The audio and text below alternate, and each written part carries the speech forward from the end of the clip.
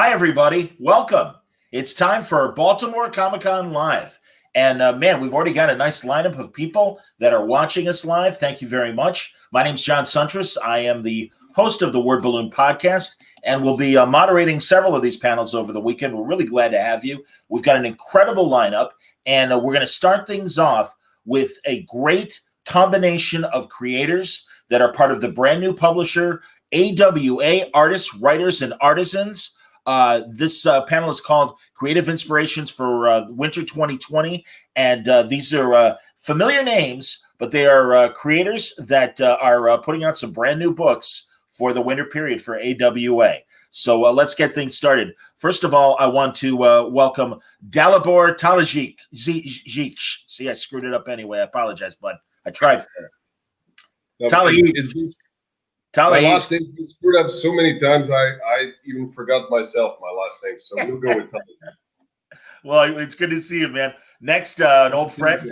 It's a pleasure, man. I'm looking forward to this conversation. Let's welcome Cullen Bunn to the conversation. Good to see you, Cullen. Hey, guys. How are you? Excellent. Doing all right. And let's see here. We got the great Ethan Sachs.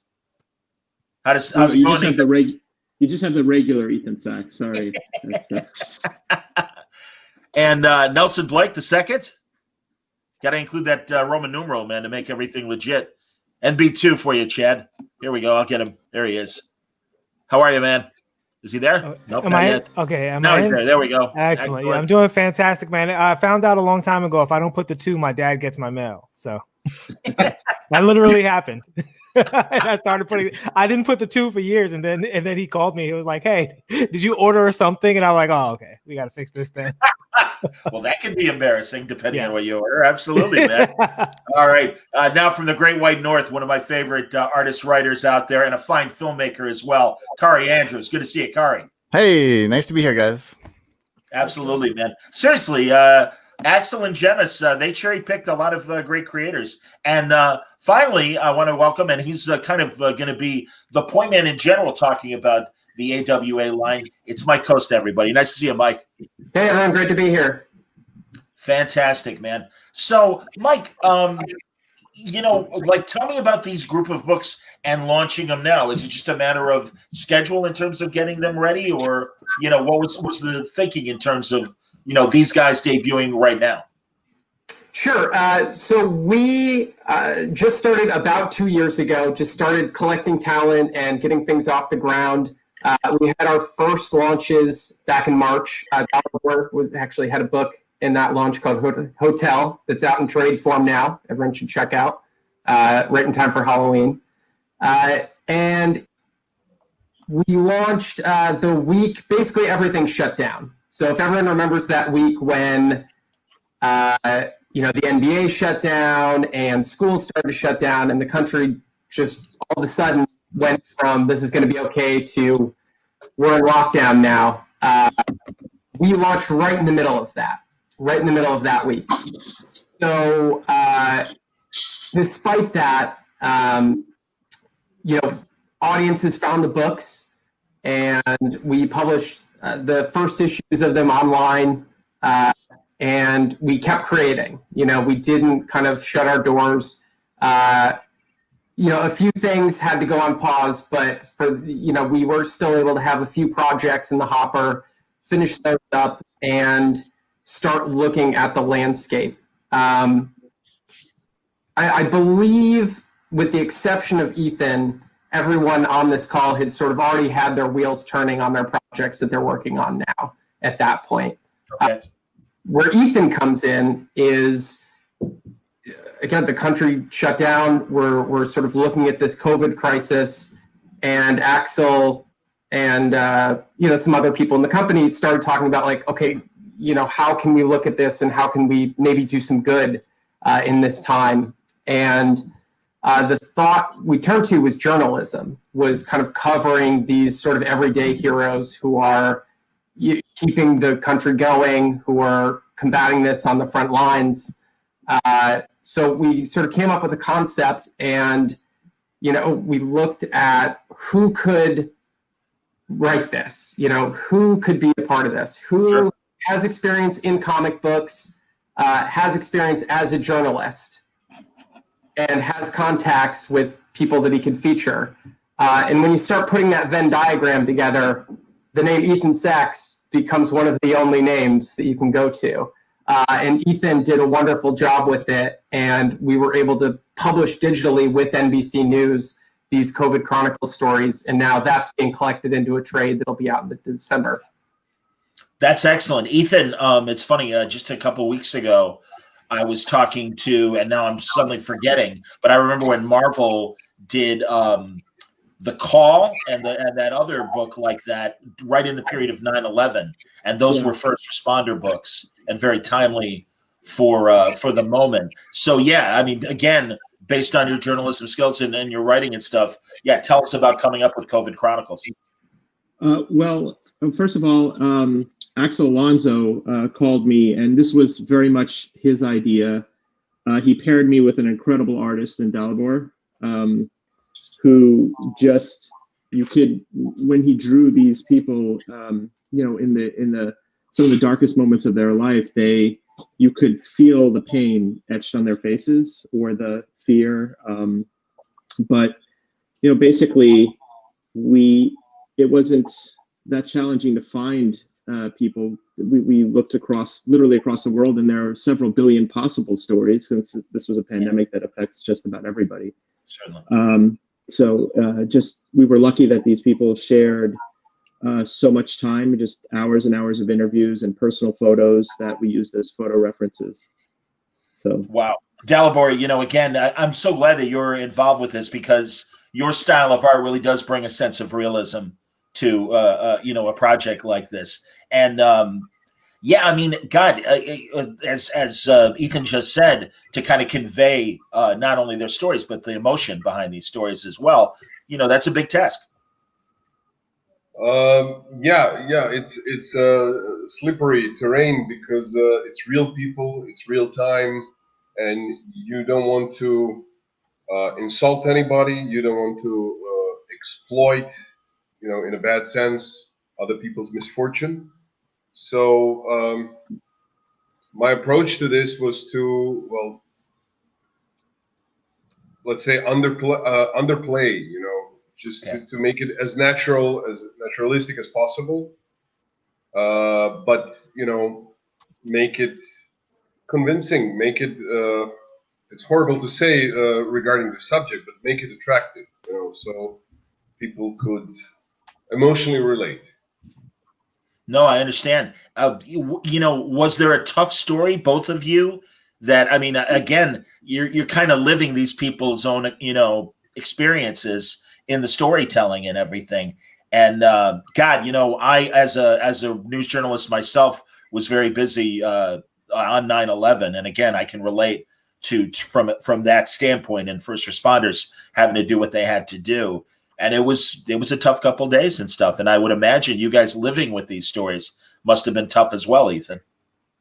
Some of them were tough. There was one in particular, someone I knew tangentially who had COVID and barely survived, a single mom in Brooklyn. And she sent us this video message, which I didn't share with the team, but I used it, I used the still, and I definitely used it in the piece.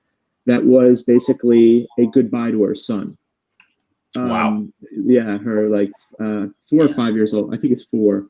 And, the message, she wasn't sure. She's very religious, and she talked about, the God and Jesus. And so I think she was not necessarily afraid to die, but she was afraid to leave him.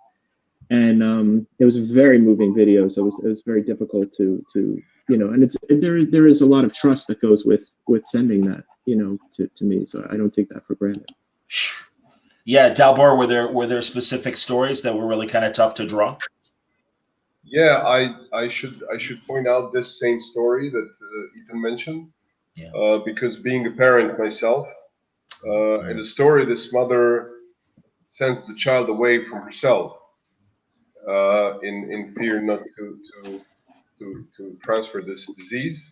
So that's really a hard moment. And there was another story about an Italian opera singer that was very important to me because I kind of grew up in the opera because my mother was an opera singer. Wow. So this is like the music, the power of music.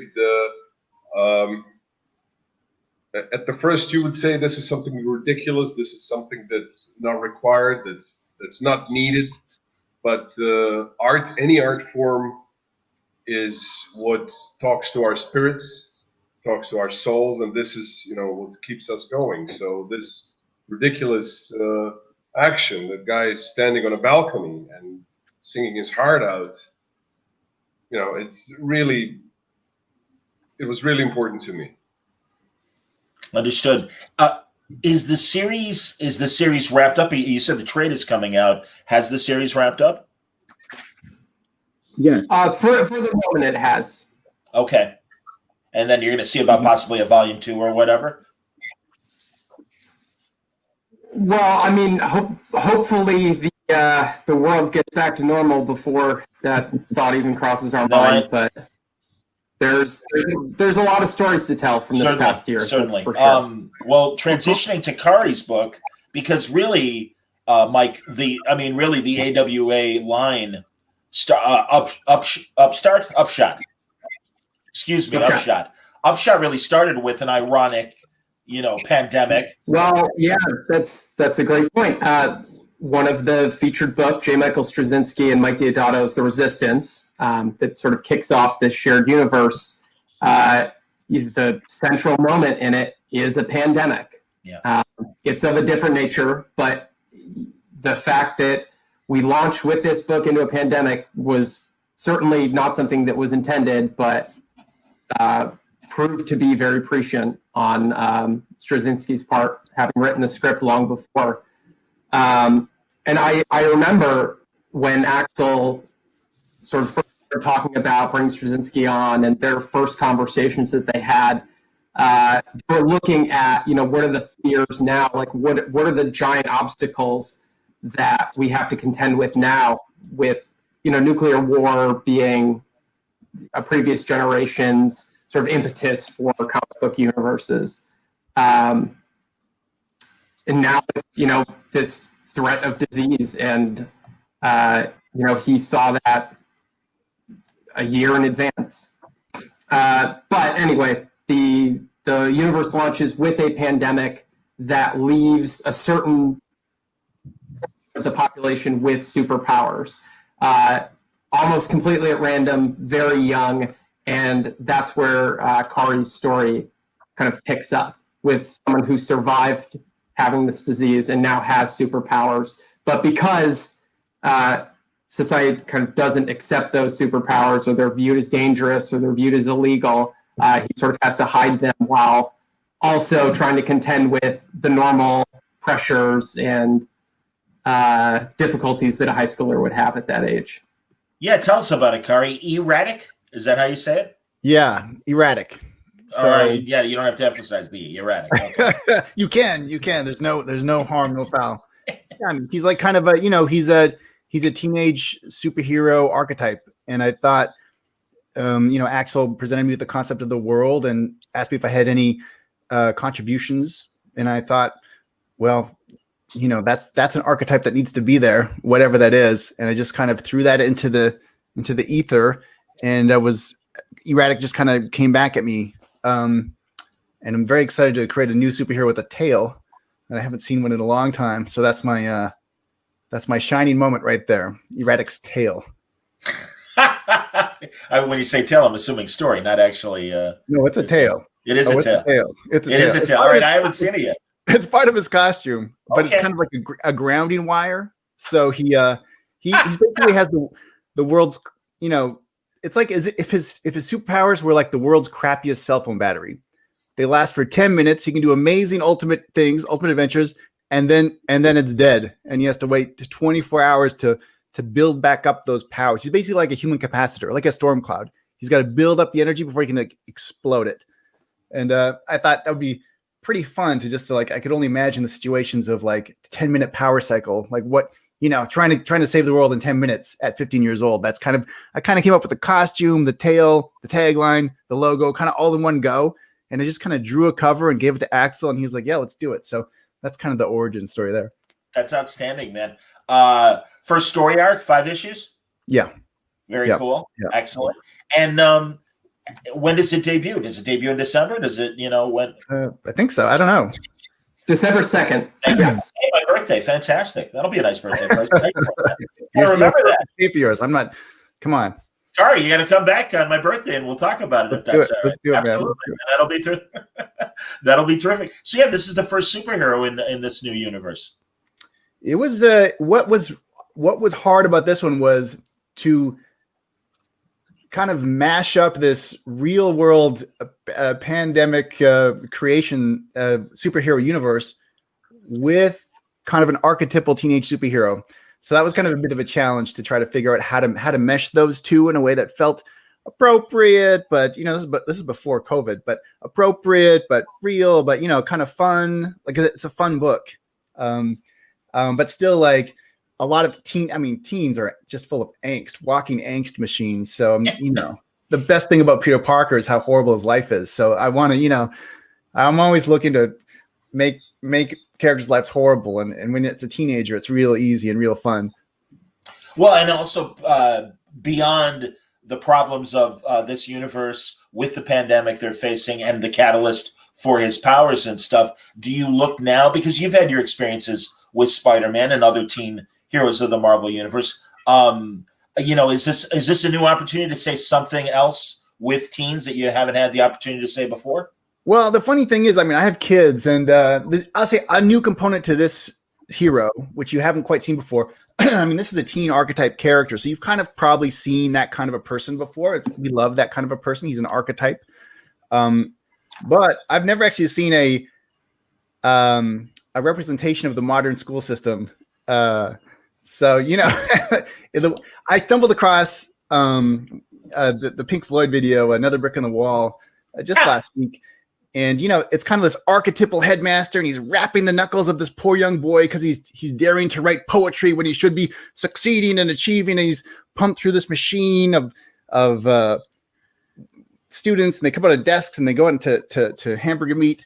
And now all I can think of was like, well, this didn't age well. This is a quaint idea that a young boy is not allowed to write poetry. Whap! It's like in today's school system, it's almost you're not allowed not to write poetry.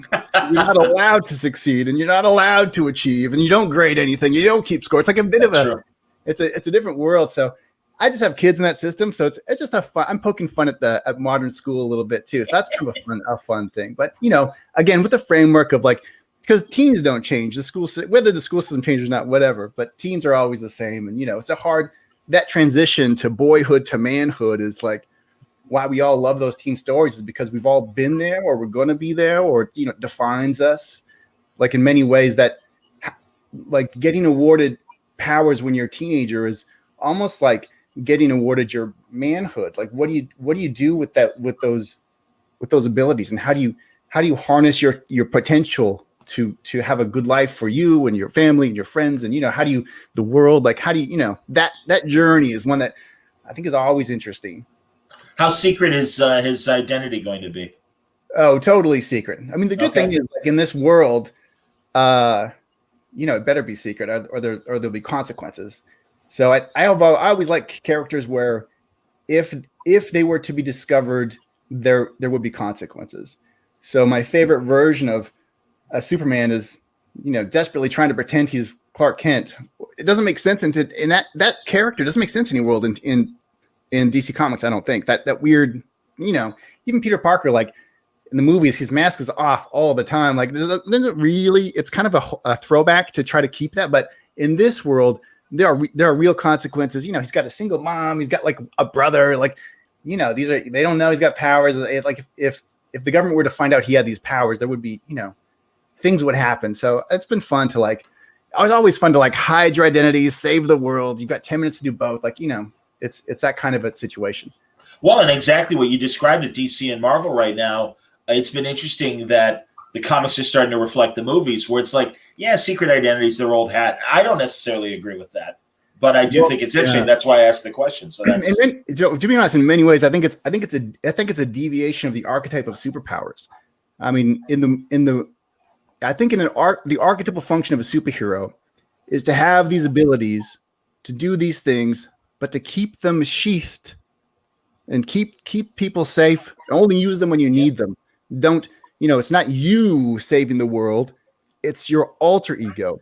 And in many days, the modern world is like, no, it's you. Get on Twitter, get on Facebook, you're the hero. And it's like, I think that's what's fracturing society. So I wouldn't mind so much if we retreated back to our secret entities and kept our exploits more modest. I agree. A little anonymity. Celebrity culture, I think, would help the world a little bit today. I totally agree with that. Yet here I am, a YouTuber, saying all this. So maybe I'm not practicing what I preach. I don't know. Too, so I should be Captain Obvious instead. Maybe that would be better. Hypocrites, John. Hey, let's talk about Bite Size now and Cullen and Nelson. So yeah, tell me about coming up with this book. I'll start with Cullen. I always start with the writer. Forgive me, Nelson, but go ahead. Yeah, so Bite Size is an all ages series. It's a story about a group of 6 highly advanced robots that escape from their government lab and end up in this suburban family's home on Christmas Eve. And hijinks ensue from there. It's definitely a fun comic. It's a story that I wanted adults can read it for sure, but I wanted kids to be able to read it and get a real kick out of it, and hopefully turn them on to comics a little bit too. Nelson, when I hear a description like that, my new favorite word that I've learned in the last couple of years regarding superheroes and merchandising, and that's the word toyetic. And I would imagine from that description and putting it in your hands that maybe that's one of the things in mind when you're designing these characters. It's funny. So I started out doing toys. One of my first gigs when I was in my early 20s was drawing G.I. Joe, the actual toy boxes and the concept. Wow. Yeah. So I have some experience in that area, but what I really thought about, which kind of goes with being toyetic, was really if these things had to be animated in 3D, so this was a big departure for me artistically. Normally I'm doing Marvel, superhero, DC type stuff, you know what I mean? Or genre sci-fi. While it is sci-fi, this is kid sci-fi. This is true animation style, like cartooning. And so for me, going back to my very first job was in animation, doing web series and stuff. And everything had to turn, and all of the shapes had to be recognizable by their silhouette. And that's what makes them toyetic, right? It's like, even I remember being a kid going to buy Transformers and stuff like that and Hot Wheels and whatever and Micro Machines. And you can see that toy literally from like a mile away, right? If your friend had that in the yard, you're like, you got the new, fill-in toy here. And that comes from that thinking of having the silhouettes speak to the character and to the idea. And so each of these robots and each of these kids and family members and even the dog, they all have their own personality and identity. So when designing those things, that's what I really tried to bring across. And I think that does lend to the toyerism of the property. Sure. Are you using a different set of materials to, kind of convey that 3-dimensional idea that you're trying to do? Just working digitally, although I will say it's a bit of a cheat code having Snakebite, our colorist, and Raza, our cover artist. When you guys see these covers, it's going to look like he 3D generated those covers. But the crazy thing is that they're very close to the drawings, especially like the robots. It's literally the same thing, but he makes it look like they actually sent this to a studio and 3D generated it. Yeah. So while I didn't have to use any tools, I just got to draw a bunch of cartoons. Those guys did the heavy lifting in terms of, taking care of that part of it. Okay. And also you can't help but think of the Metal Men. And I don't know how much that might be an inspiration for this, Cullen or Nelson, but based on the description, I've they've always been one of my favorite group of robots. Well, you don't grow up in the era I grew up in without a healthy love of robots, because you've got everything from R2D2 to Jason and Star Command, and those robots in Jason and Star Command were amazing. They were just little wonders, but I wanted that robot to be my friend, and And then you get into movies like Batteries Not Included and Short Circuit. Short Circuit, sure. We really wanted these robots, like I just said, we wanted them. These are the robots you want as your buddies. You want, if I were a kid, I would want these robots in my backpack as I go on adventures, wherever that may be. And they're not, the Metal Men, that's an interesting comparison because I think they're probably very different from that because these are not humanoid robots in the least. But when you see what Nelson has put together for these characters, and I mean, we talked a lot about what they would look like, and we really went back and forth. But the way each of these robots is very different. Each one has its own visual personality, but they're adorable. Even the mean ones. Yeah, that was the idea. Is I wanted them all to be appealing, even if and this is not a spoiler, but even if one of them was going to open up and a buzzsaw was going to come out of its face, I want that to be a cute face before that happens, so that you wanted that toy because kids want both. They want, because when I was a kid, I mean, I was into cool stuff, but if something was overly industrialized, when I was very young, it would turn me off. I needed that. It's emotional anthropomorphism, not visual anthropomorphism. So the idea that you could identify with it, and we talked about some of these things like Johnny Five. I think Wally's a great example. They have some qualities that allow us to relate to them, but they don't look like people at all. So that's kind of the wheelhouse that we're operating in.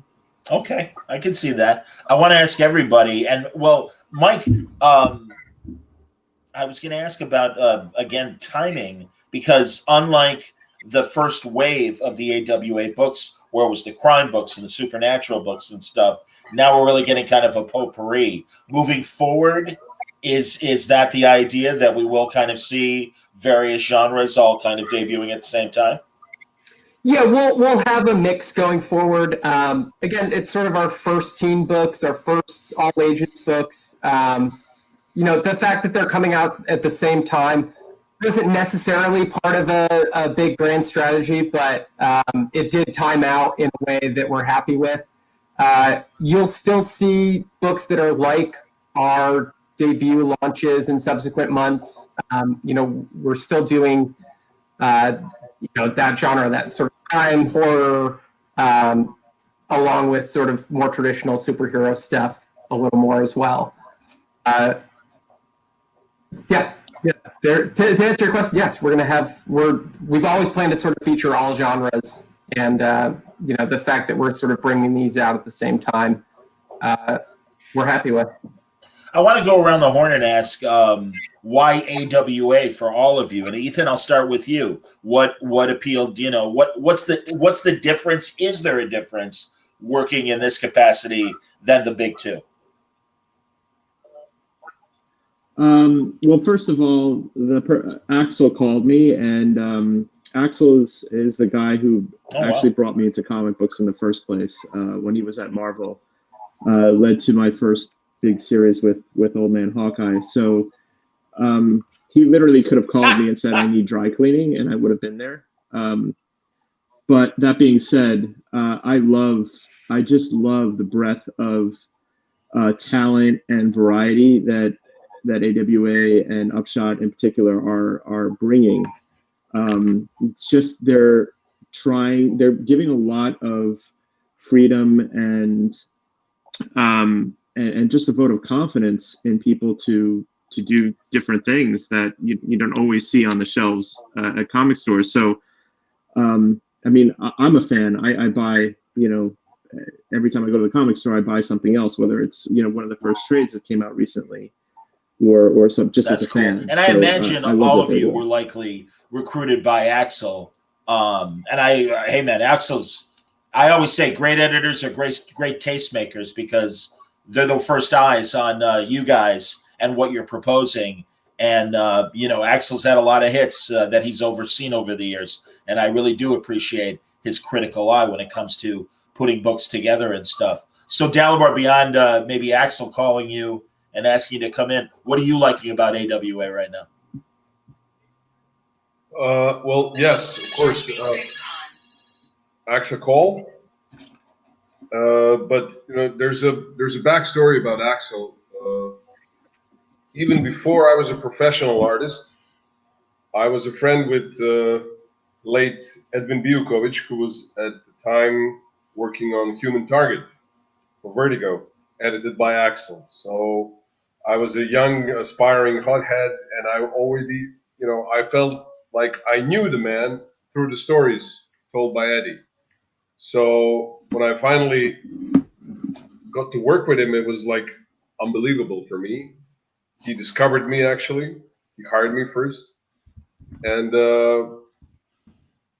when he called again from AWA, it was like, nothing to think about. And then when we had a video call, and he told me what AWA was about and the level of both freedom within the genres that AWA allowed and the sense of fun that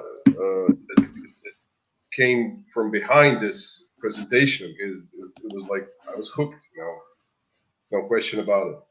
That's excellent. I'm so glad you guys are mentioning past books, and certainly no disrespect to what you're doing currently with AWA. But I do want to, and given that these are new books, some of the audience might have questions of Old Man Hawkeye or Human Target or some of the other books that Cullen and Ethan and Kari have worked on, and Nelson. So please, everybody, it's a jump ball as far as all of you watching right now. And you're more than welcome. I love that the chat is really kind of in its own world right now, talking to each other too. That's terrific. So really glad to seeing all that. Cullen, what attracted you to AWA?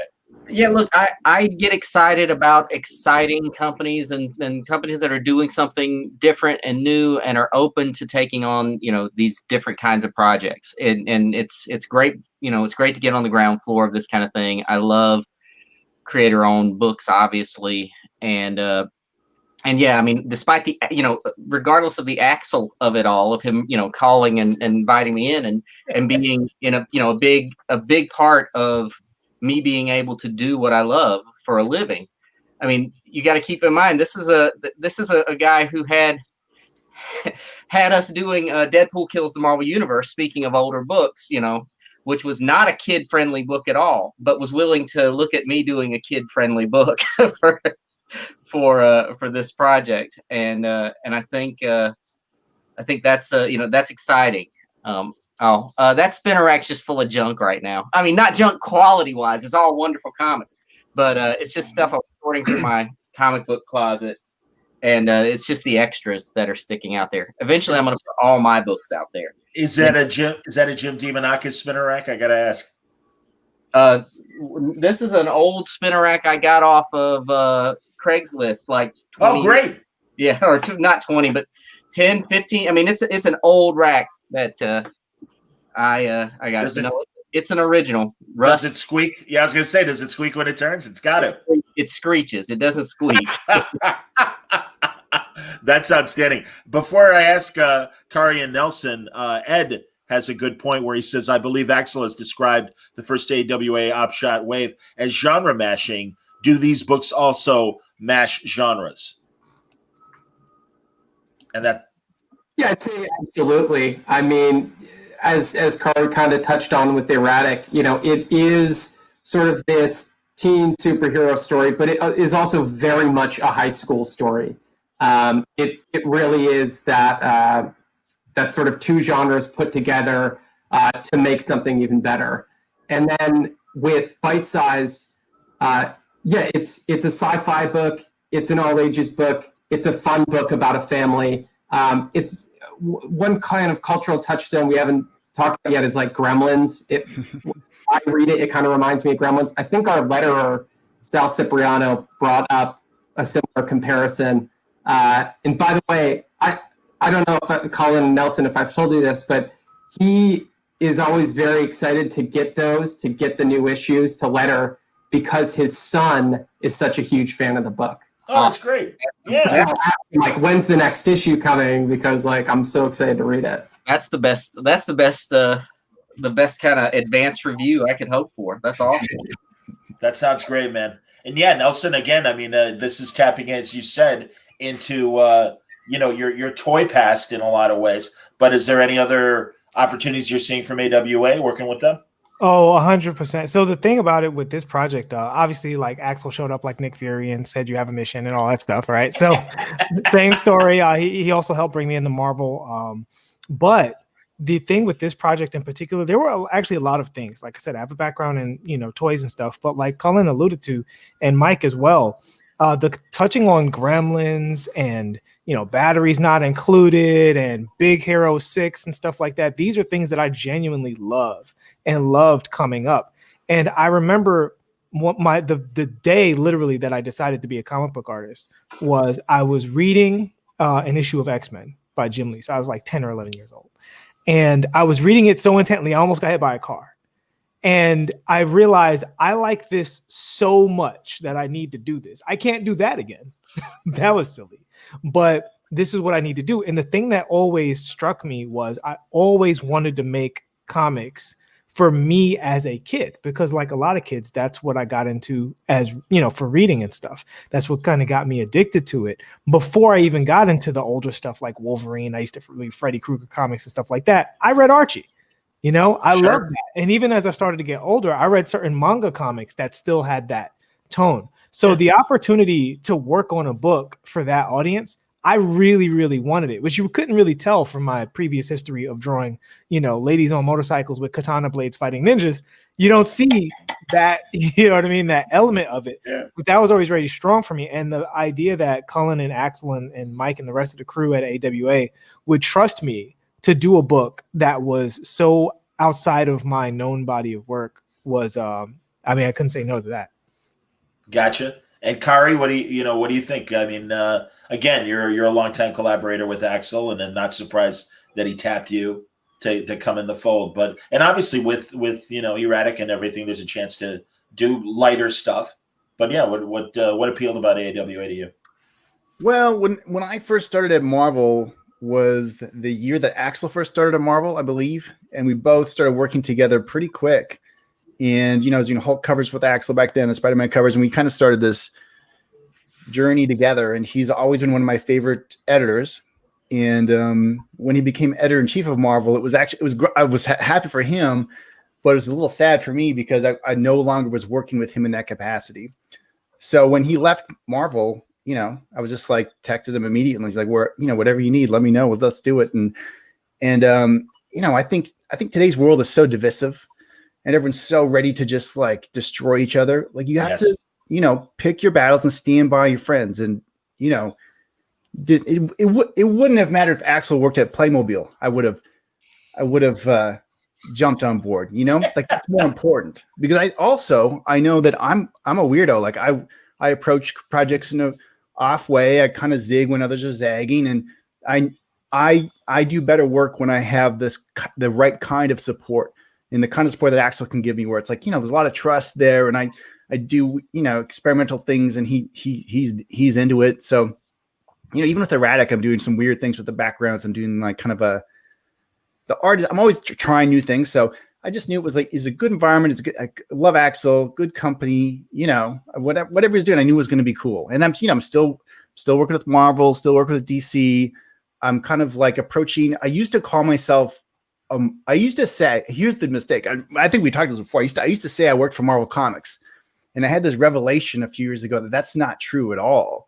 I'm a freelance artist. I work for myself. I work with Marvel Comics, but there was a real hard line when it's like when you realize that some truth about the world that it was like, I work for myself and I love Marvel. I love the people there, but those people change. One thing you learn when you are a freelance artist is you will always outlast your editors.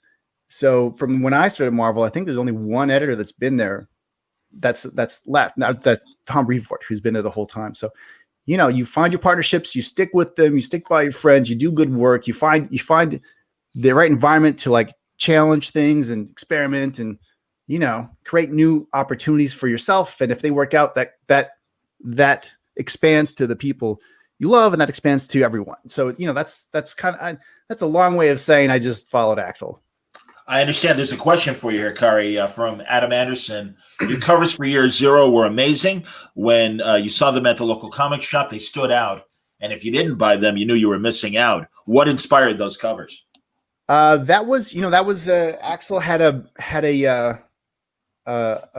vision for the covers, which was a mixture of international covers that were kind of beauty shots, but were a bit absurd and a bit like something was off about them. So he had some ideas. I had some ideas. We jammed them out. And one of the things that was interesting about those covers was just the art style. I approached them more like a movie concept style, where I was integrating and painting with a lot of elements, painted and photographed and 3D and whatever, like jamming it together as if it was like a concept art for a movie. Whereas, some of the most recent DC covers I've done are like on airbrush and paint on paper. So I love it was really fun because it's both a unique look for the book, but also it gives me an outlet for my digital skills that maybe I wouldn't want to do on like Batman or whatever, but it was that weird juxtaposition of absurd and like a postcard image from some international traveler or something like that. Interesting. Wow. Adam has another question, and Mike, I'll ask you this. Will the second volume of Resistance in Year Zero continue with the same characters or provide different perspectives? So with Year Zero, that's coming out in less than 2 weeks, the second volume. You'll be able to see another fantastic Kari cover at your local comic shop very soon. That will be November 4th that's coming out. Yeah, that's great. That does follow new characters. So you will get some new perspectives. For anyone who's read the first volume, it follows various sets of characters in this zombie world. The second volume follows kind of new sets of characters later on down the line in different parts of the world. So it'll be sort of more tales from this same world. With the Resistance, I'm going to keep that under my hat a little bit for now. I'm going to use my editorial privilege to not reveal too much, but I think if you're a fan of the first series, you will enjoy this one. What I've read and what I've seen so far. That sounds great. Here, Dex Baker makes a great point. I'm interested in hopping into this universe. It'll be like rediscovering comics all over again. Yeah, man, that honestly, I felt that way with the first wave of the books and everything. And especially, I'm a massive crime comic fan. I knew I was in good hands with Axel and the people he chose with the crime comics.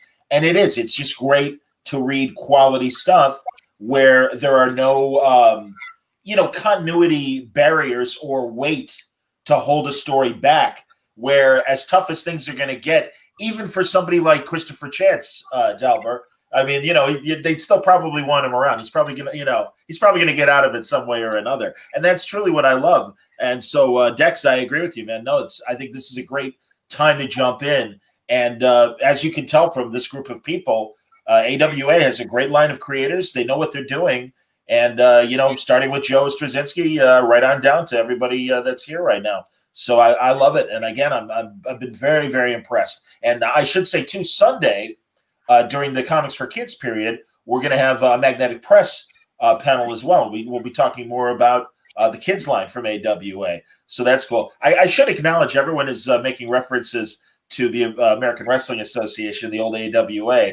But guys, that's like, hey, boy, I mean, people are asking if you guys are wrestling fans. I guess I'll throw it out there. But it's kind of like, the World Wildlife reclaiming the WWE. It's like, not necessarily congruent, kids, but thanks for playing. You know what I mean? They were almost guaranteed not fans.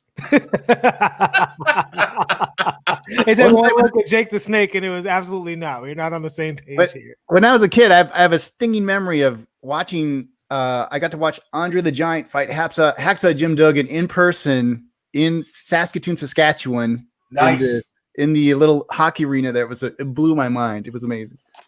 Look, I hear you, man. If you guys want to talk about old wrestling, we're going to need a couple more hours from because it's too big a part of my life growing up. So we'll leave it at that. I understand, man. That's hilarious. Coming from Chicago, we were a big territory, so I certainly had my 70s memories of Moose Cholak and Bobo Brazil and Jimmy Superfly Snuka and the like. So I understand. See, we all got our wrestling cred, kids. We weren't going to let you down. Don't worry about it. Well, in closing, guys, I'm happy to go around the horn. Anything you guys want to promote as far as what to look for? I mean, again, all these books are debuting in the weeks and months ahead. Kari, I was going to ask what's happening directing wise. I love that part of your freelance career as well. That you're a horror movie guy as much as you are a comic book guy. It's a weird life I have. So I did a movie called Sniper Assassin's End, which is actually Sniper 8. Amazingly enough, outstanding. That came out in June and it reached the #1 in iTunes, in Apple iTunes. So hey, that's awesome, man. That's my latest film and directing endeavor. And then right now I'm writing a new script, and I had a series I was supposed to be directing now that went away because of COVID, but whatever. It's my secret identity, the comics and the directing. So I'm pretty much focused on comics right now, but there were always I'll let you know when the next thing comes up, and we please do, man. Because honestly, I do. I always love talking about filmmaking as much as I do comic book making. I know you're a huge movie fan, as am I. So it's what a crossover, right? Here's superhero comic books. Every superhero comic book fan is probably a wrestling fan and probably a movie fan. And it's like that weird, like wrestling, movies, comics, well, toys. It's actually a square.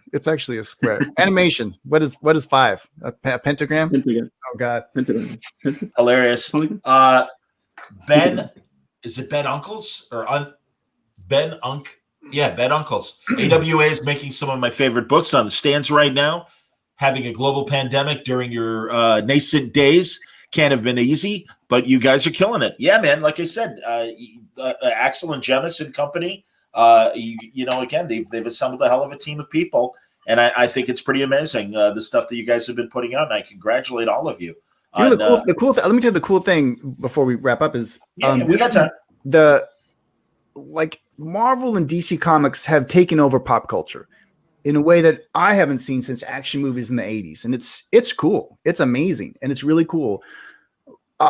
On the flip side, if you try to Google Captain America, you'll get 3 pages of Chris Evans before you get one single image of a Jack Kirby Captain America. It's right. Kind of like, I think AWA is a great opportunity for comic books to do comic books, to sell comic books, to be comic books, to make comic books, to read comic books. It's not trying so hard to like be a movie. If that happens, great. I'm sure everyone would like that to happen, but there's a thing a weird circular thing. And remember what happened to Batman in the 60s after the TV show became successful? It started corrupting the book Batman. The comics, absolutely, man. Yeah, poor representation. To write the ship, right? And I feel like in some other companies that's happened a little bit. And that's right. As of now, this company's uncorrupted by the touch of success from Hollywood. So I think it's a very pure reading experience with some very like high concept book by high caliber people, perhaps myself excluded. I understand. And I agree with that. Daymares. Color it. Any more plans for Missouri Swagger? And how does it feel to be second fiddle on your own podcast? Listen here, Daymares. I don't know who you are, pal, but we're going to have an AWA old school wrestling match right now. No, Missouri Swagger, I hope so. I was actually just sitting here because I saw someone comment about Dennis Hopeless, who is Dennis Hopeless and Kyle Strom do Missouri Swagger with me. And yes, I am second fiddle in my podcast, The Bungalow, because my co-host is my wife, and I will always be second fiddle. My wife. That's outstanding. Missouri Swagger, talk a little bit about it, Colin. It just started out with my arch enemy, Dennis Hopeless, and I decided we needed to talk about comics and life, and we started doing it on a YouTube channel, and we brought in Kyle Strom, talented artist, to also. It's just basically us sitting around talking. Sometimes it gets a little too loose, like there's no format whatsoever. But we're on a little bit of a hiatus, but I kind of would like to bring it back for sure. Hey man, that's great. I am always happy when more creators are podcasting or vlogging or whatever, man. So that's outstanding to hear. Very much so. Let me see what else is going on in the chat. Marvel Arrow is an amazing comic. Is anyone responsible for Marvel Arrow right now in this group? or is that a random? It's a random tangent. Well, thank you very much, there, Ricky. We appreciate Good it. to know, though. I'm excited to look whatever that is. I know the Arrow Bar with Halloween coming up. I'm very excited about jumping into that. I like that. That's fantastic. Guys, seriously, I really appreciate you coming on. And once again, Mike or creators, tell us when these books are going to be dropping, and we can start looking for them on the stands and online. Sure. So for Erratic and the trade version of COVID Chronicles, that'll be out December 2nd. With COVID Chronicles, if you go to the NBC News website, they have a hub page for it. It's called COVID Chronicles. If you Google NBC News COVID Chronicles, it'll pop right up. So you can check those out now, but the trade will be out in December. And then a week later, Bite Size #1 will be out December 9th. And the general AWA plugs, I guess, is that the trades are out now. We have several great ongoing series out now. So if you haven't jumped in yet, there's plenty of opportunity to. And just, Carney, I appreciate what you said about the company. That's sort of exactly what we're going for, telling a good story first. And in comics, that means, it's the marriage between script, art, colors, letters, and the cover. All of those things tying together to give the reader an experience. You know what it is? It's the high level athlete before he gets rich. It's still that sweet spot of like, these are just good comics. Read them and enjoy them. Like, you want in now, because if you try to jump in 8 years from now, who knows? I want to throw in Jordan's question here, and Mike, I'll ask you to answer. Compare AWA to Image, I suppose, from a business standpoint as much as a creative standpoint? From a business standpoint, it's a little bit different. I mean, Image is very much 100% creator owned with just some sort of back end services to help with publishing. Whereas we're a little more of a traditional publishing house, but we also incentivize creators in a different way. Understood. Absolutely. Yeah, no, I started at Image with Top Cow, working next to Mark Silvestri for several years. Yeah. And it's a very different thing because over at Image, you have the sections where creators come in and say, we want to do books. And then you've got the schools of like Mark Silvestri and Jim Lee, how they had Wildstorm and Top Cow coming out of Marvel and, doing really ongoing series almost all the time and stuff like that. A lot of stuff at AWA is just a bunch of creators getting together and telling a story. And it's really super simple. There's not like Image that you can watch 5-6 documentaries on Image. There's a lot of drama and interesting history there, and talent and characters and stuff like that. But this is a little different in the way we just kind of tell stories. I understand. And with Erratic, Erratic in specific is part of a new universe. So it's like, as opposed to Image where they're self-contained isolated pods, Erratic is part of a new shared universe. And not every AWA book is like that, but definitely it was interesting to interface that way. Yeah, and the Understood. other I'm sorry, I got to interrupt, guys, because we got to go. Okay. Unfortunately, we're up against the clock, and I know that the Justice League guys have entered the Watchtower, and Superman's giant key to the fortress isn't. They got to jiggle it. Snyder cut. We're trying to break in. Gentlemen, well done. Thank you very much. I'm sorry Axel Alonso couldn't have joined us, but that's all right. We did a great conversation. Everybody take care. Thanks for watching. Stick around in just a few minutes. It's the Justice League Bwahaha panel featuring all your favorite creators from 1987. J.M. DeMatteis, Keith Giffen, Kevin McGuire, and yours truly talking to them. Thanks a lot for watching, everybody. Thank you. Thank you. Bye, Take thank care. you. Thanks for having us. Take care.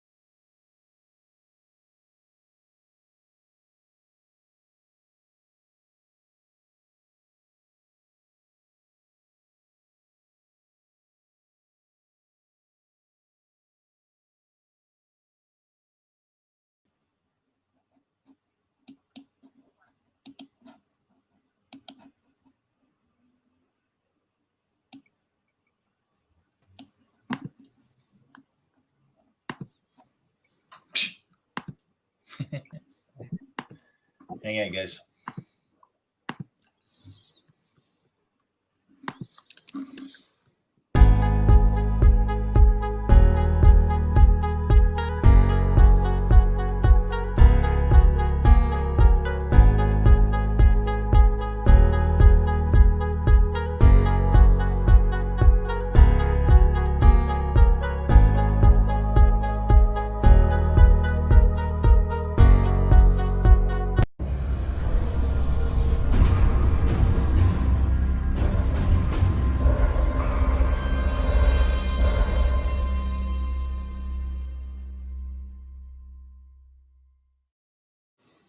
Hey, everybody. Welcome back. It's Baltimore Comic-Con Online live.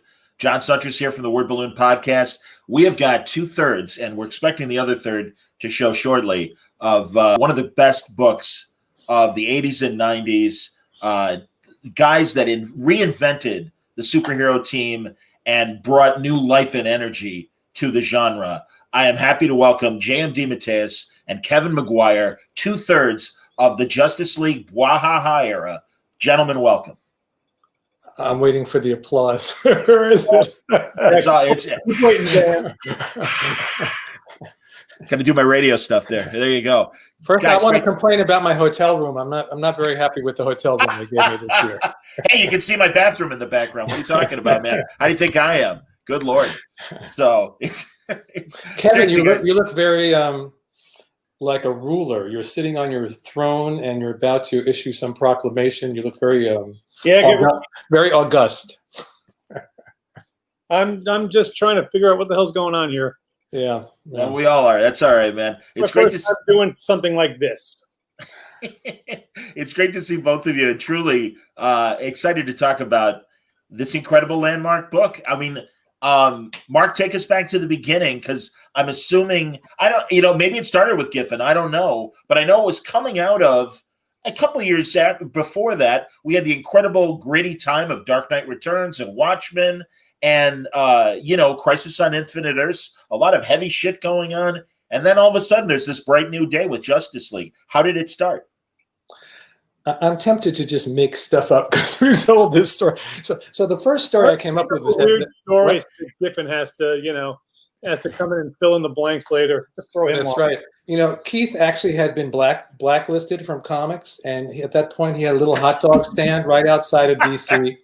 Andy Helfer happened to be walking by one day and saw him and said, "Hey, you should come back to work." And that's really how it all started. How did it really start? Basically, it started with Keith and with Andy Helfer. We always have to say this right off the bat. Andy Helfer was a hugely important component of the book. He was the glue that held it together. He was the one that put all these disparate parts together that no one else would have ever put together. As you said, they had just, I guess it was out of Legends. Was it Legends, Kevin? That was yeah. And they were rebooting everything in sight, something that we haven't seen since. Never. So it was a very unique situation,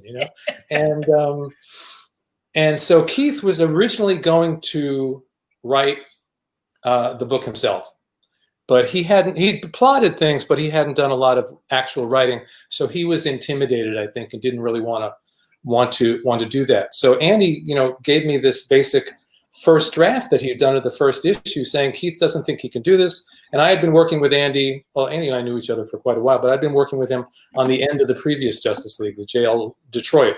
He hired me to basically knock them all off, at the end of that run. So he wanted me to come on and do this. And I looked at what Keith had done and I said, "You guys don't need me. Keith is great. He's fine just the way he is." That argument went on for some months after that. "You don't need me. I don't want to do this. Don't make me do this. I don't want to do this." And then it evolved into like the greatest gig ever once I just kind of relaxed and had fun. And so Andy pulled me in, and Kevin was just a mystery. I had never heard of him, And you can take it from there, Kevin. I was doing art corrections at Marvel, was one of the remunerators, and Kurt Busiek saw my work. He was pitching a book called Wild Card for Andy Helfer, and I penciled the first issue of that. I still have the whole issue of that. I still have all the pencils for that whole issue sitting in like a drawer somewhere. And I was cocky enough to, and so I don't know how it happened, but someone at Marvel saw it and offered me Silver Surfer, starting with #1. And I was like, I was like stupid and cocky enough back then. It's like, yeah, I can do 2 monthly books, no problem. So I was like, well, I'll do both. I'll do both. And then Helfer, in his wisdom, was like, you know what? If you're going to do 2 books, do them here in this office. We've got this Justice League thing we're starting up. Maybe you would be good on that. And I was talking to Fabian Nicieza, who was working on staff at Marvel, and I was telling him, I got offered Silver Surfer, and then Andy counter offered with Justice League, and Fabian's like, oh no, Justice League, you get Superman and Batman and Wonder Woman and Green Lantern, and I get the book, and it's like Blue Beetle and Guy Gardner, and I'm like, oh, who are these people? I don't know who these people are, which worked out well.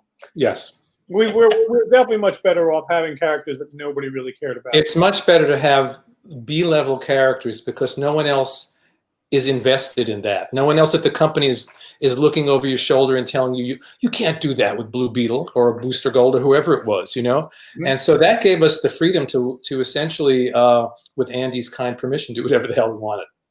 Go ahead. Well, I was going to ask, wasn't it also, as you were saying, things were being rebooted? So, and I've seen this happen to other Justice League runs subsequently, where you can't use character A because we're doing something special with them. And that was happening with you guys, where, John Byrne was in the middle of, kind of rebranding Superman and Wonder Woman with George, with Perez and stuff. So right.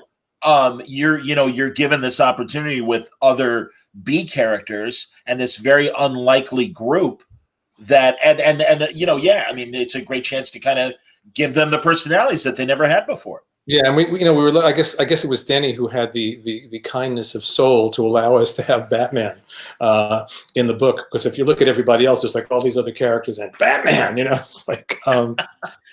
So that even back in my earlier days at Marvel, I wrote the Defenders for like 3 years, and just about every character I pulled in was a B-level character because I loved them, but they were characters that nobody cared about. So you could transform them into anything you wanted them to be. And that's That's what impressed me about what Tom King has been doing nowadays. He takes these characters that nobody's doing anything with and then makes something out of them. And I think that's more impressive than doing yet another Batman or another Superman or another Wonder Woman. Right. No, you're right, man. It's always the creators that dust these characters off and give them great stories. And Kevin, it's really interesting. Am I right mentioning also, Mark, the Defenders? Were you also when they did the Bwahaha, were you doing that Defenders little thing that they did? Were you the artist on that?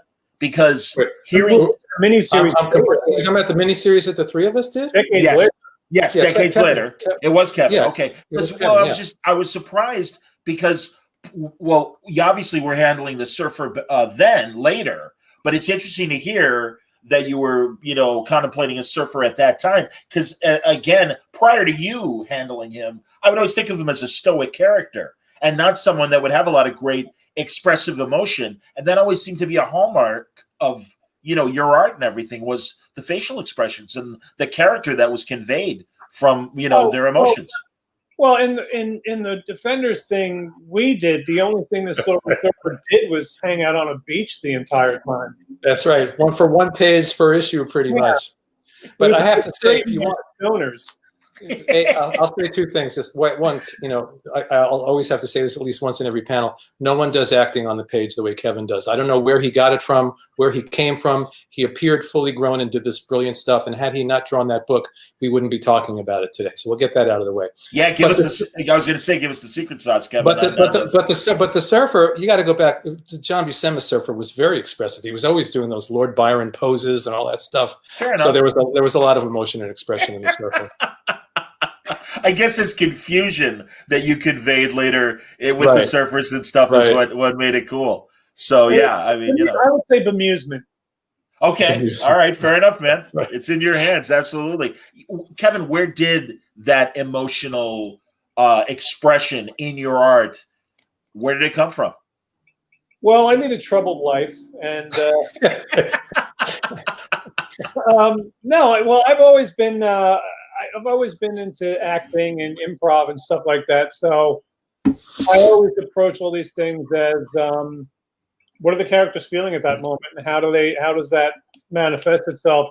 Just not only facially, but with body language, and it just to me, it's not something I thought about or tried to cultivate. It just seemed like, why isn't everyone doing it that way? It just seems logical.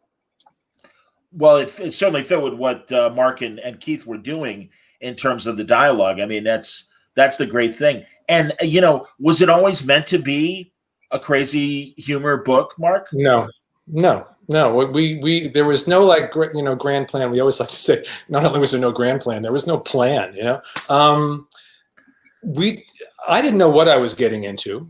Keith would do the plots. They would show up at my door. I'd look at them and I joke, but it's pretty true. I would write the first thing that came into my head, send it off to Andy, and he would, and that would be that. But Keith, by his nature, he was always slipping bits of humor into the plots.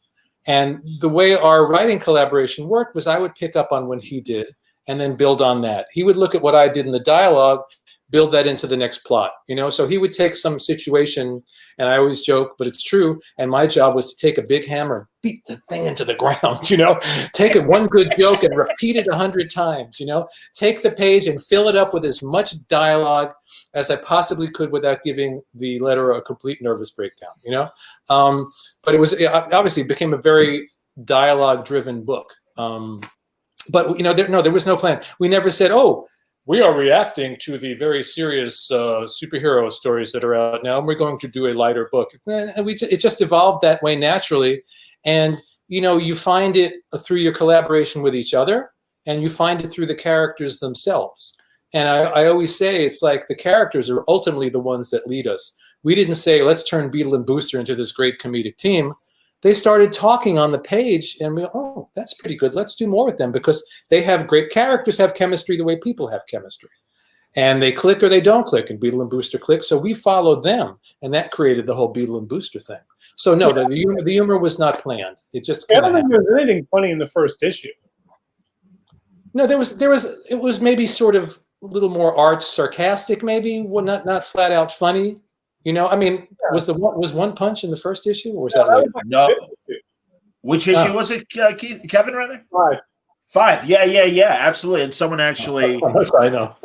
There you go. And when the terrorists take over the UN. Right, that's right. It didn't really seem like there was any sort of interaction between the characters. It was more like just a setup, really. Yeah.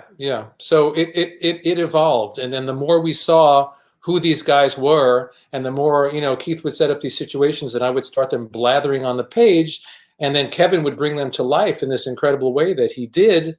It all just sort of happens. You can't plan something like this. You just can't. It either happens or it doesn't, and it just kind of happened. Because if they could plan it, they would. Right, that's right. Here's an interesting question. Is that Bad Freeze? It is. Guys, were you worried about disrespecting the characters' creators, like Steve Ditko, who created Blue Beetle, for example? No, not because... Go ahead, Kevin. No, I'm kidding. I was like, every minute I was hoping to God I was going to insult Steve Ditko. Kevin really disliked Steve Ditko. He couldn't wait to disrespect him. No, I don't think anyone was trying. Because we weren't treating the characters, and we weren't mocking the characters. We loved those characters. It was a different interpretation. If it was like a book where we were like mocking these characters and trying to drag them down, you know what I mean? But that wasn't what the book was about. It was about having fun with them. It was about, in many ways, to me, I think, making them even more real, because I think the humor makes the characters more real. I always thought that it was like a baseball team, that when they're in the field, they're serious and they're doing their job. But when they're in the locker room or in the bar afterwards, that's when all the character dynamic and funny stuff happens. Keith always used to liken it to, remember Barney Miller? Yeah, of course. And all of Barney Miller took place in the police station, not when they were out running around and doing police work. It was all that other interaction. And again, that wasn't what we set out to be, but that's what it evolved into when we saw that the best moments were just the character moments, the interactive moments. And yeah, we would do our periodic big action beats and everything. But the most fun we ever had was just having the characters sitting around talking to each other. Those are the best parts of the book, absolutely. Or like you said, I mean, everyone remembers Guy Gardner, One Punch, that just challenge, and Batman being the ultimate straight man for this group, and just it really, everything really just fit in. And then all these other interesting things like Dr. Light, the Asian Dr. Light, and Who Dr. lasted what, 2 issues? Dr. Light was there for 2 issues. I have to say, John, I still to this day have no idea how they chose the characters, because I came in and they handed me a plot, and I don't know whether it was Legends. What? Didn't they come out of Legends? Did they come directly out of Legends at the end of that? I don't know. At the end of Legends was the first time you saw that group assembled. Okay, but so somebody somewhere said, let's use these guys. Yeah, it wasn't our choice, Yeah. No, or Black Canary without Green Arrow. I mean, things like pre-Birds of Prey. So I mean, for a younger audience, they may not realize that a lot of these characters, this was really their first big moment where there was a lot of focus on them in a different way. And also, my favorite little thing, Martian Manhunter's addiction to Oreos. Where the hell did that come from? It was the way these things work. I would imagine my vague memory is, and if Keith was here, he would correct me, wouldn't you, Keith? Yes, I would. He's going to show up like 5 minutes before the end of this thing. Did it start yet? I called him this morning, so I said, "So do we just phone in?" I said, "Keith, it's not a phone call; it's a video thing." Yeah. Anyway, what the hell was I saying? Oh, right. So I might have had thrown something in the dialogue where John mentions that he loves Oreos. There would be something thrown in there. Keith would see that and then start to build on that. And then before you know it, it's a full-blown addiction. Or one of my favorite things was, I think it was in the big Despero storyline. For over several issues, I had Blue Beetle running around talking about, oh God, I'm really out of shape. I'm eating too much. I'm gaining weight. I can't. And then a few issues later, I open up the plot, and Keith now has him like weighing like 190 pounds or 200. Well, he was fat, bursting out of his costume, And so I would throw in something in the dialogue. Keith would build on that, or vice versa. I would find something in Keith's plot. Oh, he mentioned an Oreo cookie. Well, why don't we do this? And it would just build that way. It's like comic book improv. It's like you guys were yes-ending each other. It really was. It was completely that way. And the great thing about working with Keith was, because I've worked with other people where I've dialogued their plots, and some people are very, very territorial and very uptight, and they want you to execute their vision. That's not what this book was. Keith was free to do whatever he wanted to do, and I was then free to take that and spin it in any direction I wanted to spin it. And he always loved that, and then would take that and run with it, because that's the way Keith is creatively. He's very spontaneous. Incredibly spontaneous. We're already getting some amazing questions, and I want to ask, this is a great one. Any blowback from the Church of Scientology about Elron? Indeed. It's so funny, because I made that name up, and it wasn't really meant as a dig at Scientology. It was just a funny name, because all these robots will have like a letter and whatever. And I just thought that was very, very funny. We had a robot named J-Lo later. I think there was one on the ship as well, or something like that. But no, I don't think we ever heard a word, or if DC got any letters from Scientology, they didn't tell us. And then here's another one that I like. A. Cheng asks, and this would be interesting. Any chance we'd get a black label Justice League? And they're saying 3002, but I mean, I'd even like to see the Bwahaha guys treated in a black label way, and maybe not. And I forgive the comparison; it's the first thing that's coming to mind. But almost more of a National Lampoon, but not as dirty necessarily as National Lampoon guy. But give Keith free reign, it'll get dirty. And it will be a very different book. Yeah, honestly, that doesn't appeal to me. I mean, I always say I would work with these guys at any time on anything, and I mean that. I mean, Millie the Model, Sergeant Fury, Space Cabbie. I don't care, Space Cabbie, because please. it's the way it's evolved over the years. It's less about it. It's the collaboration is what excites me, and then we take it and go from there. I always say we got together 10 years later for. I can't believe it's not the Justice League. And it wasn't until 10 years later that any of us kind of tumbled to the fact that what we did together was particularly good. Because Justice League, I mean, it was popular, but to me at the time, it was a fun gig. It was another gig. It went 5 years. It was over.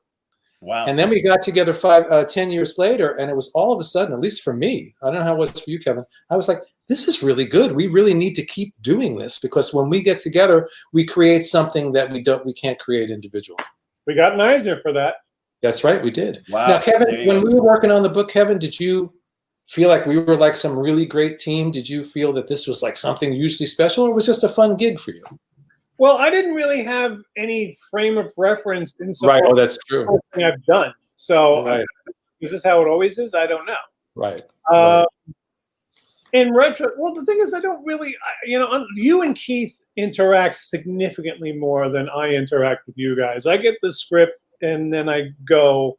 Right. So it's tough to say. It's like, it's not, there really isn't as much interacting in the creative process for me. But what's interesting is that on the original, years later, Keith and I interacted more. On the original Justice League run, it was a machine. I would get Keith's plot. I wasn't talking to Keith on the phone all the time. I'd see him up at DC every couple of weeks. Andy'd take us out to lunch and we'd go pick up our checks. And Kevin would be chained to a desk up in Andy's office.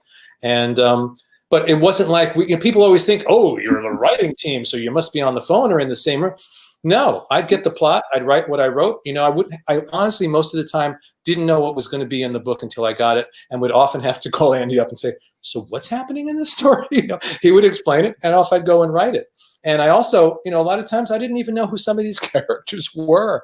One of the reasons why they had interesting interpretations sometimes is because I didn't know who they were, so I was just faking it. And I didn't have time to do like tons of research. I had never heard of Booster Gold, honest to God, until he turned up in the pages of Justice League. I had no idea who the character was. So I followed Keith's lead and we build on that and off we went. How did Jurgens feel about what you guys did with Booster? I have no idea. He hasn't come after any of us, and so I think it's okay. I mean, sure honestly, it is. My God, it took the character and made him very, very popular. Yeah, and then he was able to return to that character after that and do great things with it. So 100%, man. No, I completely agree with that, and I'm sure that's why I almost wondered if it's like, hey, this is great, and if anything, maybe because it did re-energize the character in a lot of great ways. And look at all the amazing things people have been able to do with him since. And also, Guy Gardner. There's a great opportunity because really he was the third string Lantern, it seemed, behind Hal and John. So that's kind of neat and a great opportunity to just make him, the jerk that he was with that Mo Howard haircut and that Mo Howard attitude, frankly. Was there, I mean, honestly, again, as writer and designer, was there a Three Stooges vibe in Guy? Well, when did he get? He had that haircut before we got him, didn't he? I didn't give him that haircut.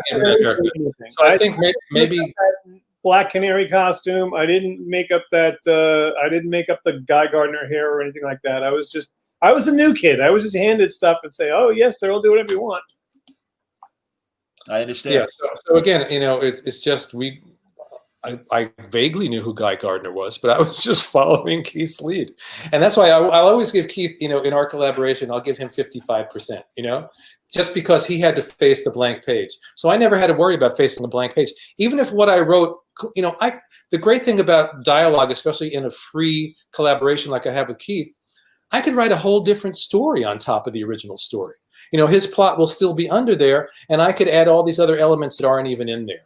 I mean, years later when we did I Can't Believe It's Not the Justice League, and there was this whole plot line with Ralph and Sue, and Sue, Ralph thinking Sue was pregnant and all that. And those kind of things were all just added. Or we had Manga Con, Keith threw in Manga Con, and he was this big kind of Galactus-y guy. So I decided to do like a Stan Lee satire. And there was just this kind of random robots who I turned into Elron, And then the flip side of that is sometimes I'd get the plot and there was so much great Keith stuff in it, I didn't have to do much of anything, and I felt guilty cashing the check. I still cashed it, but I felt guilty. Wow, this is it. I'm reading again. You'll forgive me some of the chat. And I didn't start reading comics until 2014 and was seeing direct references to this run. Oh, yeah, absolutely. Well, that's what I was going to say, guys. Seriously, you think of things like Netflix, Next Wave, and some of the other, attempts at superhero humor and stuff. God, Jason Aaron did it with the X-Men when Wolverine was running the mutant school, and I think had a lot of humor in there. And just prior to what you guys all did, I don't really remember that level of characterization happening in comics, and maybe it was just part of the zeitgeist of the 80s, and that.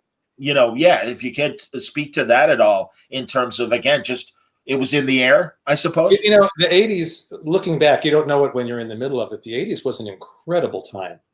You know, I'm always amazed that there was a period where I was writing Craven's Last Hunt and Justice League at the same time, you know, Yes. completely different stories, and Moonshadow and Blood and all these different things that were each one, because there was a lot of space. We were given a lot of creative space, not just with creator own stuff, but on these books with established characters. So there was just a lot of creativity in the air and a lot of freedom on mainstream books. You know, to do what we did with Justice League, to do what I did with Craven, it was a great time. But you know, when you're in the middle of it, you're just living your life and doing your gig, and then you look back and go, "Wow, that was incredible." Agreed, Kevin. You had no pushback, obviously, from obviously Andy understood what you guys were doing, so I would imagine they were cool with what you were putting out there as far as the art. Yeah, they kept me on. Yeah, they didn't fire me, so. We didn't fire him. He abandoned us. Yeah, you know, honestly, Kevin, was it a personality? Like, you know, I mean, just like, hey, creative groups, they're like rock bands, any sort of collaboration. I'm not as time has proven in the last 30 years, I'm not a monthly penciler. So just the monthly thing was just not, I'm not wired for that. Understood. Yeah. He would come back periodically and he'd do lots of covers, right? He did a lot of covers, I think, after that stuff. Yeah. And then we had the fun of getting back together, you know, for those 2 Justice League miniseries and Defenders, and it was great.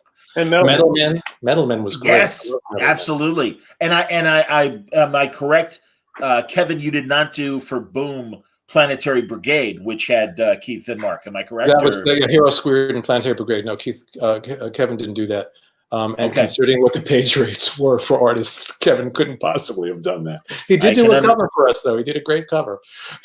And truly, Kevin, I'm always happy. And when we do have conventions again, I love the fact that you have created different versions of a lot of your classic covers and moments with other groups of characters or other characters getting punched. And that's outstanding, man. I mean, I love that you've done that. That's great. I that #1 cover to death. And I'm going to be milking it to death. If I have to be stuck with a layout, I'm very happy that that's the one, because that's like right up my alley in terms of it's all people and there's no backgrounds. Well, and no lie, man, that's like the Sgt. Pepper cover of comics, because it truly is. That's a great way to put it. You know, I mean, yeah, it's so iconic, and it was so different. And then, of course, then you had the subsequent companion cover with the bigger Justice League and stuff, all like looking up and like, what are you looking at, kind of basically. Then we did the Justice League Antarctica one where they were facing the wrong way. I really do have to put together like a sketchbook or something of like every different iteration of that cover, because I've done a shitload. Am I allowed to curse? You're absolutely allowed to curse, by all means, man. Quite a bit of commissions of different iterations of that cover. I believe it, man. That's fantastic. And again, it's just emblematic of the tone of that book. It really and it truly, again, as a reader, it was like, what the hell is this? And I mean, I was always a Justice League fan, but we knew we were going to get something different with this book. And reading in Amazing Heroes, the previews for it and stuff, and the other comic magazines of the time, it was really an exciting time, man. Oh, and this is funny. I just want to say, I didn't even feel like I was writing the Justice League. I wrote this book that happened to be called Justice League, but it had nothing to do with the Justice League it wasn't until I wrote for the Justice League Unlimited TV show that I finally got to write the Justice League, you know? Wow, that's true. And all right, now I got to ask, because I don't think I've ever seen the full 90s TV movie that was kind of really inspired by... It's out there on the internet. It's out there. Yeah. David Ogden Stiers, Charles Winchester from MASH was the Martian Manhunter, eating way too many Oreos, frankly, but kind of in its own way, almost fitting. And yeah, it seemed to want to do the attitude that you guys did. And again, no disrespect to anybody making movies or television or whatever, but the magic wasn't there. I don't think people hadn't yet figured out how to do this stuff yet. Go ahead, Kevin. No, I was going to say we could disrespect them a little. Now, I do want to say, because I remember there was some other guys, and it wasn't these guys, Keith and I holed up at DC for a couple of days with these TV writers who were writing a TV movie. I think it was a TV movie, and they were developing a pretty good script, as I recall. But I have no idea whatever happened to it, or I don't even remember who those guys were. But we sat down and went over their script and talked to them and everything. And I didn't see that particular movie till years later when it showed up online. Yeah. Here's an interesting comment. I think one of the most iconic moments of Kevin at the JLI is that silence sequence between Guy Gardner and Mr. Miracle after the invasion tie-ins. Ooh, that's interesting. Yeah, that's it is interesting. It's just weird. It's just weird what sticks after 30 years. Like what, because you're just sitting there drawing that page. Like I would love to know where exactly I was sitting when I drew the one. I guess I was probably sitting next to Helfer's desk, but. When I drew the one punch thing, I never in a million years imagined that 30 years later I'd still be talking about that one panel. Right. That just amazes me what connects with people and what doesn't. Because when I'm drawing, and I'm not sitting there saying this is gonna be legendary. You just never know. And and I think I personally consider it very fortunate that a lot of people way more talented than I am. Never had an opportunity to be involved in a project that hit people in the right spot, for so many people. I just consider myself fortunate that, I'm not a. No, but he's right. I mean, I think about this over and over with Justice League because people, you go to conventions. And I'd say a third of what I sign is probably Justice League. And it's not just old fans, it's people that are just discovering it now. Yeah. And it's an amazing thing, I just want to go back to what you were saying about that little sequence, the post-invasion sequence, if it's the one I'm thinking of, because what Kevin would do, especially as you evolved, and he wouldn't necessarily follow Keith's breakdowns the way Keith had them.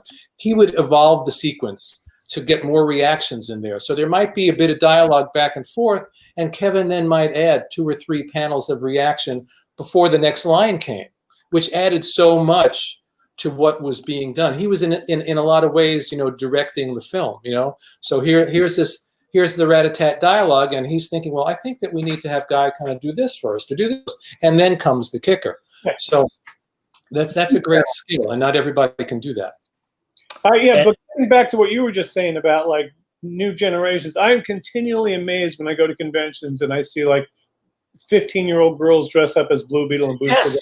Yes. You weren't even born when we were doing this. I know, it's amazing. Yeah. There's so many Beatles and Boosters that I run into at these conventions. And there are a lot of them are girls. It's true. On the one punch moment, Kevin, was there ever a thought? Because I remember when JLA Avengers came out with Perez and Kurt Busiek, and Cap and Batman kind of size each other up and are like, all right, listen, obviously we're both great combatants. Let's just talk and not even fight. And a lot of people were disappointed. Was there ever a consideration of a real choreographed fight between Batman and Guy Gardner? Or was it always... I ask Keith if he ever shows up. All right. He's been under my table the whole time. Let me ask him. I don't want to hear any details. He doesn't want to talk. He won't come out. He's got a little bowl under there, and he's very content. I got to be honest, man. When you guys got Keith to agree to come on, I'm like, is this going to happen? Because he's. Come on, did we? It's all right. The great mystery. Well, the good news is we're doing fine, so it's all right. Let's see. I'm looking other possible things. Let's see here. I wish that JLA Avengers would have been re-released. Oh, that's it. Yeah, me too, man. That was a great run. Has nothing to do with the guys right now. But legalities. Oh, here we go. Now, Len, the Englishman in San Diego, he's got a good point here. People talk about how funny the book was, and it was funny. But my gods, there was some real dark steel under the humor. That's what got me hooked. The Gray Man. Yeah, the Gray Man. Absolutely chilling. Yeah. Well, you look at I don't know, a show like MASH, or I think those early 70s sitcoms, All in the Family, where they would be hysterically funny one moment, and then they could spin it around into tragedy in the next moment. And it was really important to us to periodically make sure that it wasn't all just laughs, that you could then which would then shock the readers even more because they would be really, really comfortable with the humor, and then some tragic thing would happen. Or was it in I Can't Believe It's Not the Justice League, where Ice was trapped in hell? I think there was that great sequence. Yeah. Not funny, and that's important. Max getting shot. There were a lot of things like that. Blue Beetle went insane and tried to assassinate somebody. I don't remember who. But it was always that balance. It wasn't just the laughs. And again, the laughs weren't there just for the jokes. The laughs were there to illuminate the characters. And humor is a great way to connect people or an audience with a character and relate to them, so that when you do put them through tough times later, they're more emotionally invested. Yeah, absolutely. Do you guys? Batfreeze asks, and I've seen a couple other people ask this question as well. Certainly, people play with these same characters you guys did now, decades later. And do you care about what people do with the characters you spend a lot of time working on? And they give the example of Max Lord. I'll start. You go into this knowing that you don't own any of this. Right.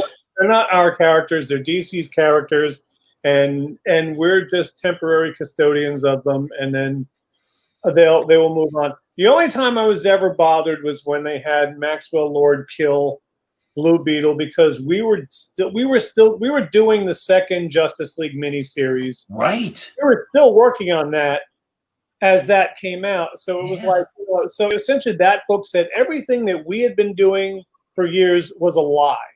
That Max was not the character that we had been portraying him. He's actually been something else. Again, I don't own the character. We don't own the character, so we can't say anything. But that to me was like, maybe have him get taken over by an alien, become evil, fine. But to say that everything we had been doing all along was not true, that was, I don't know. There was a period at DC where it seemed like they just wanted to kind of throw out everything that we did. But kind of what Kevin's saying is true. We didn't, when we started on that book, they were somebody else's characters. So somebody else was complaining about what we did, I'm sure. So that's just the nature of the beast in comics.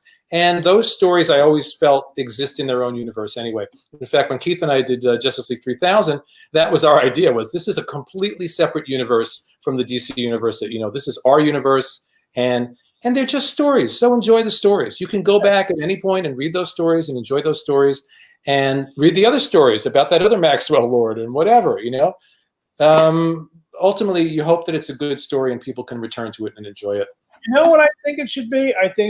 Because I don't know how many Earths there are in the DC multiverse, but every Earth should be a different writer's. Right, you said that before. Yeah, I agree.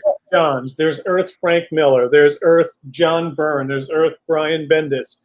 So that continuity is consistent on that Earth and has nothing to do with the other Earths. I know that Mark has flirted with a lot of creator-owned stuff. Kevin, have you wanted to do any creator-owned projects? Oh yeah. Are they still coming then? Hopefully. Hopefully, yeah. I'm working on one now. Great. It's a cross between Ray Harryhausen and Chuck Jones. Fun. It's about the Joe Bluth of Mount Olympus. So it's not a heavy drama. Clearly. But I'm having a blast doing it, and I've been sitting on creator-owned ideas for like decades, and I just turned 60, and it's like, I have to start doing these things now, or I'm never going to do them. I totally understand, man. Absolutely. Here they go. Batfreeze, give McGuire and DeMatteis their own DeMatteis, excuse me. Mark, I accept both. 15 years later, I'm still doing it, Mark. I apologize. Don't worry about it. But that's all right. But yeah, I'd like to see both of you get your own Earth. That would be amazing. That's the comics. Just give us our own Earth, right? Much like Booster and Beetle having their island. What was the name of the island? Cooey. Don't ask me where I came up with that from. It was just like, I don't know. I got to name this island. This is what it's going to be called. Or how about Bwahaha, to do an extended laugh like that? We have, and Keith and I to this day, which we love, is neither one of us knows who came up with that. My memory was that was in Keith's plot in one place, And I just thought that was the funniest thing. So I did what I do and just kept repeating it, repeating it. And he swears that he saw it in my script first, and then he started doing it. So who knows? It was, it became a mind meld at a certain point. We couldn't tell who came up with what. The truth is I came up with it. What? I said the truth is I came up with it. Attaboy, Kev, absolutely. Is all the great ideas that we had came from Kevin, and the reason he left the book is that we were very jealous of his genius. And we forced him off. And again, you guys have produced incredible other non-humor books like this. So, is this a compliment that this run is so beloved and remembered, and we're all like, gee, will you do more? Because we really do love it when you guys come back and do another. In fact, someone had asked if the current regime or even Didio had said to you guys, hey, let's do another, humor book. No, they never came to us. They didn't. That's just no, 3 or 4 years ago, we were trying to get a 30th anniversary one-shot. Oh, that's right. That's right. Wow. And it was going to be fun. I mean, we were just like batting ideas back and forth. It was going to be the characters 30 years older, like Rush. Guy Gardner would be like a Rush Limbaugh. Booster and Beetle would be like doing conventions. Right. Selling autographs to make a living. Pryor was 30 years older, but I stay the same age. That's right. I forgot about that, and then we pitched it, and nobody. Yeah. That's amazing because, man, especially it's so funny right now what they were going to do with 5G that is now morphed into Future State, this event that's coming at the beginning of next year. One of the subjects we're going to be covering on Baltimore Comic-Con on a panel. That's really amazing because you would think that absolutely would have dovetailed in that, It all comes down to somebody's whim, somebody sitting behind a desk. What'd you say, Kev? I was saying it was just a one shot. We weren't looking for like a 6-issue mini. It's like a one shot.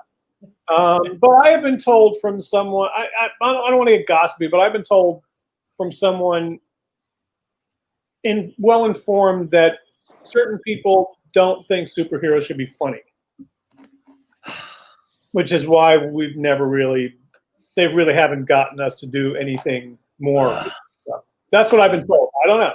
But they keep reprinting it every 5 minutes, so I mean, obviously, it's profitable. Oh, they're like, it's consistent with things I've heard as well, so that's disappointing. But again, things have changed, so we'll see what the future holds. So I'm happy. Yeah. No, and honestly, guys, it's interesting because you mentioned a one shot.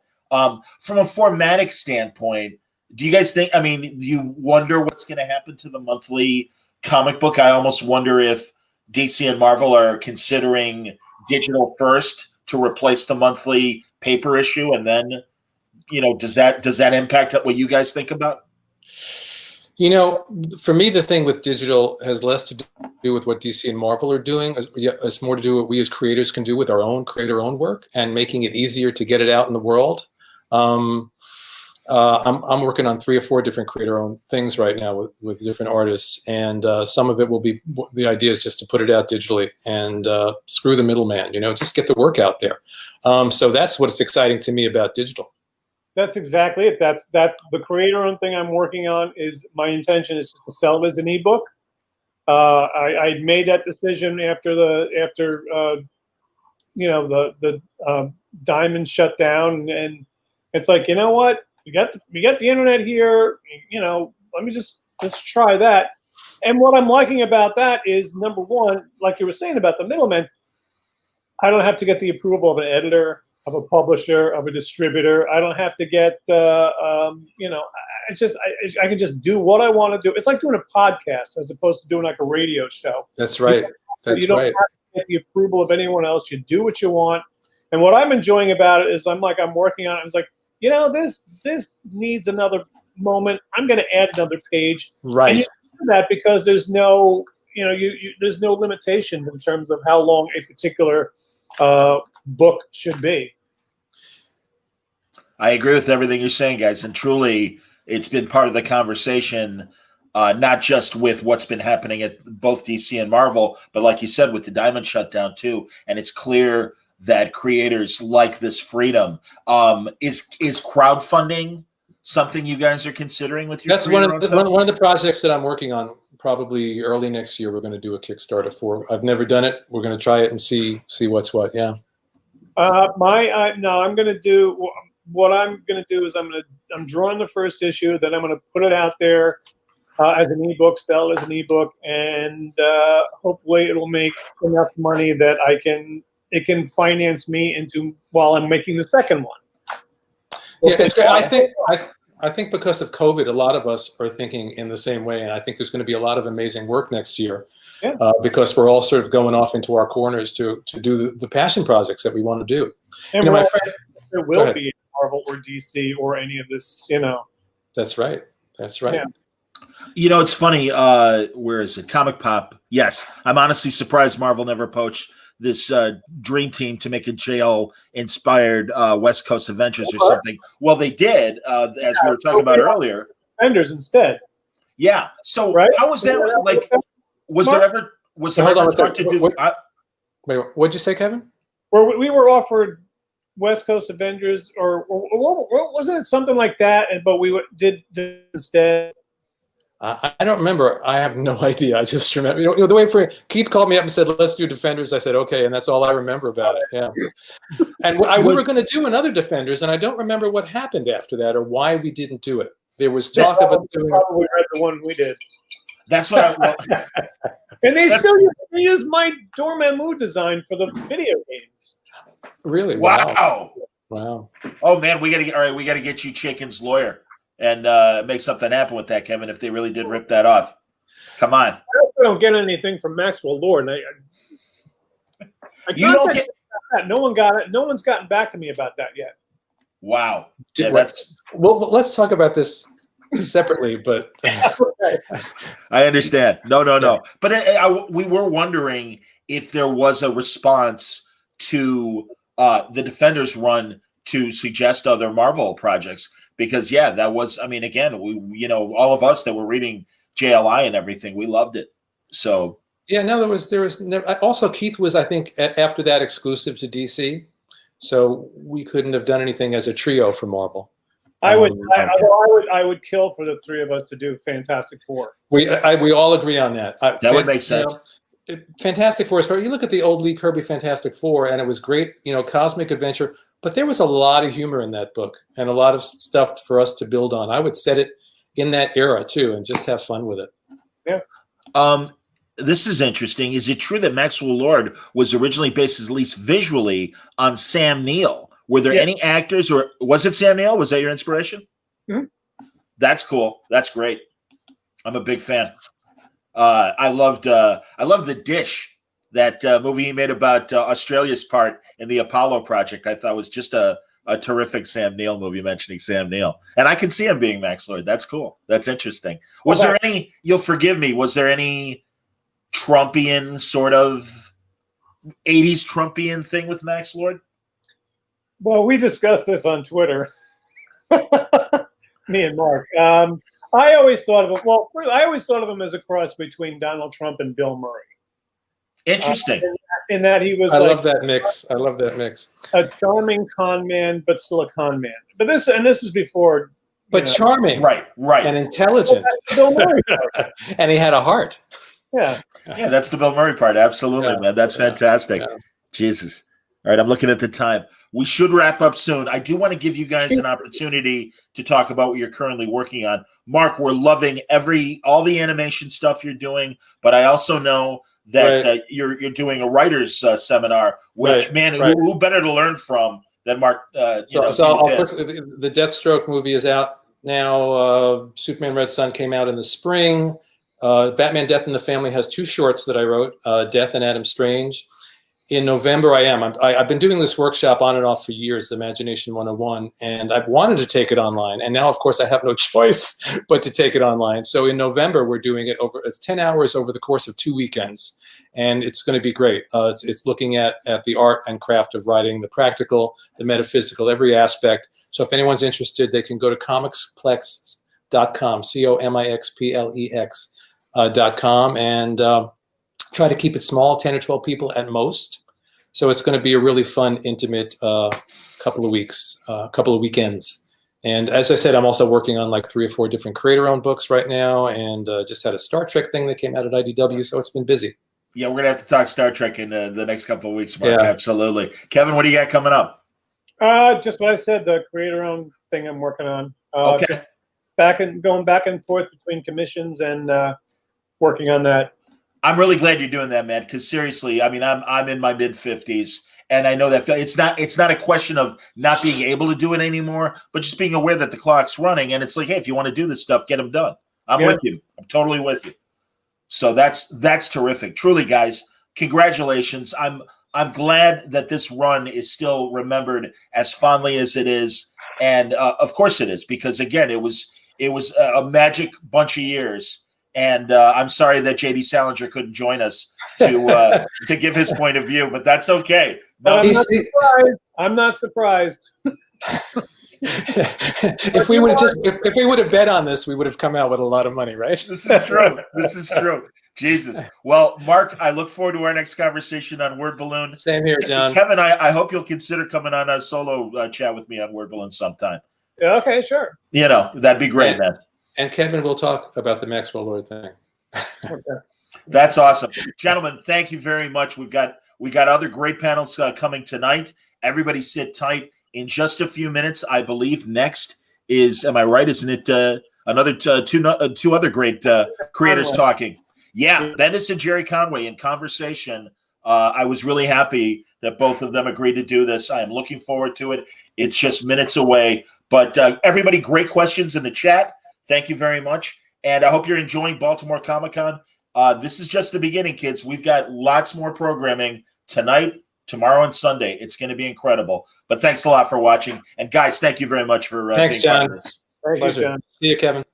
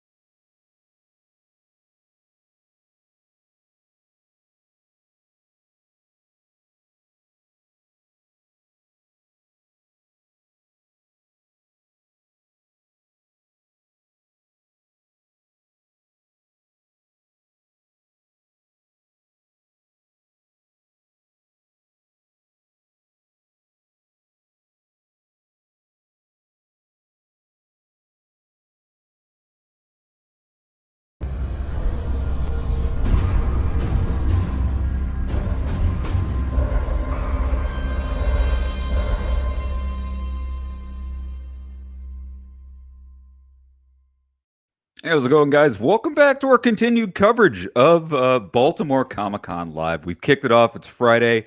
This is a very exciting panel we're about to kick off right now.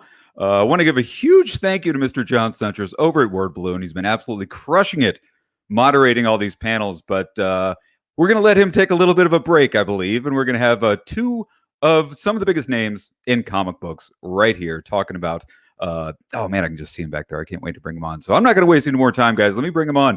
We got Mr. Brian Michael Bendis. How you doing, man? Hi, how are you? Doing great. Last time we saw you was on Mainframe, and you were in this beautiful outside kind of vista setting. It's good to see you back indoors, surrounded by comic books. There you go. Back in my mirror cave. Let me go ahead and bring in your co-panelist here, Mr. Jared Conway. Drum roll. Drum roll, drum roll. There he is. Jared, can you hear us and see us okay?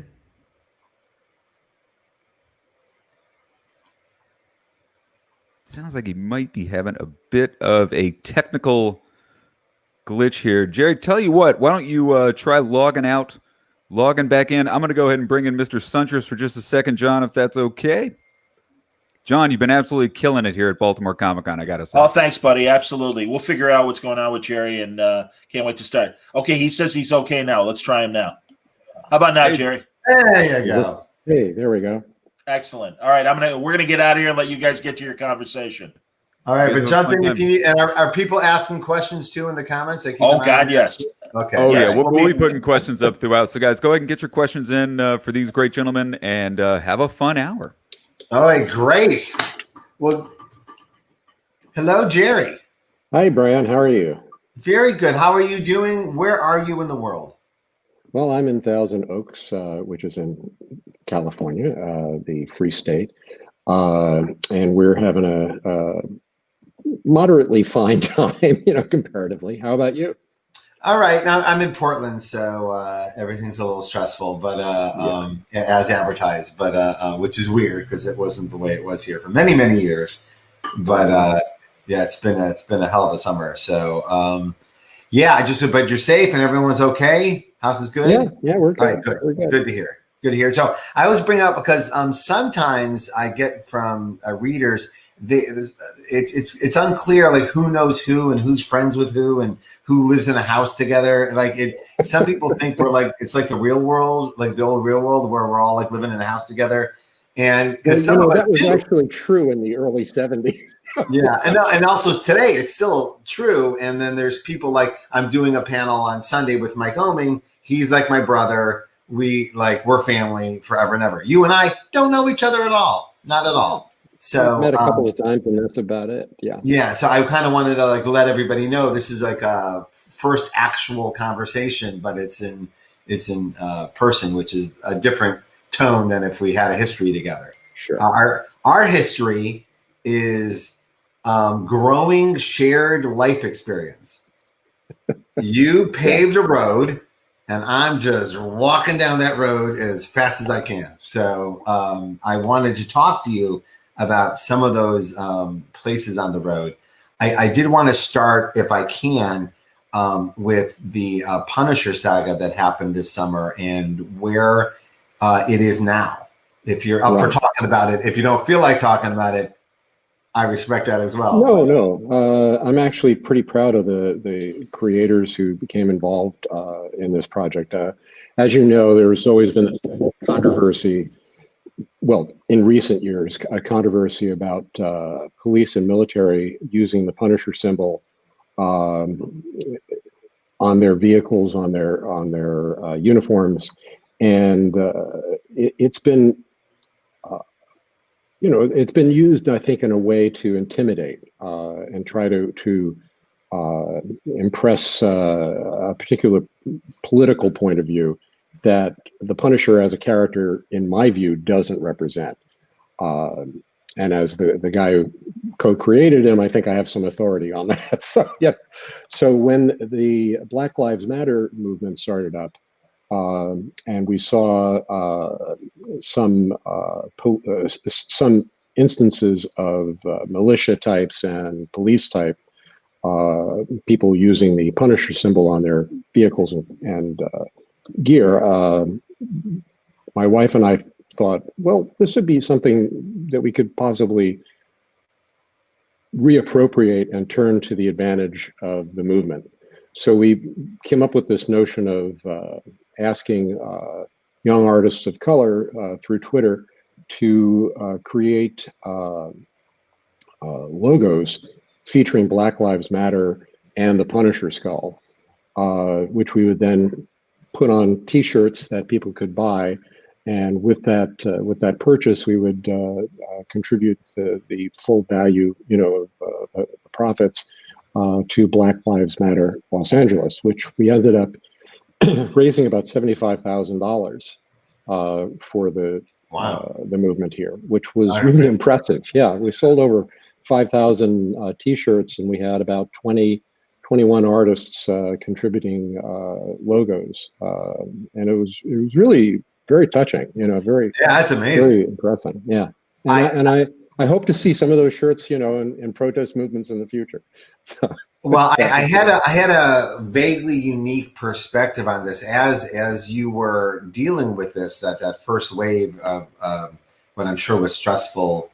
The same day, Miles was at the same protest. Like there were people representing Miles at the Black Lives Matter movement in the way I would only dream of, like right. a perfect representation. And then you were there having the opposite experience, like yes. Same thing. But then but what's interesting was what a decades long journey this is for you with this character, and to get to a place where unironically misunderstanding the character, to the point where and then I couldn't help but think about, is there a version where decades from now this happens to Miles? I'm sure there was a point where you couldn't even imagine the Punisher being misappropriated like this, right? Well, I couldn't even have imagined the Punisher having the longevity that's and the reinvention, over the years.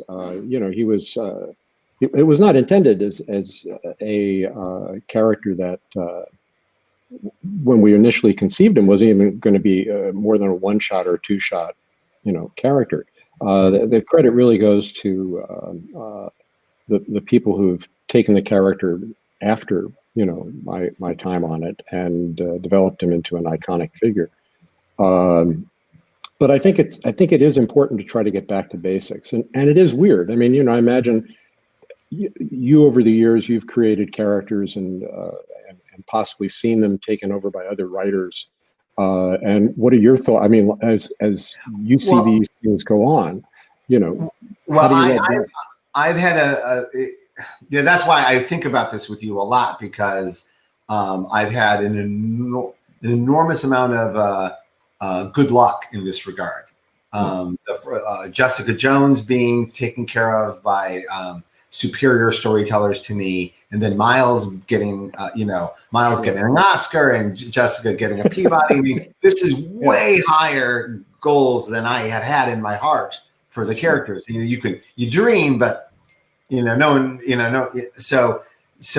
but where the luck comes in is that it's kind of like your kid goes off to college. You've done your best, and you hope, and you're there for them if they need you, but they're on their own, right? Miles is out there, and now every day. And also I have Miles never stops. Now with the video game and the Spider Cat, my whole feed is just filled with love and giggles, and it's everything you'd ever want. And I didn't do it, right? I'm not the author of this, so I can just sit back and enjoy it. And I really do enjoy it. But I would really not enjoy what happened to you. And I think about it because it's out of our hands.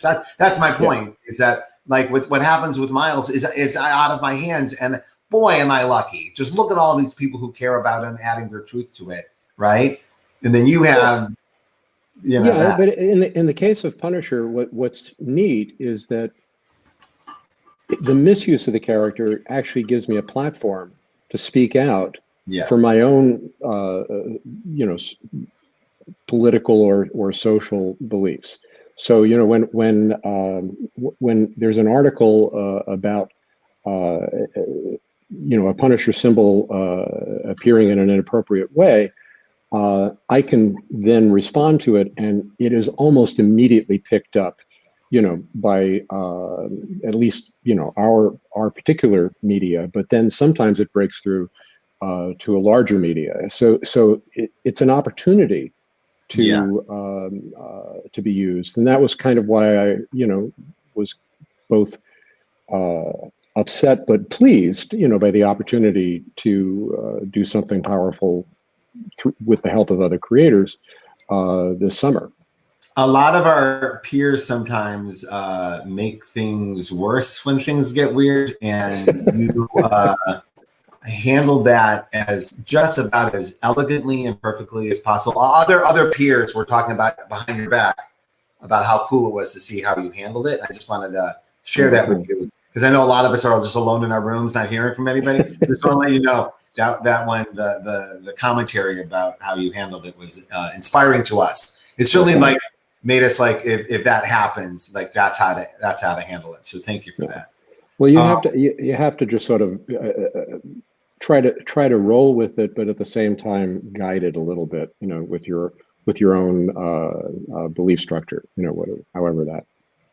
Whatever you personally want to bring to it.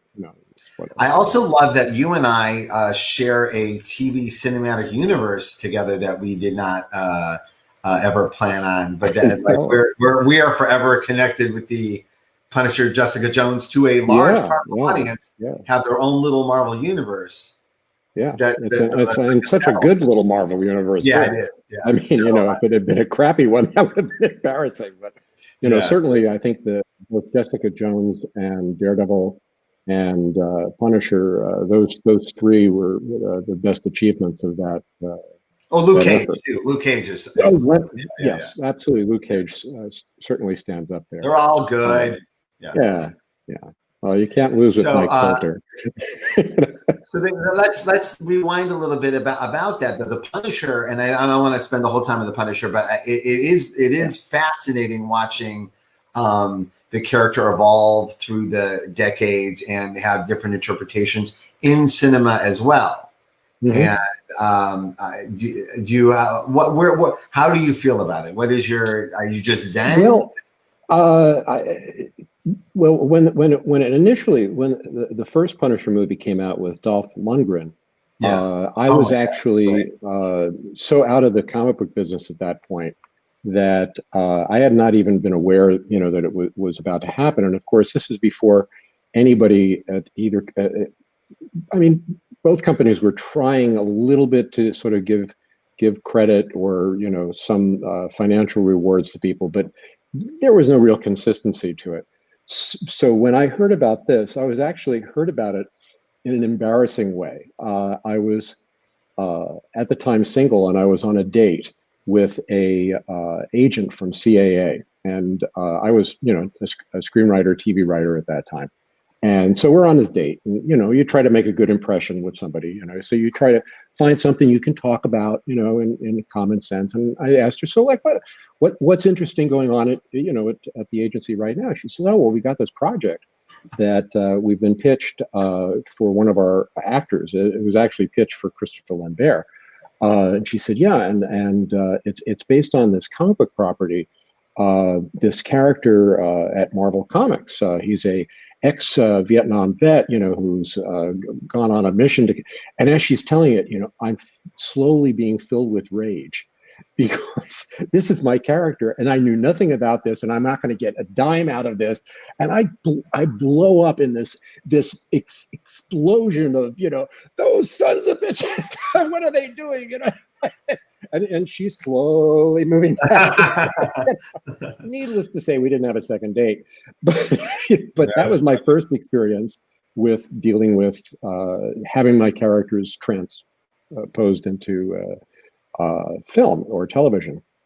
And then I subsequently, there was a Thomas Jane version, which again, I wasn't really involved with, although they did ask me to come in and do some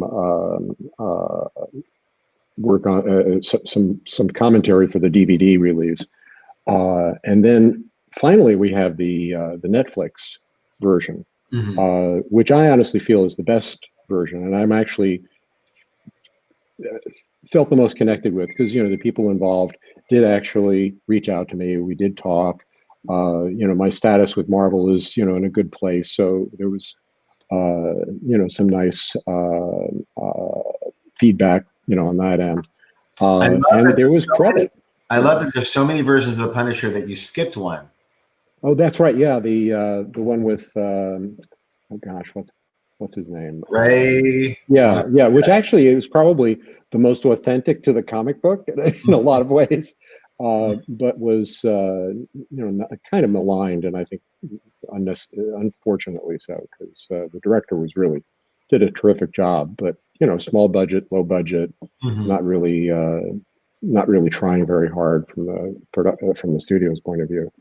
Well, you brought up a subject that is just deeply fascinating to me, and a lot of our fellow creators as well, is that you had a glorious career at Marvel and DC and all over comics, and then have this just out of nowhere tremendous second act as a very successful TV writer working on projects. And I will admit that I snuck and I watched your interview with John.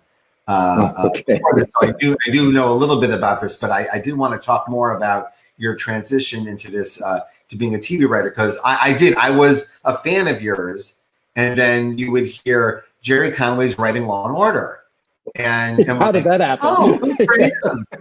No, you're like, oh, good for him, because I actually knew like a couple of directors who told me like that's the most money in the bank gig in television, that like they run 1 million times forever. The royalties are insane, right? So that's amazing, but it isn't the kind of material I think of when I think of you, right? I think of like, sci-fi opera and deep Spider-Man character. And then you're doing, whodunits, really. Whodunits and procedurals, you did, so people who don't know, you did Diagnosis Murder and Father Downing Mystery. So you were doing quite a lot of work on some really sturdy network dramas, which in itself is its own art form. It's a completely different art form from the one we do as our day job. So I want to talk about that, but I want to kind of come in with,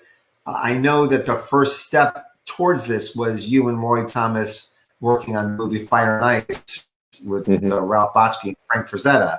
I would like to spend the rest of the hour talking about that. No, I am just deeply fascinated about how you transitioned from comics to film, because now a lot of people do it, but back then, and even in the earlier part of my career, there was a sense, much like there were TV actors and movie actors, and never will they meet.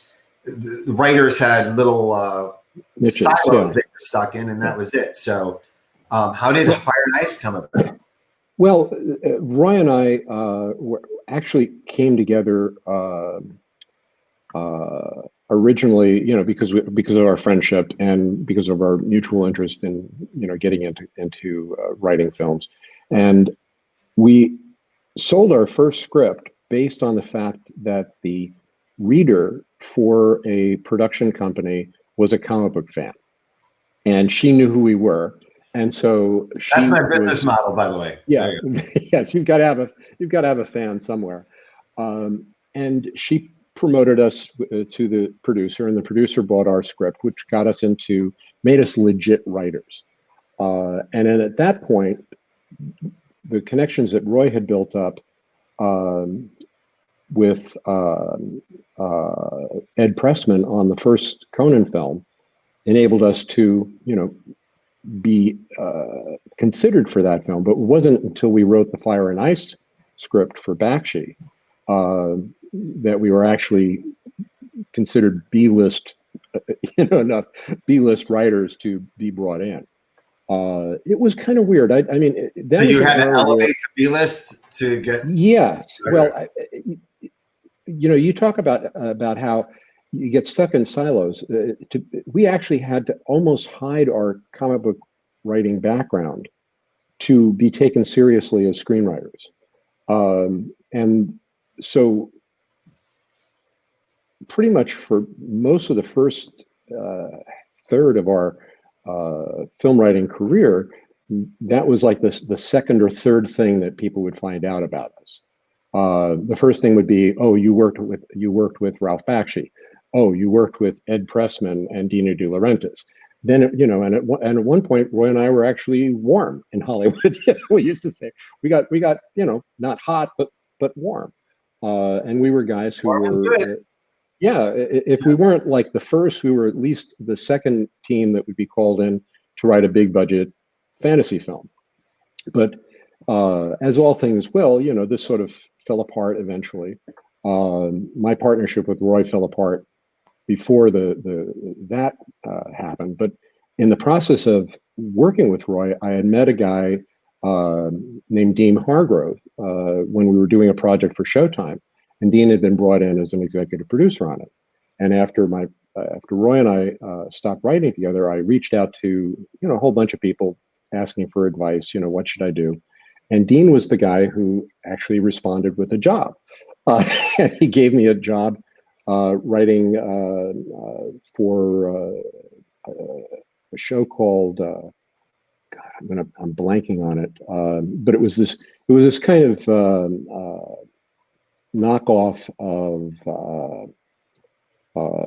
the two cops, one rogue cop, one tough cop, you know, that sort of deal. Starsky and Hutch. Yeah, like that. But it was a 6-episode show, and I did a rewrite on a script, and then after that, he gave me a script, and then after that, he hired me. And in a weird sort of way, from that point on, I was pegged as the mystery writer guy, because Dean was, you know, the producer of Matlock and Jake and the Fat Man and Father Dowling mysteries and Perry Mason movies, and I wrote all of those, you know, and I became the guy that he turned to. You know, I was like his number 2 guy, which is basically was my role in Hollywood and TV, was the number 2 guy who was brought in to work on any show that he was doing.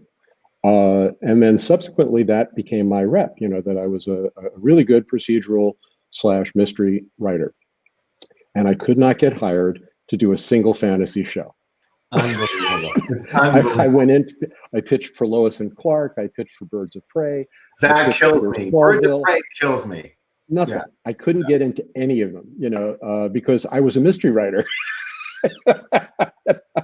I mean, the 90s were weird, man. Yeah, no, very weird. It's just absolutely fascinating. And I grew up at a time where I must have read this early on in my career because I got obsessed with it. Like some of the writer says, as soon as someone attaches a label to your name, stop what you're doing. Just immediately pivot to another career because someone put you in a box and you got to get out of the box. Early on in the 70s, back when National Lampoon had its offices downstairs from Marvel Comics, I used to, my way of making my way in the business was I would just show up at offices. You know, I was a teenager and I had no shame. I would just show up at offices. So I showed up. I did the same thing. Yeah. I showed up at the National Lampoon offices and became friendly with Henry Beard, who was kind of this sardonic. I mean, if you've seen the film version of the Lampoon origin story, you know, he's a lot like that, you know. So he was this kind of mordant, sardonic guy. And after a while, you know, I sold some stuff to the Lampoon, and I brought in a friend to see if he could get some work, you know, because I like to help people out. And this friend of mine was this very talented science fiction writer who had just placed a story with Playboy magazine. And Henry was like, you know, oh, you sold a story to Playboy. He says, yeah, I did. He says, I hope you like that story because that's the story you're going to be writing for them for the next 20 years. And of course he was right, because at that time, Playboy, you know, if you wrote a certain kind of story, that was a story that they bought from you. You couldn't break out of that mold. And so my friend was both happy and kind of distraught. You know, but no, so someone says, like you get a label, you say thank you, and then you start hyperventilating. Yes. You're like, Yeah. oh no, I mean, I'm a crime hopefully it's a writer. good label. Hopefully it's a good label. I mean, I was fortunate. I was able to move from dad mysteries or mom mysteries to procedural mysteries.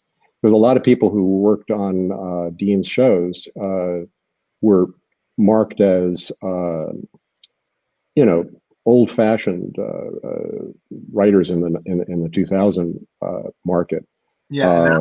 So how did you pivot to Law and Order? Because that whole you were on a few Law and Orders, right? You were on. It was actually I ended up I wrote 3 or 4 Law and Orders, and then I was on Law and Order Criminal Intent for 5 years as a producer. Superior show. We all know. I love that show. I mean, and I had the opportunity to work with Vince. That's amazing. Vince D'Onofrio.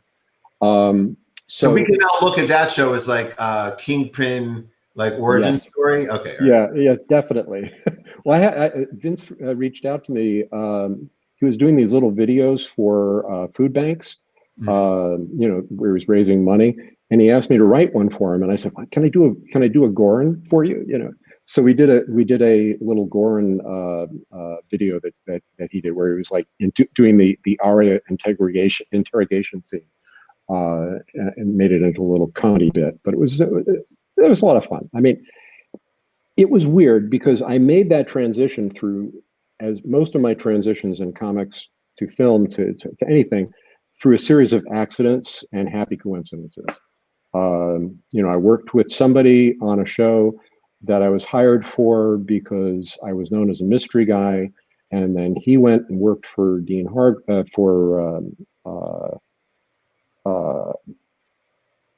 Dick Wolf on a project that wasn't going anywhere, and he suggested me to come in and do a rewrite on it. I came in and did a rewrite on it. It got picked up to a series. Then I met this guy who became the executive producer of that. And then when he went to Law and Order, he asked me to do some scripts for him. And it's you trace these things backwards because you can't trace them forward. You can't make a plan. Well, and it's part of the reason I wanted to bring it up, is I know a lot of people who watch these are people like us who are working on their creative careers on some level, and sometimes the alchemy of a career can seem madness and unobtainable. Yeah. when you're starting, when the road's in front of you and it's there's a wall of fog right in front of you, no matter where you are on the road. But as you get older, you realize that it's just keep working, just keep doing work you believe in, and doors open, not always the doors you think are going to open, and I call it stirring the pot. You stir the pot. Even writing spec scripts. I never expect any of my spec scripts to sell, but there seems to be this psychic. I don't believe in ethereal phenomenon. But there does seem to be this karmic force that when I finish writing a spec script, when I'm like burned out and done, somebody offers me a job on something else. And I have but if I'm not writing a spec script, nothing is happening. I could be sitting there ready to work, nothing, but as long as I'm doing something, as long as I'm proceeding in some way to create and to put something out into the universe creatively, I get something back, and I don't know why that is. But I'm very serious. I have come to fully embrace and believe in this unseeable creative energy that bounces back and forth. I have had a few instances in my life that are so undeniable and crazy that that I go, all right, there is something out there. When you put stuff out in the world, it comes back. It does, sometimes years later, sometimes decades later, but it's energy you put out in the world, and it has come back always to me in a phenomenal way, in a surprising way. There was an incident I'll talk about soon where a musician whose work I was obsessed with when I was working on something decades ago found that work without knowing that their DNA is all over it, and connected to it and sent me something. and it shocked me 20 years later. Yeah. Shocked me. So, I mean, and that has happened a couple of times. And as you get older, that's because now as you get older, you get to see all the seeds you planted and what's going to happen with them. But that kind of stuff happens. I know I sound like a Portland hippie talking about this kind of stuff, but it does, man. It just happened. I think it's about productivity and your own personal openness to take. One thing which whenever anybody asks me what you should do, to advance your career, one thing I always say is you just have to keep working and creating, and as long as you're creating, that's the goal. What happens after you create it, you're not in charge of. My wife is a very talented film editor, director, and comedic writer. She does a web series. She's always worrying, will anybody see this? And she actually has like millions of views. It's a very successful web series, but she's always worried about, maybe nobody's going to get it. And I said, it doesn't really matter. What matters is you do it. You do it, you put it out there, and then you see. You've got nothing to say about how other people are going to react to it. And you certainly don't have anything to say about how the universe is going to reward you if there is a reward. The work itself is the goal. The rewards aren't always immediate. Sometimes, I mean, we live in America particularly is a very weekend culture for everything: TV, movies, music. But we know that was stuff that we put out there that wasn't a big hit when they came out, and it ended up being the biggest hit ever. Financially for us over a time, whereas other things that were like the #1 book of the year and like nobody talks about it the next year. You know what I mean? So it's you never know. You just never do. So Justice League Detroit, which was my great shame, which at the time was like it seemed like the death of my involvement with DC, and it really was. Then becomes my a financial pipeline in my 60s. So fine. Well, okay, you said the magic word, so I'll bring it up. So the one bone I have to pick with you is Justice League 200, because you ruined me.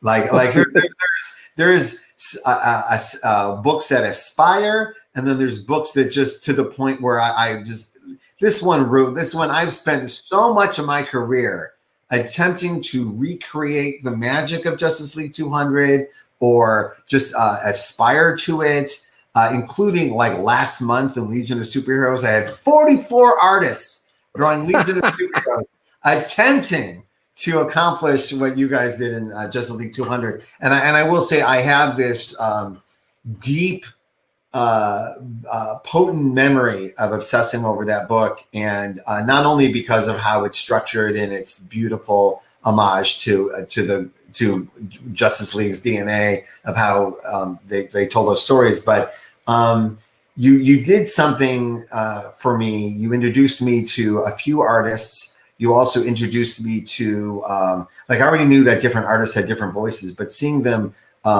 laid out in almost a portfolio style like that it allowed you to really compare and contrast the line work of Brian Bowling versus Joe Kubert, right? And I'm at an age where I'm, here's where I get Chris Farley on you, and I apologize, but I'm at an age where I'm literally unpacking the magic of comics and what they mean and what you can do with them.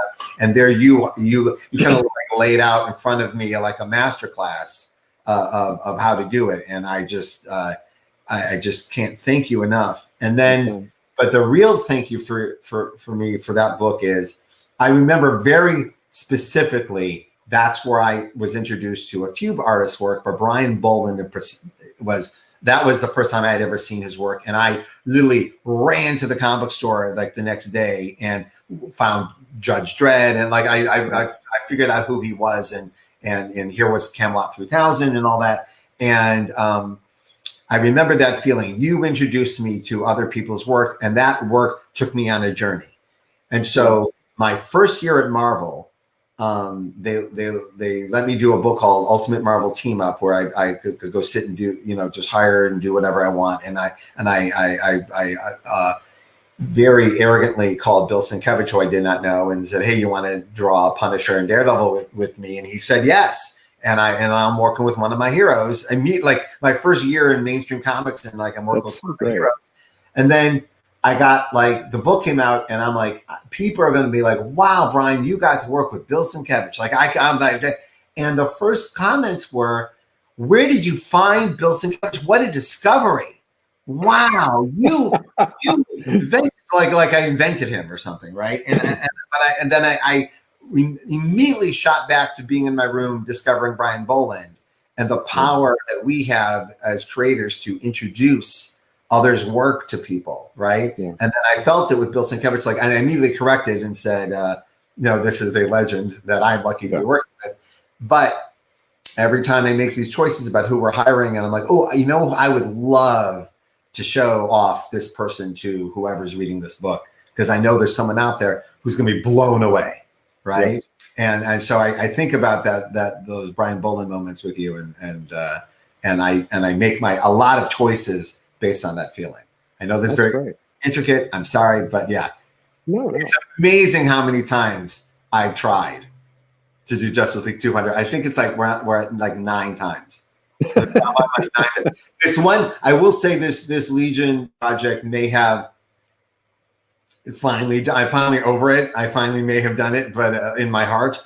But we'll see. It kind of builds up steam again. It also gives you an opportunity to work with people you can't work with, right? Yes. So, well, I mean, the big advantage I think that 200 had over, subsequent years is that some of the original artists who were associated with those characters were still alive and available. We were able to get Jim Aparo and Gil Kane in the same book.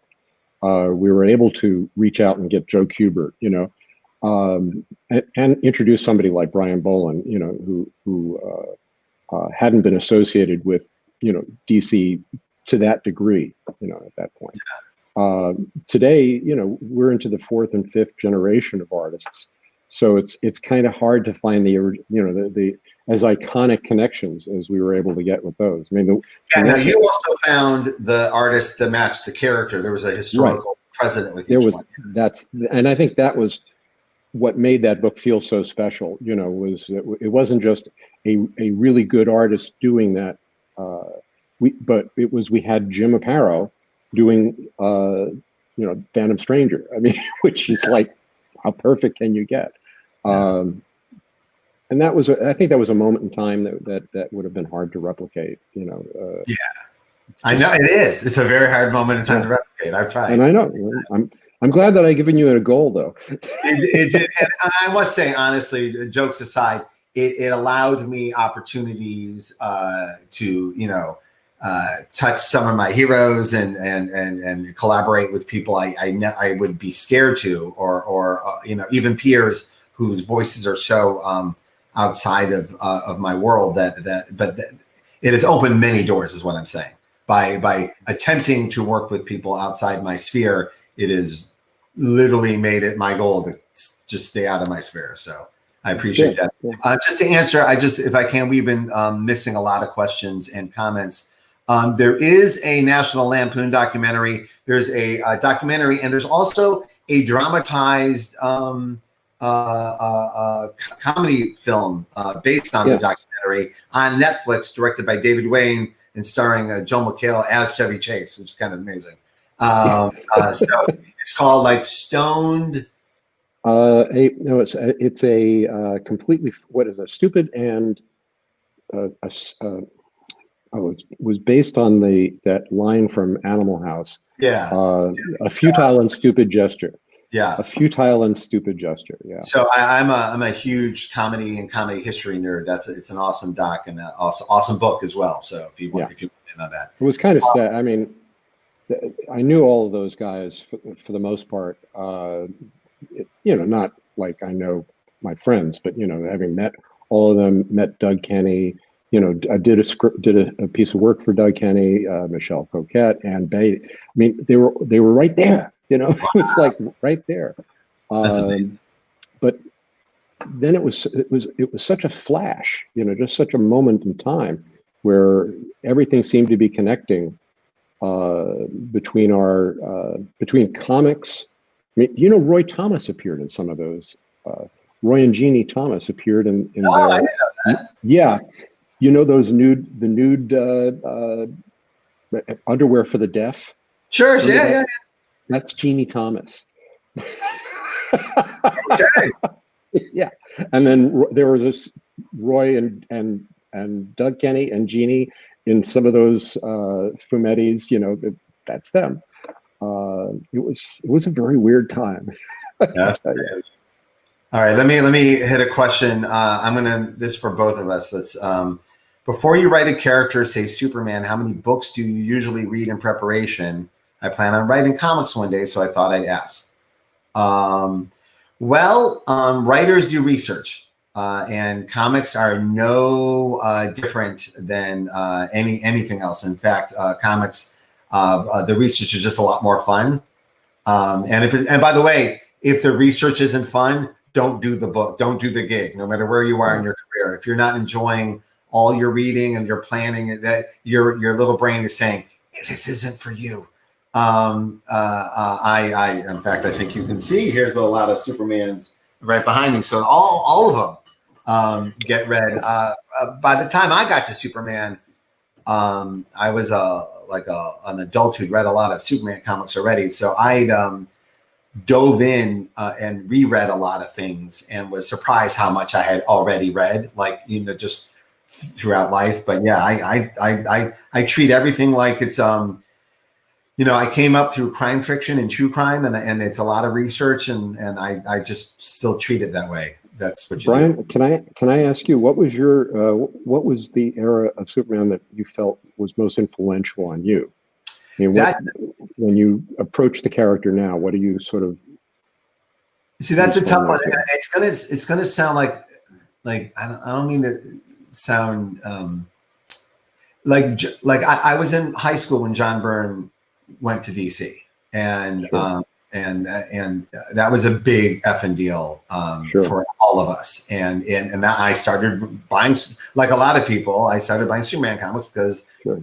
and my X-Men guy was doing Superman. So that's probably the time I spent the most time thinking about Superman. But then I went to a convention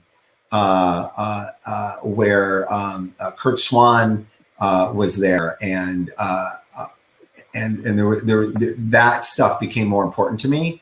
Like John, again, every creator does this, but John's work opened up to what I found to be more satisfying Superman just before him, and also John's run was all mired in the Crisis editorial stuff that you know very well. So there was always something weird about it, and I must say I re-looked at it all when I came to DC and thought about John's choices. I mean, I was even given a book called Man of Steel. Like, I really had to think about the pedigree of the name and everything. So I thought about some of the choices John made, and in retrospect, it felt like it was really the John Byrne show. Which we've all been guilty of at some point. And I thought, I definitely don't make this the Brian show. Make this the Superman show. Like as much as me coming to DC was being advertised, let's not make my voice the most important part of this thing, because that stuff doesn't always age as well as you'd want it to. So that's what I thought about the most when I was coming here. But also Superman and Legion have what I would consider to be like fits and bursts of genius. Like instead of long runs, there's like little pockets of year here, year there, Like I can tell you like I forgot Walt Simonson had done a Superman special that rattled me, right? And then when I went back to my reread, I'm like, Walt's there again, just getting me where I need to go. But also, I was of an age when Alan Moore did his Goodbye to Superman, whatever happened to the world of tomorrow. So that was the most joyful Alan Moore story I had read, even though it was also the saddest. But it was, compared to his other stuff, it seemed much more hopeful, and it really got me. So it was a sweet story, yeah, very sweet and very well done, and also Kurt Swan right there doing what he doesn't get enough credit for, to be honest. So yeah. So you? I think the Kurt Swan era was when I was growing up, but the Wayne Boring Superman was really my touchstone from the late 50s, and the early exploration, the early stories about Krypton, that the Wayne Boring era brought. There were all these novel length issues, where because at that time the average Superman issue had 3 stories in it, and when they would do a full issue, it was a novel length story. And I remember the early Laurie Lemaris stories, the stories set on Krypton, where Superman would use his memory thing to somehow remember things that happened to him as a baby. And that era just sort of stuck with me, when I came onto the book, because most of the 60s, from about 63 through the period when Denny finally was brought on the book, Denny O'Neil was brought on the book, that era sort of didn't really have much impact on me. I was mostly a Marvel fan during that era. So for me, the Wayne Boring early Kurt I don't think Wayne gets enough credit for what a wonderful illustrator his line weight was like Steve Rude, amazing. Yeah. And you never hear him spoken of in that regard. And I having he also did this one thing with Superman that nobody has done, which is the running through the sky, which I've always loved, the Superman running, with one leg up, and it just, that's an image that I really, really respond to. But that's, my childhood, so. Oh yeah, for sure. But yeah, and just so I said for the record, also I was 10 years old when Superman the movie came out, and it rattled me to my core. And my son is 7 right now, and I'm watching him get just rattled by some of my friends' work and stuff he doesn't know. It's so wonderful. He literally we're stuck here all day, so he's just following me around the house, lecturing me about Groot, and it's just a reminder of my mindset back then. And I know that every time I'm writing Superman, it's just so part of the DNA, that feeling, the John Williams music is part of it. Someone keeps asking a question I definitely want to get to.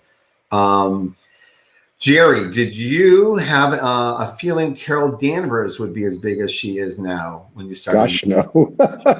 I mean, anything that we did back in the early 70s, we all thought we were riding a doomed ship. We all thought we were on the Titanic, because comics were clearly not going anywhere. The market was dying out from under us. And these characters were, these were efforts to try to keep the business alive. And I can't take any real credit for Captain Marvel or Ms. Marvel, beyond, I consider myself like a grandfather, in that case, and not even like a step grandfather, because all I did was take a character from that one person had created, gave her some powers, and then somebody else took it and made it into something really well. I mean, there's somebody else obviously being Kelly Sue. So, it's very cool, to be even slightly associated with that. That's amazing. All of that stuff, seriously, comic book creators today are kind of rock stars in a way. And back then we were just, guys who, my generation was the generation that decided they wanted to be comic book people, professionals. Before us, the comic book professionals are people who couldn't make it in other fields. That's what they saw themselves as, people like, even someone like Gil Kane, who was such a wonderful comic book artist, his goal was to be, have a newspaper strip, to be considered, a valued member of the Society of Illustrators. It wasn't to be the best comic book artist ever to work on, characters like Green Lantern. I mean, it's kind of weird now because we have this public persona, thanks to things like the MCU and the Arrowverse, and all the TV shows based on Image Comics, and we're all like, quote, famous people, or somewhat famous people. But back then, we were just guys who tried to make a living, and mostly guys. It's hard. I agree with you that people know our names more than they would have. Like even when I first broke in, when I first had like a book that sold, like it feels very different now. But I think it's imperative to creators coming up: do not look for this. Do not chase fame. Do not look for rock star. All that rock star behavior is bullshit. It doesn't get your work done. It just is annoying. Don't do it. Just get your work done and let people think nice thoughts about you. Don't try to be a star. We have both watched this. We have both watched. Yeah. I don't know how many you've seen, but I've seen dozens of people swagger into comics and swagger right the hell out because it's just not. It's not sustainable, and it's not what the job is. The job is get your work done, So, and if anything comes afterwards, fantastic, brilliant. But that's what happened, right? It's not something we were going for. But when you see the creators put on the sunglasses and head into San Diego, it's not a good deal. I mean, I'm sure there are benefits, but my attitude is one of gratitude, and I'm always surprised when somebody wants me to do something.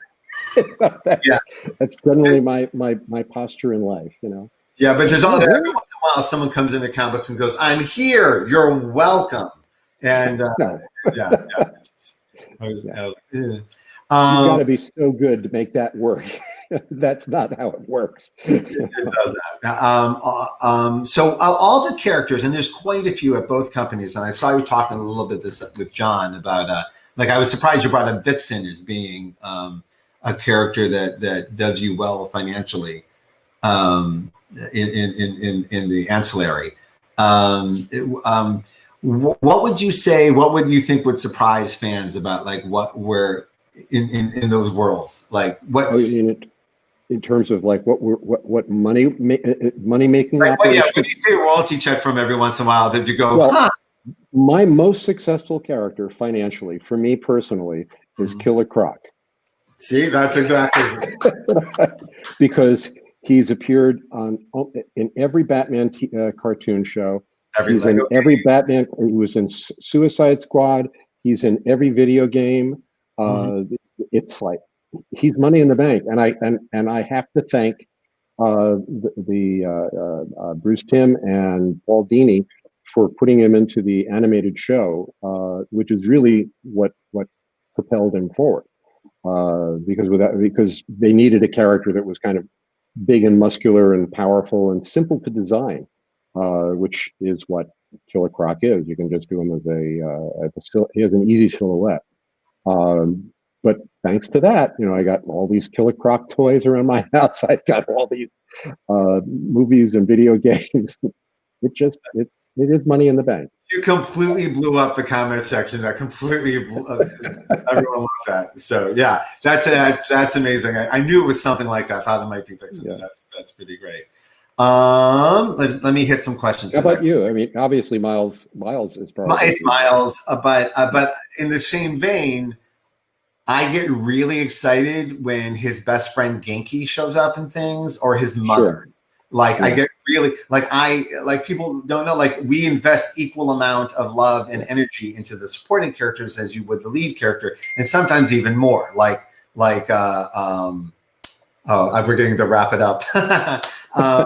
But Miles hit the not to be braggy because I didn't have anything to do with this part of it, but Miles during the movie hit the weird trifecta of three things I really wanted as a nerd, but didn't know I wanted, which was I got I got a look at this. Oh wow! Right? I never in a million years thought I wanted a Campbell's soup can. I did. So it was the Nike shoes, it was Nike, the tennis shoes, the Campbell's soup, and I think Pez or something. Whatever it was like it felt like sometimes it's hard for people like us to know if we've succeeded. Like in the face of success. Yes, right. You're like, I don't, but like you go Campbell's soup can. That's it. There you go. All right. I'll leave that one sitting. Sadly, we have to wrap it up. I'm very sorry that we didn't get to more questions. People were asking some very good ones. Some of them are actually more appropriate for the conversation I'm going to have with Mike Oming on Sunday night. So if anybody wants to join us for a hang on Sunday, a chill hang with John Sutras and Mike Oming, we will be doing that for part of this. Do you have any more paneling you're doing for this convention this weekend? No, this is pretty much it. Anything you want to promote before they unplug us? No, I'm good. I mean, people should follow me on Twitter if they like listening to raging political opinions. I love. No, you are. I will say a very solid follow. Excellent. Thank you. Not fun. Yeah, you don't go off the rails. You just right there. Jerry, so I've said it to you privately, but I'll say publicly, thank you for everything you've done. Thank you for the characters you've created, but also for the energy that you've put into comics, because that's, as we get older, that's the stuff that I aspire to. Having a career you can look back at fondly like this is the goal. And just thank you for just always being the guy, man. It's just really amazing. Thank you. You're too kind, Michael. All right. I'm just flattered. Take care and be good. And hopefully I'll see you in Portland next year. Yeah, yes. Or if there's a Portland, we will be here and I will see you. And again, thank you to Baltimore Comic-Con, John Sutras and Mainframe Comic-Con for having us. This is really awesome. This is all right. And I do not know how we hang up. I don't know what happens now. I don't know. They'll either turn us off or... I don't know what to do. So.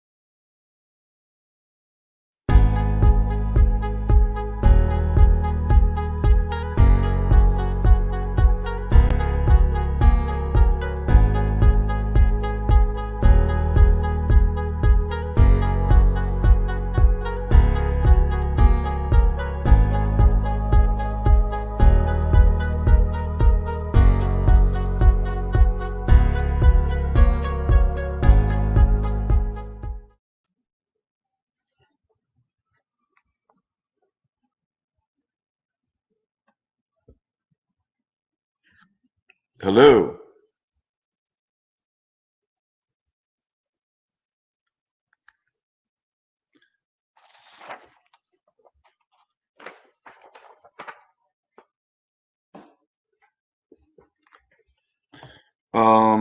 Is this thing on? I'm live. Go ahead. Hey, folks. My name is Dean Haspiel, and I'm here to talk about comics being made in 1985 when I was 17 going on 18. Yeah, we're about to have a bunch of real hot dogs of the industry discuss comics with us.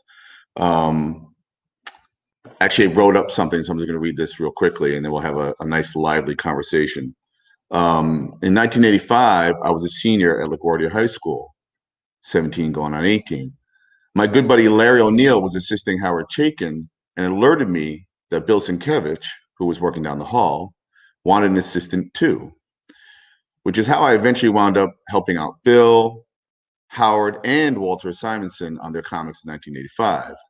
Dennis Cowan was there too. I learned how to use a ruler, an artograph, craft tint, employ inset panels, and exploit the narrative real estate of the blank page. And I witnessed Bill use an old tea bag like it was paint. I got turned on to Jim Thompson, Katsuhiro Otomo, and Warren Zevon. 1985 was the year I lost my virginity, literally, and became a cartoonist professionally. So with that little introduction, I want to bring on these other guys.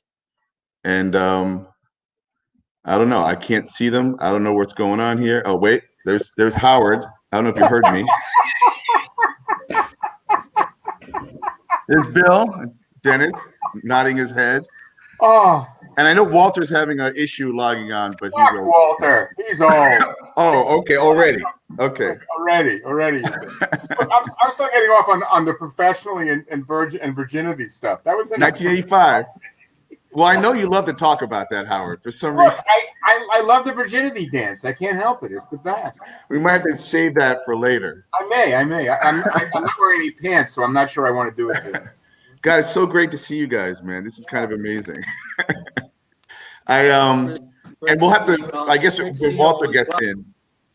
Yeah, well, what I want you guys to do is to help bring us back in time, okay? And set a tone for what the comics industry was like in 1985, 35 years ago. The last time all five of us, once Walter hops back on, shared the same space. You were all navigating mainstream and independent comics while breaking new ground. And what I want to do is I want to discuss what you were doing back then and get a piece of your mind, you know, where you were coming from and what you were, where you've been going ever since. So with that in mind, anyone who cares and knows about comics knows your legacy, knows that you guys are, you know, masters and innovators of the form, the comics form. And I want you to briefly introduce yourselves and tell us what you were working on in 1985 and why. And if you don't remember, I think I can tell you. So we'll start with Dennis. Oh no! Why are you going to start with me? What was I in 1985? I was doing most of my stuff right in DC Comics at the time, and I think that was the time when I was working on titles that started with V. So I was either doing Vigilante, right, V, or literally V, and I got two issues of each. And the last issue of each killed both books. So that was yes, that's right. I'm just a book killer. Yeah. Well, you were brought on. I think you were brought on to the end of the series for V, if I'm correct. Right, I was, because they were going to kill the book. So they're killing the book, and then and then you did a couple issues of Vigilante. And actually, I don't know if you know, but recently, is it James Gunn who's taking over Suicide Squad? Is doing Peacemaker, that's loosely based on, I think, an iteration that you drew. What? Yeah. Get out of here. You draw Absolutely. I have a vague memory of Vigilante. So you drew one issue of a 3-issue arc that featured Peacemaker. Oh my God. Where he was kind of going bananas and going a little nuts. Yeah. And so I think that's the iteration. So maybe you'll be getting a paycheck. I don't know. I just remember thinking when I was drawing it, I remember thinking, I'm not drawing the Punisher, I'm drawing the Vigilante. Like, this is so messed up. I should be drawing the Punisher. Why am I drawing the Vigilante? Like, it just felt like it was like the redheaded stepchild of like that kind of character. Yep. But, and also, if I'm correct, I remember you loosely basing Vigilante on Clint Eastwood, right? Yeah, I did. Yeah, that was cool. My limited drawing knowledge and whatever. I was a big Clint Eastwood fan back then. So I'm like, you know, when I just make him Clint Eastwood, I mean, he's the Vigilante. Yep. He the Punisher. So. Dirty Harry, right? I mean, absolutely. He had a nice ski sweater. Say what? He had a really nice ski sweater. So Howard, when I entered the studio, you'd already been working on Flag for a year or so, I think. Yeah. Right? So that was your main gig. So in 1985, that's what you're working on. But like, how did you arrive to that? Like, I don't remember your earlier work. I think I was introduced to you through Flag, but obviously you'd done a bunch of comics before that for I think DC. First comics made me a financial offer that made it possible for me to get out for me to get out from under the debt that I'd accrued working for Byron Price. And because Price had put me in a financial hole that just fucked me forever. Friends don't let friends work for Byron Price. That was the gold we had. And first made me this offer. And I have no idea why they had confidence in me that it was worth their while. They also went to other talent for whom I have no respect, so that I'm sort of lumped in with that crowd. But you know, they did it, and I had spent a couple of years away from comics after a spirited disagreement with the editor in chief at Marvel, and where we're best friends now.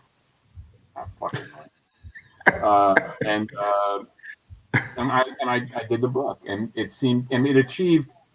It was a success to stem, but not really of any real commercial consequence. It never really achieved a commercial land base. Well, you were being paid a paycheck regardless of sales, right?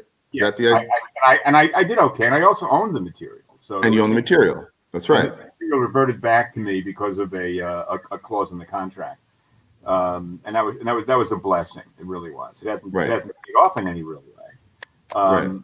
But it demonstrated that I had value. That's really the real function of the flag book, was to put me on the map as a guy who would finally develop the cattle to go with the hat. And you know, I was an awful person and a big mouth, but I finally managed to create a body of work that justified my obnoxiousness, and that really was a life-saving experience. It really was. Right.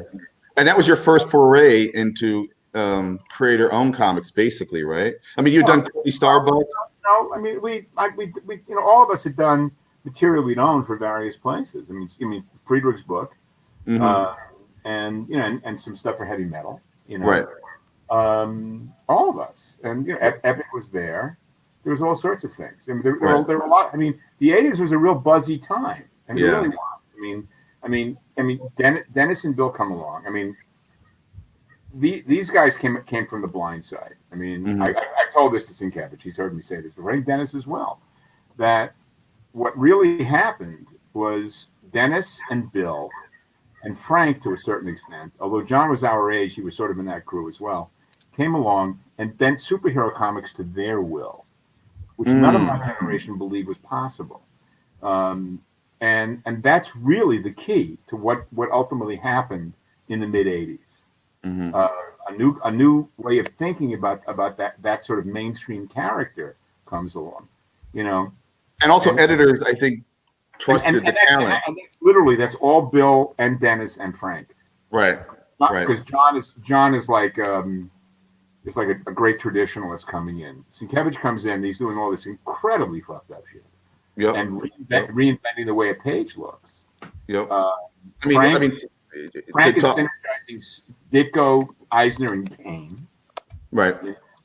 And it's just no one, and it coincided with the fact of Stan losing interest in running the game and just basically being the presence as opposed to the creative presence. You look at what Electro Assassin. You look at Moon Knight. You look at what Dennis was doing, even on stuff like V, and then you look at and then Milestone comes along. Right. These guys bent the material to their will in a way that none of my generation could have considered doing. Well, I mean, if we could talk to Bill for a second. I remember entering the studio, and at the time, my buddy Larry O'Neill, Denny O'Neill's son, was working for you, Howard, as an assistant. And then he told me that Bill down the hall was starting to look for an assistant, and I was like, I raised my hand and came running. And I was such a fan of. I remember reading Moon Knight, and then there was that issue, Hit It, and I think I've talked to Bill about this before, like where he literally pivots. Like there is a huge something just happened, something changed, you know. And I'd love to talk to Bill about that, but also get him into 1985. And it occurred to me, I didn't realize that Love and War, your Kingpin comic, was done in 1983 or 82, or came out in 83. Bill, I don't know if you can hear me. He's moving slightly. Period. 83. Yeah, that came out before you did Electro Assassin. Can you hear me? Yeah, I can hear you. We can hear you. What's that? We can hear you. Can you hear me? But you're a little choppy. Okay. All right. It's a little. It's a little choppy on my end. I don't know if it's the way you guys do it. I don't know if it's me or if it's just systemic.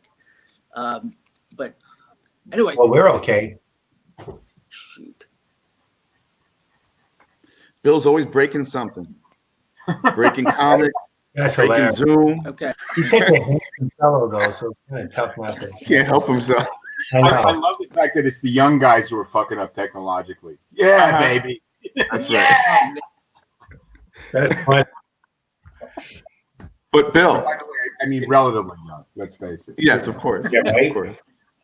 But Bill, if you can hear us and you're less choppy, like you were working, you had already completed the Kingpin Love and War story where you literally cut out wallpaper and put it on the Kingpin's, the drawing of the Kingpin. Like kind of insane. You just pulling from other sources constantly to play with the form, you know?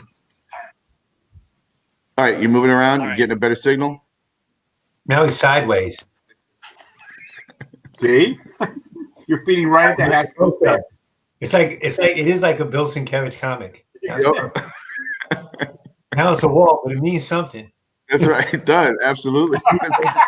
You couldn't draw a wall like that. So No, shut up. I am so slap happy. This is the most entertainment I've had all day. This is fucked up. I think he's gonna try to hop back in or something. All right. And where's Walter? Damn it! Did he ever show up? No, he's not. He's trying to get in. Centrist is saying he's talking to Walter. Oh, he is. Okay. Well, all right. So yes, Bill. Let me. I'm trying to. Oh man. Tell Bill to try his iPhone instead of his Mac if he or iPad if he's on his iPad. Drop. Can you hear me? Try your phone. Can you hear me? Try your phone instead of your iPad. What Bill, Dennis said. Try your phone instead of your iPad. I'm using my phone. Uh-oh. We're in trouble now. Try your iPad instead of your phone. Yeah, it's guys, I'm it's using my phone. when it's Safari, it doesn't work well with StreamYard. I'm Joe in the pro shop. I'm sorry that I got to tell you that. Sorry. Maybe That's why I always use my desktop because I'm on Firefox on my desktop and Safari on my iPad. Yeah. I'm just Well, using Safari is fucked. That's better. All right. All right, Hey, listen, well- I'm gonna try logging in on my. Do it on your computer. All right. I'm gonna try that. Let me try. I'll be Of right course, back. now you're perfect. Yeah, Now you're doing fine. Now you're doing fine. I'm gonna try logging in. Okay. All right. While you're doing that, let's while we have these two guys Yeah. here. Now you. that Yeah. can But talk. now you're looking at my nose. I'm holding the damn phone because this set here is just a complete. It's just a clusterfuck. guilt pain effect. But That's all. Are you combing your beard with a fork? With my back scratcher. I'm trying to touch Bill on his nose. I've got a back scratcher here, so I'm using it. I love it. So wait, Dennis, what did you hop onto? Because I know later on you worked on a like the question and then Milestone happened. But what was your transitional period after doing those? Like you weren't on a regular book, you know? I wasn't on a regular book. I was just being given just stuff to do. I'm trying to remember what happened. I must have gotten the question after that, right? And when did Bill start inking you? I did all those before then, and being vigilante, that was like part of the DC, stuff. I think I may have done like the Batman's 50th anniversary comic. Okay. The 3-parter thing with Sam Hamm. I may have done that next. Oh, right. Okay. I was like 85, 86. And then I think I did the question after that. Well, or I mean, around the same time. So your studio, to let the folks know they're listening to this, Howard was in Upstart Studios with Walter, and previously, I believe, and Howard, it was Frank Miller, Jim Starlin. The original group was me, Starlin, Simonson, and Myrick. Myrick decided to leave and didn't tell anybody, but said Jim Sherman could come in. The narcissism of white people. I didn't say it out loud, did I? And No. thank you very much. And then Starlin left and moved upstate, and Frank moved in. And that was the longest run. There were the four of us. Sherman was there, with mostly hanging out with Weiss. Simonson would show up. I was there at 7 a.m. Yep. And, oh my God. He was. Well, I had to start smoking my day early because I had a big ashtray to fill. Oh boy. And, so it was great. I loved that time in my life. I truly did. And then down the hall was a different company that had like a back room where Dennis, Bill, and Michael Davis, I remember, were in the back room there. And did you guys ever name your studio, Dennis? Yeah, we did. It wasn't. I'm sorry. It wasn't. Come in. Come in. Want to see Howard? Look. Who's that? Who's that? Mom? Howard. It's my wife. I know, but I can't come on camera. I'm in a onesie. She's in a onesie. Look, that's Dean Haskell, who I knew when he was 17. This is the 1985 panel. Oh my This God. is what we were doing in 1985. There goes Bill. Who's frozen? Bill's frozen, but he's smiling. Hi, Bill. And there goes handsome Howard Taken. Hi, Howard. Howard's only getting better looking, huh? As he gets old. What's up? No. No, I just wanted to Hey. Hey, Bill? No, he says Hi, Bill. But did you name the studio, Dennis? Yeah, we did. Well, actually, our studio was not down the hall. I think it was right next door. Yeah. Yeah. It was right next door. It was a print. It was a print It shop. was a print shop that owned this space that was right next door. Very nice guy who rented to us crazy people. It was me, Bill, and Michael. Bill was always the most serious among us. He was more like Howard, and like he would get there early and get to work, and actually work.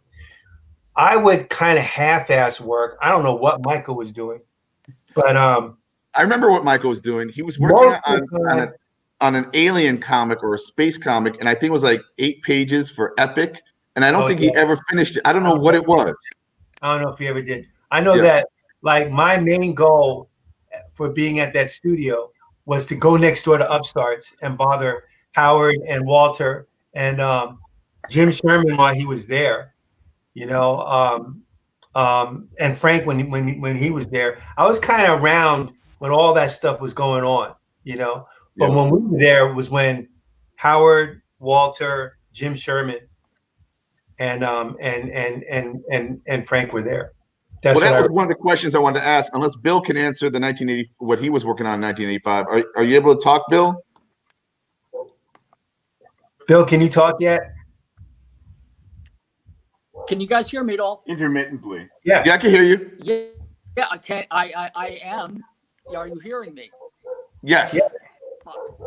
We can hear you. We can hear you. I think I was working on.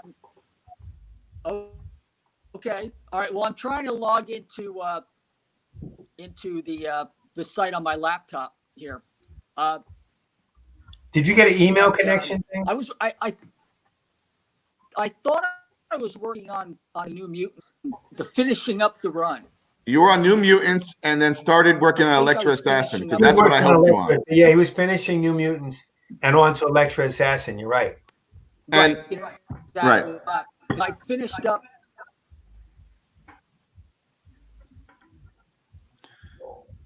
And if you want me to help, one of my questions I have is, because you were next to each other, you clearly were sharing ideas and influencing each other. At some point, Dennis, you had Bill inking you on a lot of projects, right? Howard, I think you turned Bill onto Craft Tint because he started using that in New Mutants. And I remember taking pages home and craft tinting some of the New Mutants pages. Is that true? I think so. I mean, Bill, I got introduced to it by Roy Crane stuff, right? And Noel Sickles, and of course Woody. Right. But I didn't know if Bill picked up on that from me. Well, when I got there, you were using it obviously on flag craft tint, which to explain to the viewers, that was like the gray tone that you could get on your artwork. It was a certain kind of paper that could develop with a liquid, and you would get two different versions of it, like one that was do a tint or do a shade. Right.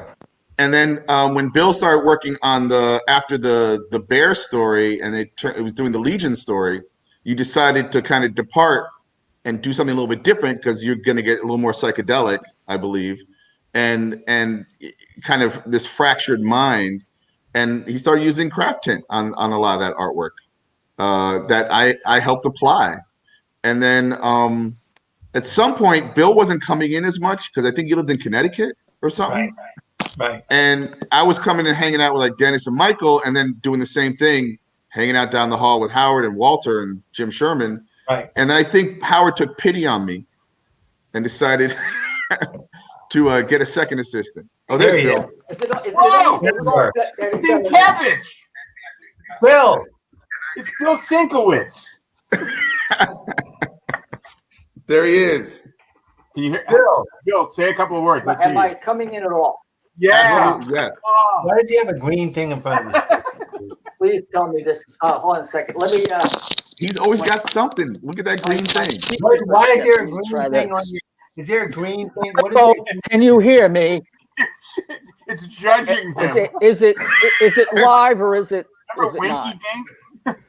I think he almost left the Matrix. Wink. I think there's a crack in the Matrix right there on Bill's screen. Oh, amazing. So much more fun than I had any idea would be. I love seeing you guys so much. I love to see. We got to get Walter in, man. Where's Walter? Let's talk about him while he's not here. Fuck him. Well, Yeah, right. So what was it like working in that same environment? And also, Bill, we were just catching up with everybody's work in 1985. You were working on New Mutants. You started Electro Assassin. You'd already done Love and War. And you were literally trying everything. As I mentioned in my introduction, I don't know if you heard it, I watched you take a used tea bag and like start to ink a panel with it or do something. Oh yeah, it makes great beige tones and flesh tones. It actually really does. It was incredible to watch. Yeah, because just watching you just experiment and just reach and pull something from the side and just do something on your page was incredible. Even recently, when we hung out in Baltimore a few years ago at the museum, the art museum, I believe, with the Locust Moon guys, just watching just play with ink and it was like your art to me is intimidating to look at and figure out how you do it, but to watch you play it makes me want to play. You know, it's less intimidating. It's kind of a really? Well, that's great. That's actually an interesting really paradox. Yeah, I mean, the only thing that I can do to explain that is that I make mistakes every, nanosecond, and then I'm trying to fix it. So it's fucking up, fix it, fuck it up, and so it's like a snowball. It's just whatever leaves the mark and seems to draw whatever I'm trying to translate. If it looks right, then I leave it alone. And then, of course, until I don't, and then it shits the bed, But so in a weird way, there's a chaos factor to your art, whereas I feel like with Howard, there was such structure and such a skeleton and bones to his. Did you guys? How'd you influence each other in 1985? You walking into each other's rooms, and can you talk about that? Well, Howard's work. I mean, I'd known Howard's work since I think he was doing Fafford and Mauser, and I was really. I think I pretty much went through a whole period where I was. Walter. Shut up. Jesus. Yes, the Prince of Sunshine is with us. I'm pretty cranky right now, pal. Don't fuck with me. But we were talking shit about you. There must have been. He's got I can that. read again if you want to go back to it. No, stay. Cranky. That's that. I've been effing with technology, kind of cranky. I was exactly right. Yep. I know that look. We won't go into it. Well, I'm threatening the hamster on the wheel right now. Just to catch you up, Walter, we've been basically talking shit about Sienkiewicz because he couldn't get on worth a shit. Now he's on, and now you're here. So it's like, right. The band is We back planned together. this, Walter. We planned it this way, didn't we? That's right. We're getting the band back together. I'm sure it's said already. This has not occurred since in 35 years. This is the first time that we are in a shared space like this. That's about it's right. pretty It's like insane. yeah. Anyway, so Walter, just to catch you up, we were talking about 1985 and all the work that everyone was doing in 85, and Bill was just catching us up. Like I said, in terms of the influence, I mentioned being familiar with certainly with Walter's work, but with Howard at DC, the work he was doing on Ford and the Gray Mauser, I just remember never having seen anything like it. And then when there was a certain design. Oh, come on. I was going to ask him. Technology wins again. I'm sure Bill will be back. But he'll be back not knowing we haven't heard him. We'll just continue speaking. That's right. You're back. No, you're back. I'm putting a gun to my own head. And we only have 25 minutes left before they kick us off. So, well, I'll fix it right after that. Okay. That's right. You know how it goes. It's like finding the reference you need after you're done turning in the panel. That's right. Here's my best story about that. I did Metal Men. I had to draw Stonehenge. This is like 75? No internet, no web. I didn't have a lot of books back then. Trying to find Stonehenge pictures. I had a dictionary, had a picture of Stonehenge. It was like that big. But it was big, less than an inch high. But it was clear. I was worked out fine. 2 weeks later, I'm in the Strand bookstore. I find a whole shelf of Time Life books of the Neolithic age, early man, Neolithic, Paleo, all that stuff. And one of them is about Britain, Stone Age in Britain. And I open it up, and in some of these things, I have a chapter, and then a short chapter, and then a photo essay, a short chapter, a photo essay. The last photo essay in the book is Stonehenge. Stonehenge in the rain. Stonehenge in the dawn. Stonehenge in fog. Stonehenge from below. Stonehenge above. Stonehenge in every. And I said, all right. So I bought the book. I've never had to draw Stonehenge again. Oh. My God, if I do, I am all set. That's amazing. That was one of the things we had to do for Howard, was to clip out reference and put in a file cabinet. Now you have the internet. I would have a lot fewer books if I had started my career now. Yep. Well, I know that being in Westport, the Westport Library had Robert Fawcett, Albert Dorn, a slew of illustrators are like clip files in their private. They had a separate room set up. That's cool. For illustrators. Some of the illustrators, like Mark English, he would call in what he needed, and the librarians would pick out the reference. He'd pull up in his car. The librarians would hand him the envelope, and he'd drive off. Nice. Well, where was that when I needed this stuff? Yeah. But let me, if I could, I'd like to go back to one of the earlier questions, because I'd like to make some kind of fucking contribution here instead of just. Yes, please. Yeah. Go, Bill.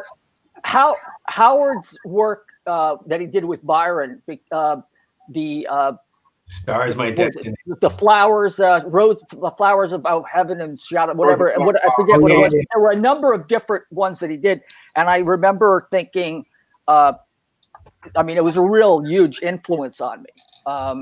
So it showed that that painted stuff was possible. Although my goal was to try to get subvert the comics themselves, because as opposed to a graphic novel like what Howard was doing with Byron, or with even with Marvel, with Love and War, I was trying to get into the actual comics and even take the superhero stuff and try to bring an illustrative quality to it. Yeah, that's what I was talking about bending the material to your will as opposed to being bent by it. You know. Yep. But how did you know to have the balls to do that? Like, honestly, like unless there was a free for all, maybe in the 1980s, editors gave you a lot more latitude than they do today. There was a subversive aspect to the editors. If I had tried to come into comics with the style I developed that I sort of pushed towards the New Mutants, I wouldn't have been hired. I actually had to Neil Adams Trojan horse my way in. And then it was like, I felt like, some kind of weird Edward Snowden meets Hunter Thompson. Once I was in there, it was like, oh, I have the keys to the executive washroom. Let me go in there and just play. Because and I don't know if anybody else has felt this way when they come to some kind of crossroads, but I had certainly with myself with the clone thing. I was in love with comics and also art, but comics were my thing. And I felt like I was either going to do all the kind of comics I wanted to do, or I was going to get out. I mean, Howard mentioned earlier that he had gotten out of the medium and came back to sort of establish, his own real voice. I mean, like, I think like with Flag, I think you really like made it like not only your own, but with a vengeance. I felt like you kind of came back and really grabbed.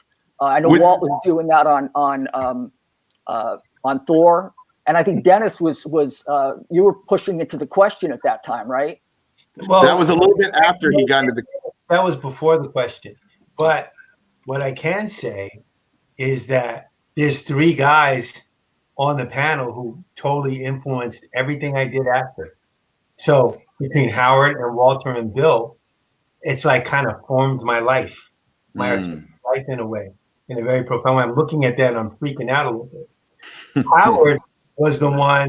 Howard and Walter both taught me like hard lessons.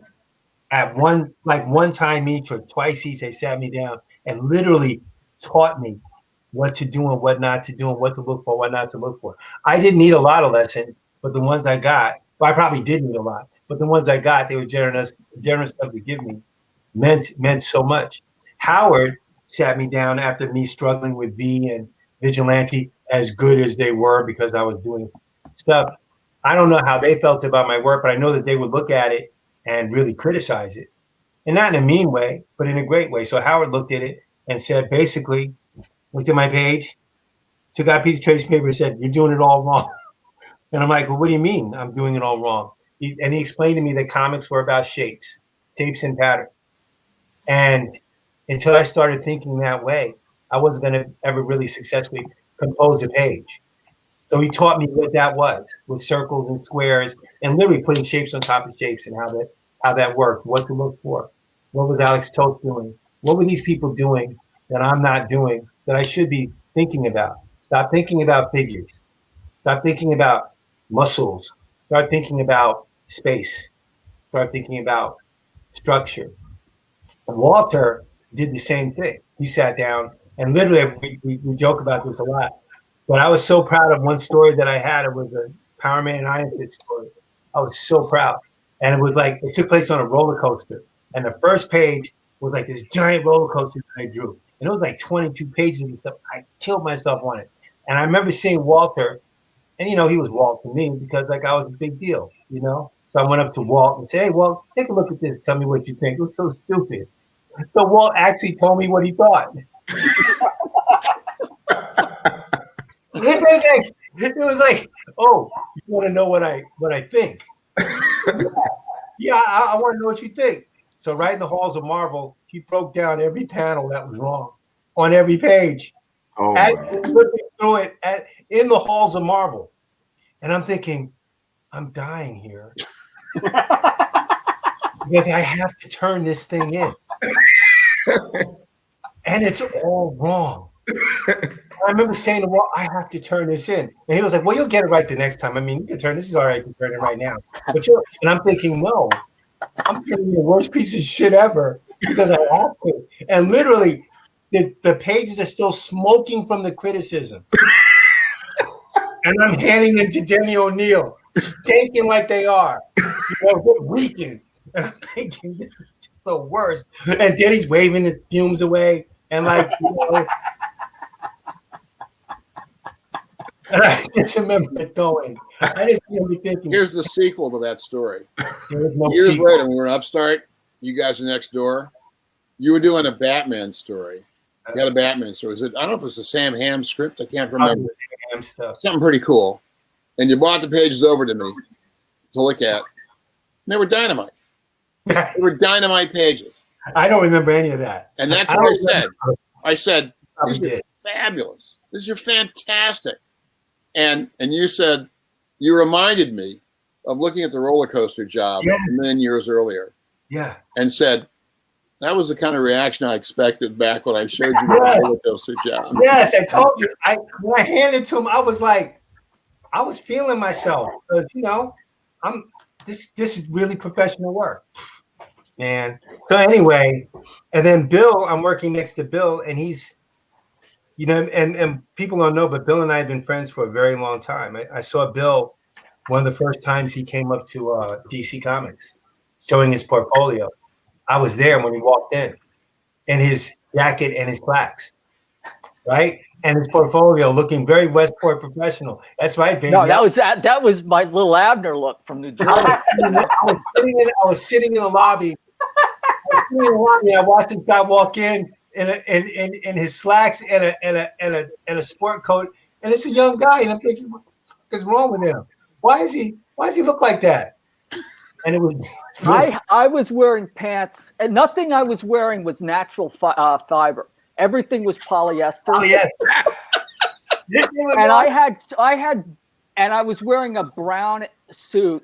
I had pants you could play checkers on. Yep. I swear to God. Yes. And I had an Eiffel Tower tie. He was awesome. Because I remember Alan Weiss going, "Nice tie." We're all like looking like, okay, so you're the guy. So the other time I met Bill, and this may have been after or before I saw him at DC. I'm up at Continuity because I was working Continuity. I'm 16 or 17. This is how far back we go. And I was working as an assistant for Neil. I was basically doing what Dean was doing, except less, because I didn't have as much talent as Dean. So mostly I got yelled at by Neil for messing things up. So it was great. So I'm sitting right behind him, and Bill walks in. And I guess he had an appointment with Neil to show his portfolio or something. Never forget this. Joe Barney was there. Joe Desposito was there. Mike Nasser was there. And Joe Bro, all those guys.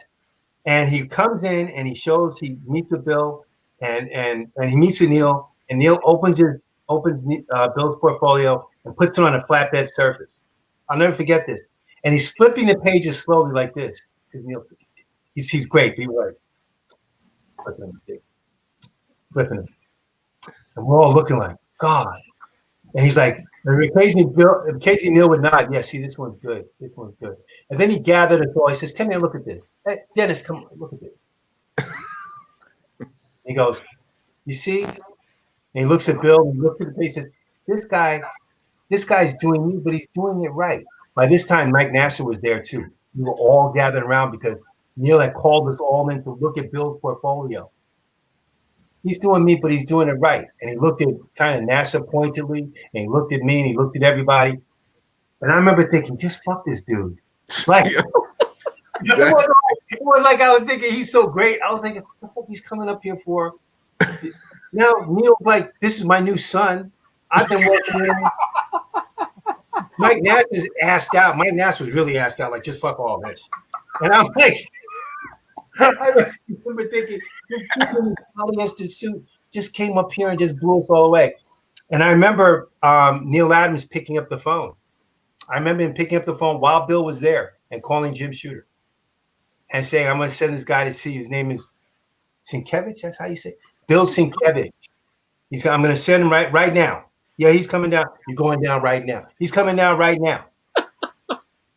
I was there, baby. I remember all that. And I remember also thinking, Neil ain't never called up nobody for me to send me nowhere except to go get him something, like go pick this up at the store. That's the only thing he ever had me do. He ain't never sent me nowhere. Oh my God. Like, oh God. But it was, you made a splash that day that I never forgot. Because it was a pretty shit up in front of everybody. time. And then you would go on to be your regular inker, but I do want Walter briefly to tell us what you were working on in 1985. Thor. Is that when you'd been working on Thor for a little while? Was that when you introduced the frog? That'd be about right. I was a couple of years in. I started in '83. So what's that? 24 issues. That's probably about the time the frog story showed up. And it was really, you mentioned earlier we were talking about something went by about editorial and freedom and whatever. And I was just going to say about that is that it seemed to me at that time, up until about 1990, and I've said this before, creativity in comics to me was more or less bottom up. You got a book, you could do what you wanted with it. Now, I mean within the limits of mainstream comics, because I was working at Marvel and DC mostly. But you really had that book, and you were on your own. After that, once crossover started coming in, creativity began being top down, and as a result, I think less interesting to me anyway, as a guy writing stories. But at that time, when I did the frog story, nobody said boo. I mean, I presented it to Ralph, who was my editor at the time, Ralph Macchio. I don't think I heard from Jim Shooter on it, really. It came out. The only time I talked to Shooter, I was going to do, right when I was getting off the book, I did an all splash page issue where Thor fights the Midgard serpent. And I was trying to figure out some way to do that story because Thor was going to be so small and the serpent was so big. And eventually I decided that all splash pages would do it. But I wasn't sure that was going to be received. At that point, John Byrne had done an all splash page issue of the Hulk, but it hadn't been printed. He'd gotten a contretemps with Denny about that, and I think he got off the book. And that story had not come out yet. Eventually, Alan Milgram published it in, what was that, Marvel? Fanfare? It was in Fanfare. But it hadn't come out yet. I hadn't seen it, but I knew it existed.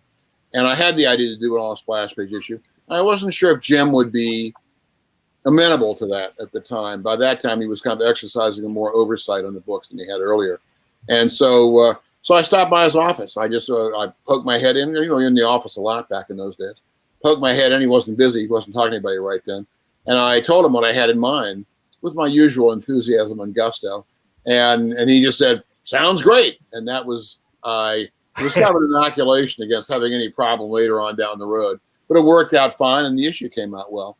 So my run on Thor, that was a book when I first took it over. Mark Grunwald was the editor. And Mark told me I had carte blanche to do whatever I wanted with it. It wasn't selling very well, which meant that, the good part about that was if I'd taken over the book and it tanked, they'd just say, oh, well, that book was going down the tubes anyway. Too bad.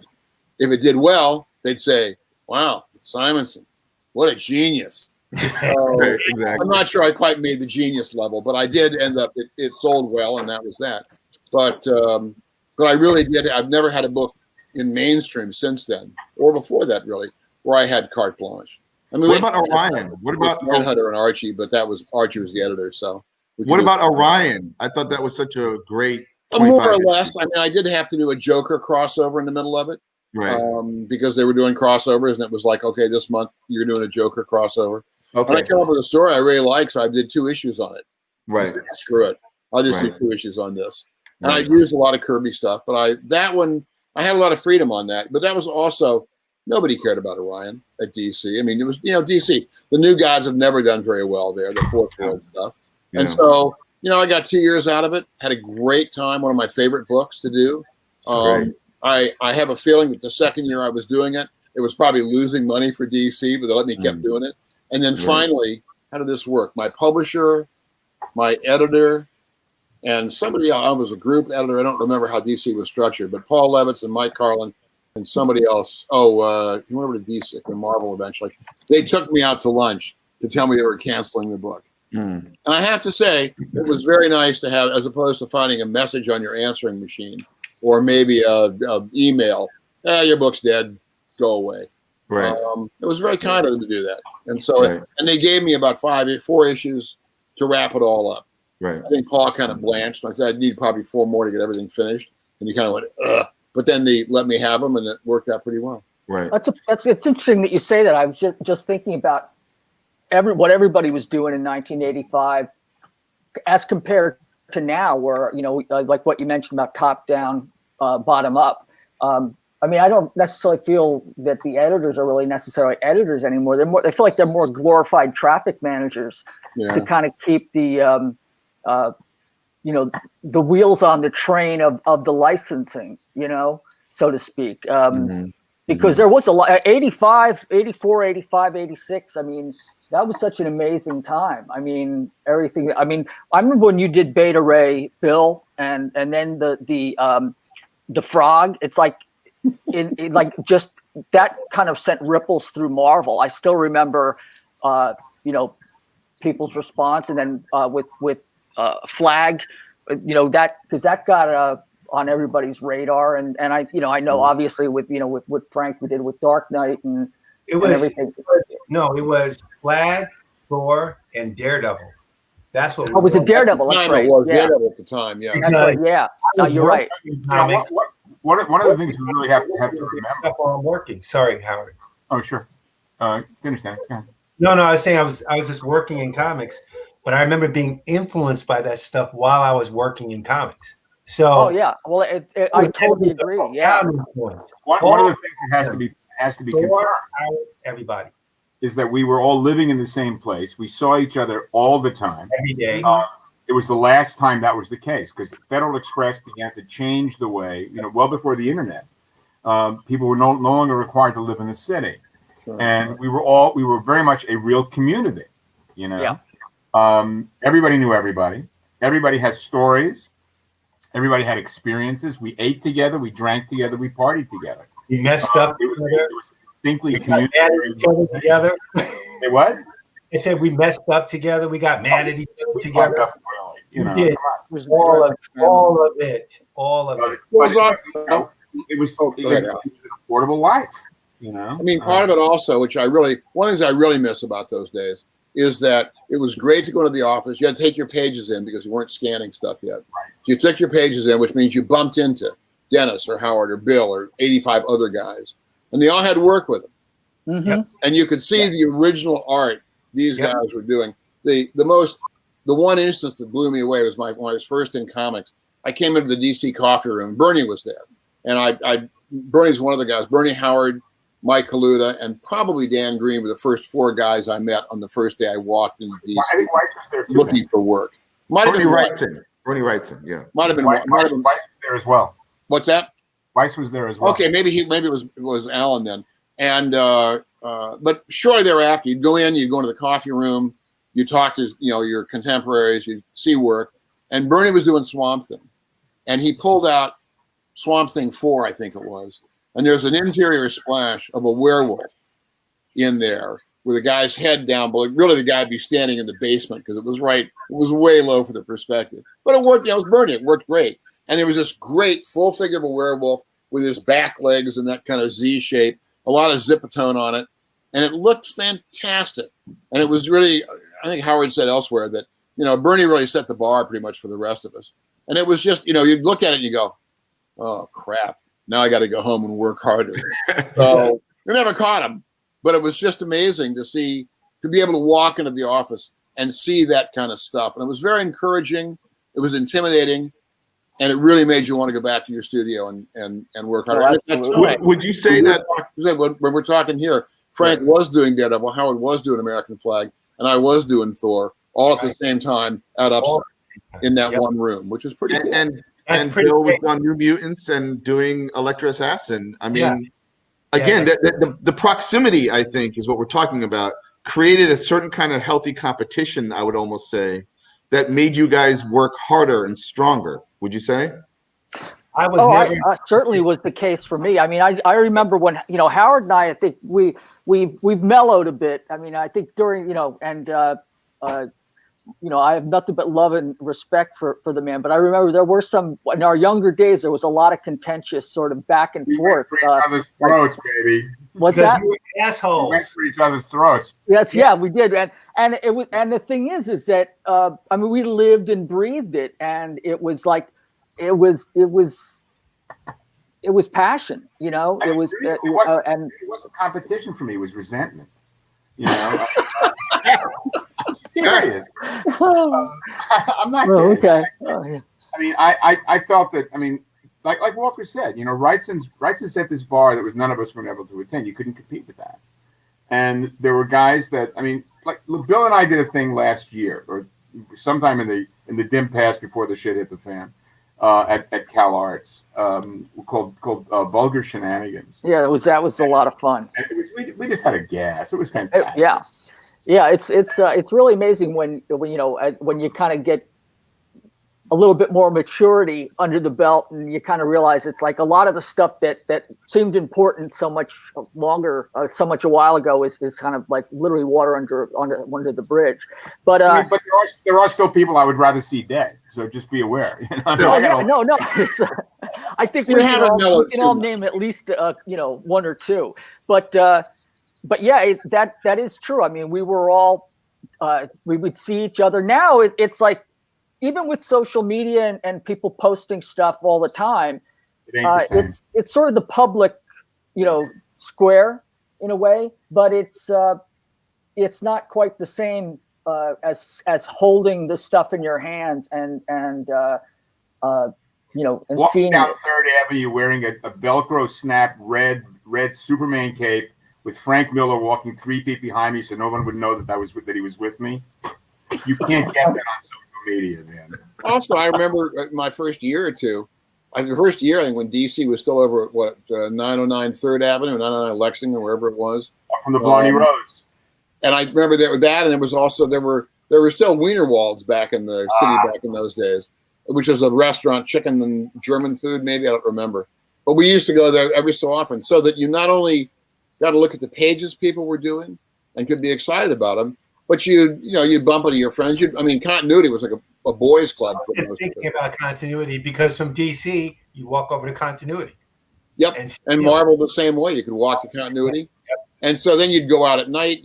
Neil taught me the beauties of a bacon cheeseburger, which I never eat anymore. There used to be a restaurant called the Channel 4 Restaurant down 48th Street, but it was really the communal aspect of it. It was partly professional. It was partly family, and that was it was. We often talk about that, not often, but occasionally talk about the fact we feel we came through comics at an absolutely fabulous time to be in comics. Yeah, which will not be replicated. Going to lunch at Kenby's with Jack Abel when what's her name from the Facts of Life would come in and work the room. Jack calling the waitress George Washington. Just brutal. It was just brutal. Harry and Ralph, Paul Kirshner, all these guys, we were all of the same age. We were incredibly vital, to a certain extent, hostile, and it was the equivalent of what stand-up comics go through, trying to literally one-up. And I think it's with stand-up comedy, it's they shit talk each other brutally. And that's a sign of affection, Absolutely. It's like you're kind of in the family. Speaking of, I knew that I was, I don't know, grandfathered in or well liked or loved because of a prank that was pulled on me. I don't know if Howard wants to tell the story or Walter wants to tell the story. Well, I'm not sure. I think you should tell the story. Oh no. I can tell a part. And I want to say here and now, before this is told, I really held my own against Walter doing this. Yeah. You remember that? Walter, do you remember that? I cringed through it all because I remember, like, I had never seen so much. I had never seen Walter get angry. I thought he was like the Mr. Rogers Neighborhood of comics. We're gonna have Howard about that later. He was the nicest guy ever, and I remember, like, I see what used to be filing cabinets, babe. You saw filing cabinets, right? And they had a record player, and they would play like Warren Zevon and Van Morrison, right? and other stuff. And I guess I brought in a Prince record. It was a 45 of Little Red Corvette. And once in a while, they'd be like, Dean, you could put your song on, So I was like, thank you. It's really sweet. And then there was one day where, like, I don't know if it was Walter or Howard just kept suggesting I put that song on again. Just go ahead. You should play it. You should play it. And I was like, why? Like, you guys don't like Prince or whatever. You're always making fun of me. And then I decided, okay, I put on the 45. It's playing Little Red Corvette. I go back. I'm working on backgrounds on Flag. And I start to hear like sniffling or something. And I look to my right and I see like Larry and Howard both have their like faces against the boards, kind of just laughing, kind of like to themselves. I'm like, what's so funny? And then I hear like this, like a chair pull back and a stomping sound. And it's Walter getting really physical and, abrasive and loud. And he starts screaming how he fucking hates this song. Why are you playing this garbage song? Like, and I don't know what to do because it's just a Prince song. What did I do? And I was told to put it on, and he goes over to the record player, and I'll never forget this sound. I mean, you see it in the movies, right? It was a scratch, just destroying my record. Like, and then he takes the record out, and how do you describe it? A widow? No. I folded in quarters or whatever. He folded the record into quarters. And it was like watching, like he was hulking out, It was like Bruce Banner emerging into a Hulk. And I didn't know what to do. And again, I'm looking at Larry and Howard kind of, are they laughing? What are they doing? Like, I don't understand what's happening. And I just turned around and I just went to like this robot mode of inking. Like, I don't even know if I was afraid. I was just something was going on. And then I hear, I think it's called turn around, shock. Dean. Turn around. I got something. I got to show you something. I've got something for you. And he pulls out his portfolio and pulls out a 12-inch version of Little Red Corvette, like the big long play with another B-side or whatever. And then everyone starts laughing, and my heart is just palpitating. And then I knew that these guys loved me. And I kept that a world of abuse taught you that lesson. That's right. That's and right. I kept that 45. I nailed it to above my art table. I remember, and That's right. It was kind of an heirloom, or like this sign of. So that was a beautiful moment. But I'd never seen Walter get so angry. I was like, afterwards I was like, what a great actor. But apparently Walter gets mad sometimes. So I don't know. Sometimes. That's how you get mad. No, one of the things I want to talk to you guys about, and maybe this is too heady a question, because one of the things I wanted to ask was, Howard, don't get upset that I'm putting glasses on. I'm getting old here. One of my questions was, what was the comic book industry like in 1985? But you've kind of been saying what it was like. Because again, a 17-year-old turning 18, coming to be an assistant, I didn't know the business of comics. I didn't know what the industry was like. If you have anything more to say about that, please. Otherwise, I have another question.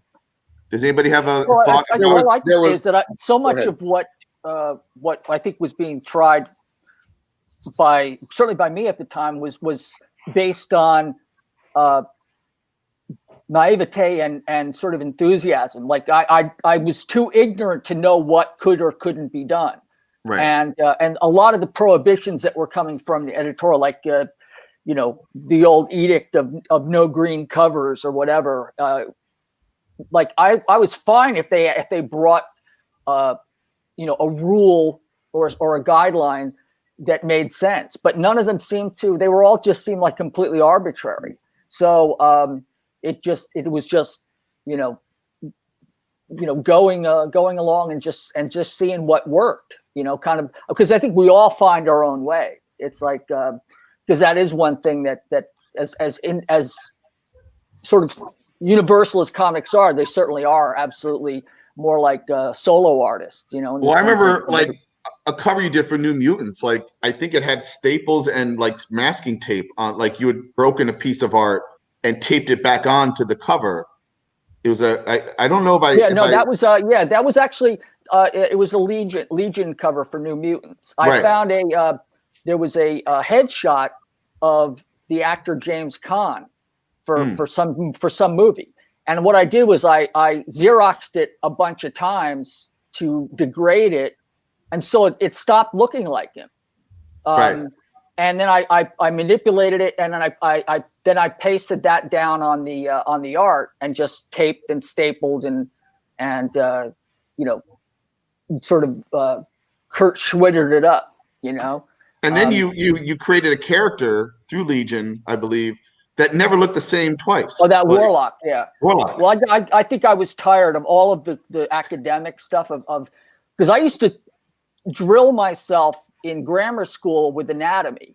I was reading like anatomy, like of course there was Bridgman, but there was another artist named Victor Perard where all of the muscles would attach and everything else. And I remember I would study the anatomy and then I would close the book and I would try to draw from memory, and I would see how I would retain it, how much I would retain it. So when I finally came to doing Warlock, I was like, I'm going to create a character that's more like jazz. It's like, or more musical, where it's like there is no anatomy. It's like if you want to put the head up here, put the head up here. It's like it was really about more like cartooning in a sense. Right. So and in a way, I feel like the characters become more of a Rorschach test for artists than Rorschach, the character Rorschach, because the way I draw it is different than the way any of these other gentlemen would draw it, or the way Arthur Adams or yourself. I was gonna say, I think I've seen artists draw Warlock where they've tried to make sense of him and it doesn't look right.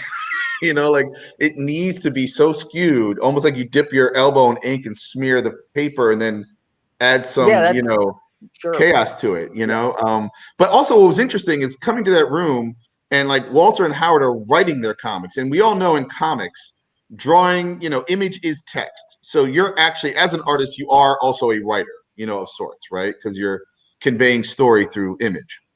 But these guys were already like solidly writing and drawing their stories, or drawing what they would write. But Bill, you came to like write Stray Toasters, I guess shortly thereafter. It was in, I think, 90. In 90? Like 89 or 90, somewhere in there. And Dennis, I don't think have you ever written a comic? No. I've contributed to a lot of comics that way, but I've never written my own comic. I should though, right? But I've never. Yeah. I've never. But I, we work with writers all the time. At Milestone, that's all we did. Right.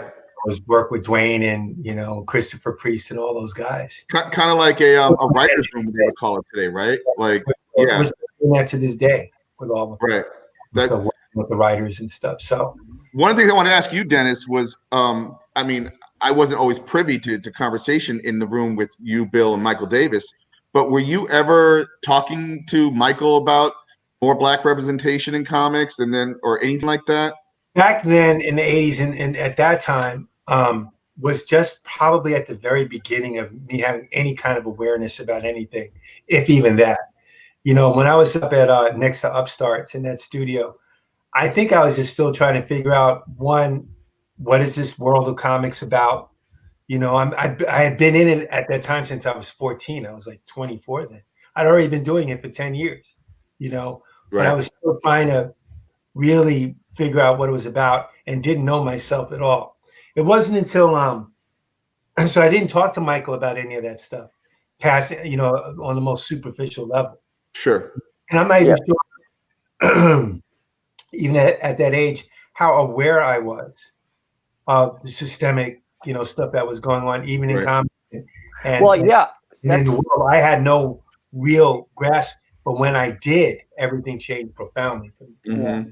Well, I know that when I think there were times when you were out, Dennis, like when it was Michael and I working at the studio, and he and I would just talk back and forth, really about art and comics. And then when you were there, it was like the subject really of the sort of representation that really you did with Milestone. That really didn't come up at the time until we were all just working stiffs, trying to like find our way.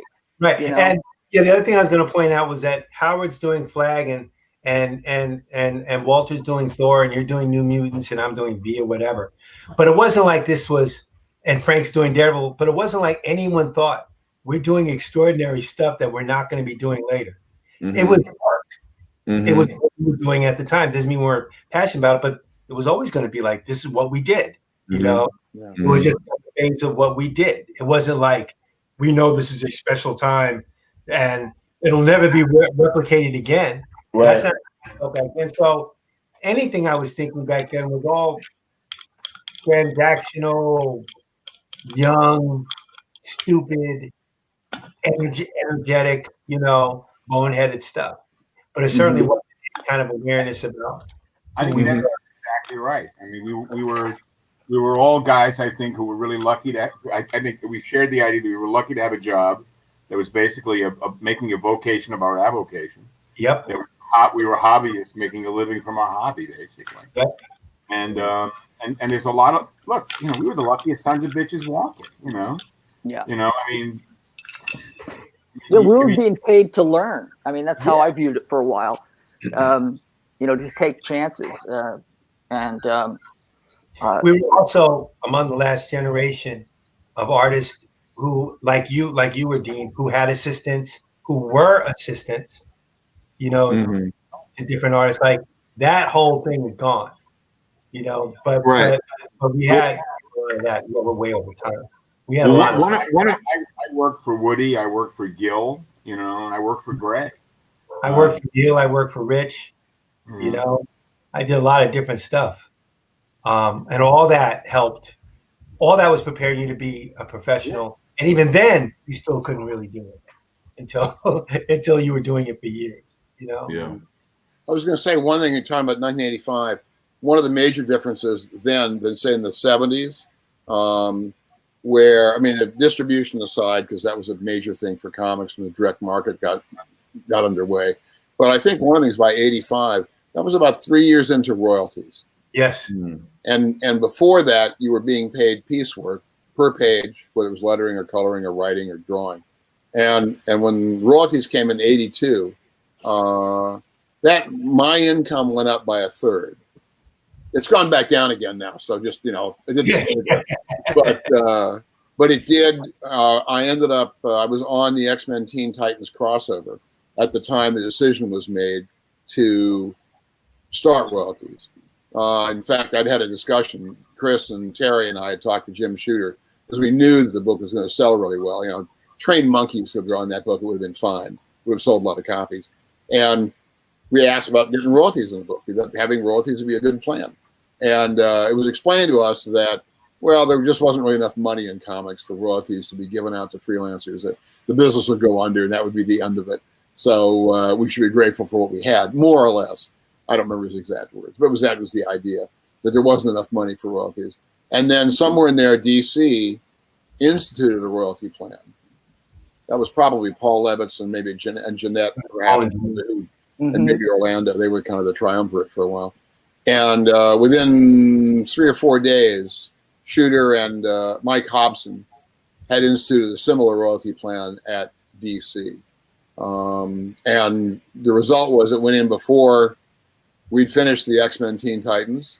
So we got really nice checks. And strangely enough, the industry did not collapse after we were paid that money. But I think it made a difference. In some ways, it may have made freelancers a bit more cutthroat.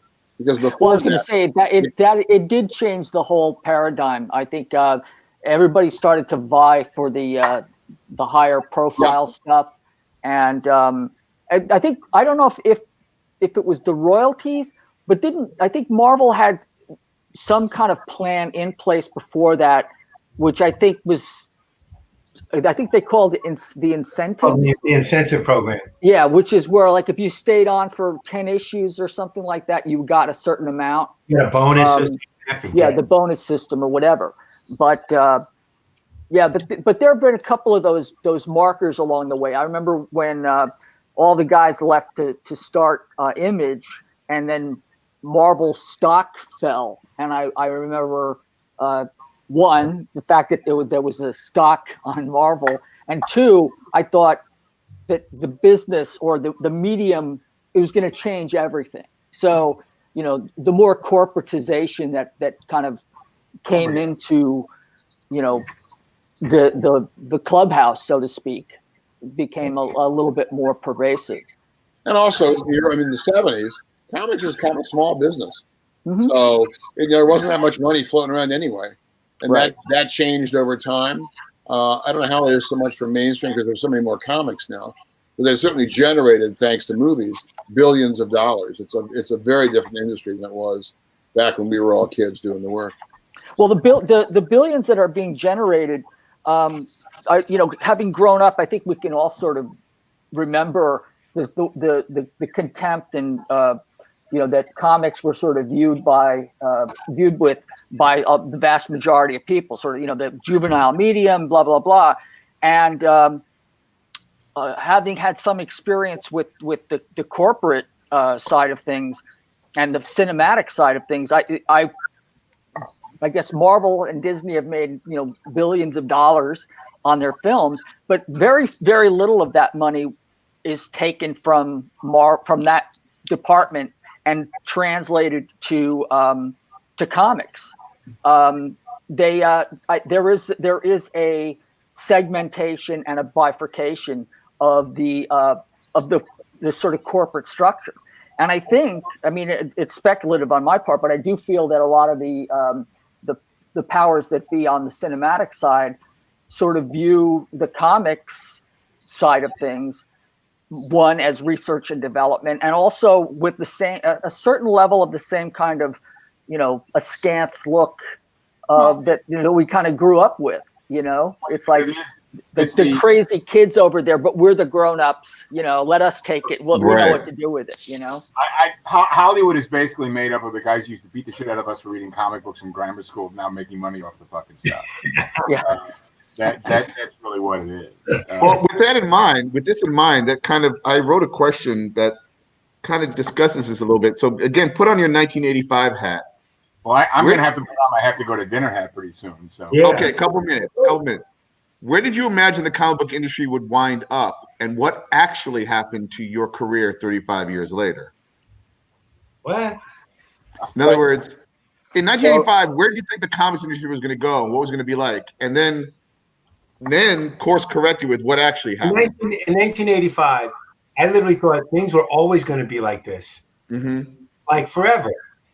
Like, this perfect world where I was going to have a studio next to Howard's studio, and I was going to have a studio with Bill, and Michael and I are going to be pals, and hopefully I would get a regular book, and that was probably as far as I took it. Right. I certainly wasn't thinking 35 years. In 35 years, I'm going to be doing X, Y, and Z. Right. I probably had aspirations of being like Garcia Lopez or somebody, or like Howard, or like that. That was it, and if I could achieve that, I was going to do well. What happened subsequently was as much a surprise to me as anybody else, but I certainly didn't. I wasn't thinking 35. You weren't thinking too far ahead. No. And you guys, did you think way ahead? Like, was there going to be an industry still? Well, I'm still hoping to be like Jose Garcia Lopez before. Yeah, right. So I'm still working on that. I used to see him working every day at DC because he used to stay in Andy Helper's office working on his pages. Ross Andrew would work the next office over, and Ross Andrew would flip his pages over backwards and do them reversed. Oh. Flip them over and draw them the right way with a light box. I was like, yes. I watched him do it numerous times. I'm like, what are you doing? He's like, well, this is the way he's going to make sure that all the proportions are right and everything is right. So he drew it backwards. Yeah.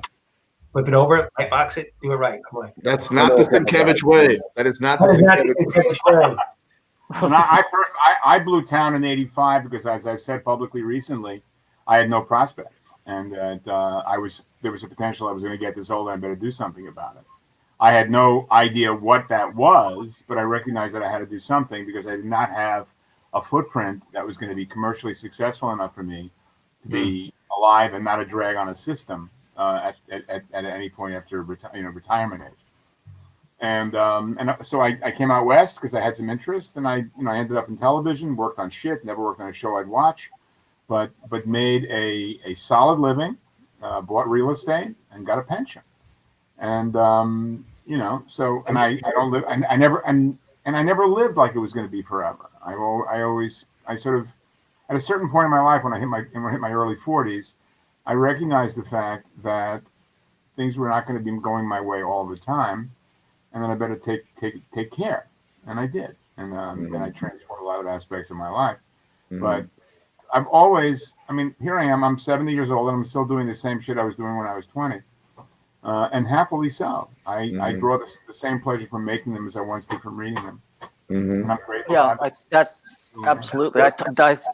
I feel like it's pretty much the same for me. It's that it still remains perennially green for me. I mean, my goal is, as a kid, when I was 7 years old, and I told my father that I was going to draw comics, for a living. All I ever wanted to do was just draw comics. I mean, any of the other stuff in terms of trying different mediums or whatever, I felt like once I was going to do comics, then that was the way it was going to be for the rest of my life, and of course that old bromide about, if you want to hear God laugh, tell him your plans. I mean, it's everybody, it's like, has had their own bizarre, circuitous path. I mean, I remember once early on, when I first started trying to get into illustration and, dabbling in that. I remember the rep that I had, it was for some kind of hotel chain, and it had to do with a number of different international flags, and it was a pretty big money job. But I lost out to Bart Forbes, and I remember not being upset that I didn't get the gig. I remember really being thrilled because I was now getting rejected for gigs that I never would have actually been even considered for. So it's like, hopefully it comes down to the point where you actually start getting the gigs, but you're kind of in the big leagues, and or out from the minors. Yeah, Bart Forbes beat you out. I felt when I was young, when I got into comics, Howard will verify this. In the 70s, we all thought comics was a dying business. We all thought in 10 years it was going to be dead. And we loved comics, and we wanted to do them while they were still around. So we thought we'd try to get into the business, do it now. And at some point down the road, we'd have to get jobs like real adults. But we'd still have a chance to do comics while they were around. The direct market happened, other stuff happened, and comics didn't die. Not then anyway. And that's about the time I quit prognosticating on how the industry was going to go. I said, okay, I really have no idea. So, but I like doing comics. In some ways, I like working alone. I love being in a studio with other guys working on their stuff around me. I could see what was going on, and you could feed off each other's energy. But I really like having my drawing board right here in front of me, my reference, stuff like that. And I've been lucky enough to get work for longer than I would ever have thought possible. And I still get some. So I'm happy to keep doing it. I would like to do it as long as I can. One of the stories I've heard, I don't know if this is true or not, I haven't bothered to look it up, is that Maxfield Parrish died at about the age of 96, I believe. And he quit painting at about the age of 90, because at that age, he was a little shaky. And so he couldn't paint the way he saw the paintings. So he retired. And I would like to retire, or not, when I'm no longer able to do the kind of work that I do. It doesn't meet whatever standards. On the other hand, oh man, I always forget who it is. Is it Matisse? They did the giant abstract. That was Matisse. That Matisse? The water lilies. Well, but he also did, at the end of his life, he was doing big abstracts. They were cut paper. He would color the paper, and then he would cut them out, and he'd paste them all together in these, almost like these giant banners. And in the books, they don't look so impressive because they're like this big. But there was a Matisse show in New York millions of years ago, and these things are hanging from the ceiling. They're gigantic, and they're just phenomenal. And apparently when he was doing those as an old man and an old ill man, he would lie in bed as he was ill, and he had a maul stick, and he would have his assistant paint the paper the way he wanted it painted, and then cut it, direct how it should be cut. And then he would push the piece of paper with the maul stick around the bottom sheet until he got it where he wanted it, and have the guy glue it down. And this is really on essentially, I gather, on his deathbed. I mean, just at his final illnesses. And I thought, no, I'd be kicking and screaming on the way out. I will not be so cool as to be able to do that. But I thought, well, that was just incredibly cool. And an artist who found a way to do the work he loved as all the way through.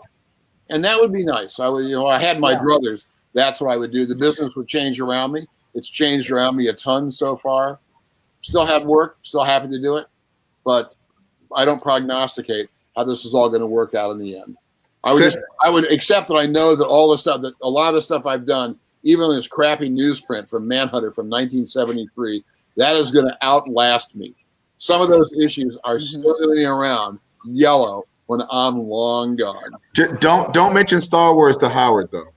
Look, I've already written my New York Times obit. Cartoonist Howard Chaykin dies. Fucked up Star Wars comics. There you go. Howard Chaykin known for his Star Wars. I miss having my assistants in the house. I mean, my office, my studio down here. I like the idea of having two guys to yell at and be yelled at by. Laurel is convinced I play my music to annoy my assistants. She's entitled to believe this. And I truly do miss having Calvin and Ramon around. I worked for years alone when I first moved to California, and then I had a studio with Vosberg and Don Cameron and Sean McManus, which is a really febrile enterprise. And I live up in Walter's been to my place, Dennis been to my place. I live in a beach town. I'm the luckiest motherfucker walking. It's swell. It's just. And my office, my studio is dynamite. It's great, but I miss having my boys. Well, that was going to be a question I had for you guys: is do you miss the studio environment? And for those of you who still use assistants, what is the difference from 1985 and 2020 besides Photoshop? But it's mostly Photoshop. It's mostly yeah. Well, I had I've been really fortunate in terms of batting 2 out of 3. I mean, you and Amanda Connor were, it's really gratifying and to see, assistants go on to, just crush it, and just blow everybody out of the water, and certainly, but I did have one assistant who shall remain nameless, who it was a little bit of kind of an All About Eve scenario where it was like, the Robert Ford movie. It's like, I can't tell if you want to be like me or if you want to be me, and so that kind of I wanted to be you, Bill. Yeah, you wanted to be you. And I want you to just spell the name. Nobody will know. Yeah, he just I will refrain from mentioning the name because I actually had to he left a vicious stalker-esque voicemail back when there were tape machines, and I ended up having to call the police based on it. So it was I'm gonna just let that slide because I don't need a bunny boiler, Email us later. Yeah, sorry, but it's not worth the time. But when I moved out here, it's like I've been used to being by myself, but having bought the house and it, like in the slow process of moving in, it's actually, of course, this is before COVID. But I mean, one of the ideas of getting a larger place is actually to be able to have artists come in and work in a very cool environment and to bring back some of that communal aspect. I mean, when I was in Westport, I had a studio at home, but I also had a studio where I worked with Stan Drake, Johnny Prentice, Leonard Starr, and Frank Boll Jr. was there as well. And, and comic artists would go out to lunch. I mean, Gil Fox would talk about his days knowing Jack, how he'd go to Jack Cole's house and Cole would have all of the windows shuttered because all of the heroin fucked up his eyes, those kinds of stories. So it was like a comic strip Babylon, but I love the idea of actually being around other artists and and having an assistant because but in a weird way, it's like I'm so used to being by myself. It's almost like I have to get back into the swing of things, Dennis, did you ever? Dennis and I used to work in Westport. We'd come to the studio and I take the train up and we'd hang out. I'd hang up at Bill's place days, 3 or 4 days, and we'd be working in the studio, going out, get something, go to the gym, work some more. I mean, like I said, it was going to be like that forever. So right, and you guys are such great collaborators. And I guess this will be like a final question. I think, Howard, you have to split for dinner soon, right? Yeah, I mean, I missed the 4:30 special at Wolfie's, man. Oh, okay. I mean, my wife just we're having takeout tonight. We're having a time. Well, going back to 1985. I don't know how many people know this, but you, Howard, and Walter were asked to pitch to do Superman, and you both had, I think, very different takes. And if you don't mind telling the folks about your Superman ideas, and while you're doing that, to invite Dennis and Bill to just kind of make up what they would do with Superman would be kind of cool too. So, well, I'm going to go first because I'm going to get out of here after. Okay. But I came in and I was, I was full of piss and vinegar, and my pitch basically consisted of a 3 or 4 page sequence of Metropolis waking up. And everybody's just getting ready to go and busy and doing their shit and everything else. And we follow Clark Kent, and we see him getting out of bed. But then we see a double page spread of everybody reacting. The sound of, and this is it, a tone deaf version of "You've Got the Cool, Clear Eyes of a Seeker of Wisdom and Truth." That's like a sonic boom across the city. And it turns out in that splash is we see Superman wearing a Walkman, like the old days of Walkman, singing to the Frank Lesser soundtrack of How to Succeed in Business Without Really Trying. And he's flying across the city. He gets to the Daily Planet, gets to the storage room, changes into his Clark Kent outfit, and we realize very rapidly that everybody in Metropolis knows that Clark Kent is Superman. But they are so glad to have him, they're willing to allow him to believe that they don't know.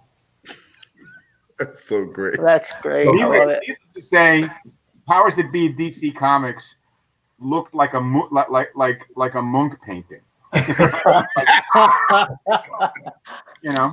That's beautiful. Exactly. I could just hear you gleefully pitching it too. Oh, I had a good time. It's just all in it. Well, gentlemen, I was booked till 6, so it's 6:30. I got to go. My beautiful wife is standing here. Hello, beautiful. Hey, let's see you. Hey, sugar. How you doing, Valerie? Hello. Good to see you. The woman who owns my ass. That's And to work. All right, I'm out. Okay, all right. bye. Great to see you. Great to see you, Howard. Love you all. Thank you. Love you. Gentlemen, this has been the best hour and a half I've spent in weeks. And I was regretting the fact that I had no second wind and hoping I wouldn't. This is giving me a second wind, so it's going to be keeping me up all night. Fuck that. Awesome. Get going. Be well, man. Love to Hopefully we'll all. see. Hopefully we'll see you, soon, like in real time, real life. Yeah, I'm not optimistic, but I'll go along with cockeyed optimism. I'm with you. Okay, man. why not? Be All right, have a safe, great all. evening. Later, guys. Take care. Thank you. Peace out. Can I go too? You can go. You can go if you got to go. I want to hear Walter Superman, though. I'm still laughing at Dennis. Can I go too? You All can right. Dennis, take care. No, stay for 1 second. Go ahead. I want to hear the story. hear the story. Hear the story. Then we'll wrap it up. I didn't have a pitch. I mean, not the way Howard did. I want how this actually worked. Andy Helfer was the editor of Superman at the time. This has got to be before Byrne did Superman, so 85 is probably about right, somewhere in there. And he asked me to go out to lunch with him one day, and we went out to lunch, and we talked about a lot of stuff. I don't remember most of it. Superman came up, and in the course of talking about Superman, my memory of it is not that Andy offered me the project, the book, or offered me or wanted a pitch. My memory of it, we talked about it some, and it must have included the general idea, if I were going to do it, what would I want? And I gave him 3 figures. I said I would this much money. I was doing Thor at the time. It was doing well. For this much money, I would not do it. For this much money, I would totally do it. And for a figure right in the middle, I'd have to think about it. I might or might not do it. I don't know. And that's what I remember, the extent of our discussion about Superman. A couple of days later, I'm in the DC offices, and I run into Pat Bastien, who used to work with Dick Giordano. I love Pat. And she was over there at DC, because Dick was over there then. And she says to me, I was passing by in the hallway, says, so I hear you turned down Superman. And I said, not that I know of, but maybe. And that was, I will, I don't know if I want to tell that story or not. Yeah, maybe I won't tell that story. I was recruited by Jeanette, but I didn't jump on that one. I didn't decide to do it. So, and once again, it was kind of the way DC at that time, at least for me, DC, like this lunch with Andy, you wouldn't know what the score was. Like, I'm not a bright guy. So if you're going to offer me work, you kind of have to say, hey, Walt, we'd like to offer you work, as opposed to saying, and then trail off in the distance. Right. Because it's just going to go like that. So that was kind of how the recruiting day evening went down as well. Weezy was with me. It was a dinner. Weezy was with me. We understood what it was about, really. I mean, it was totally clear what was going on. But there was no actual offer made. Like, if you come work for us, this will happen. And, I was doing okay elsewhere. And, that's kind of, I wasn't really pie in the sky, I don't suppose. But it was indirect enough and indistinct enough that it was not a tempting offer.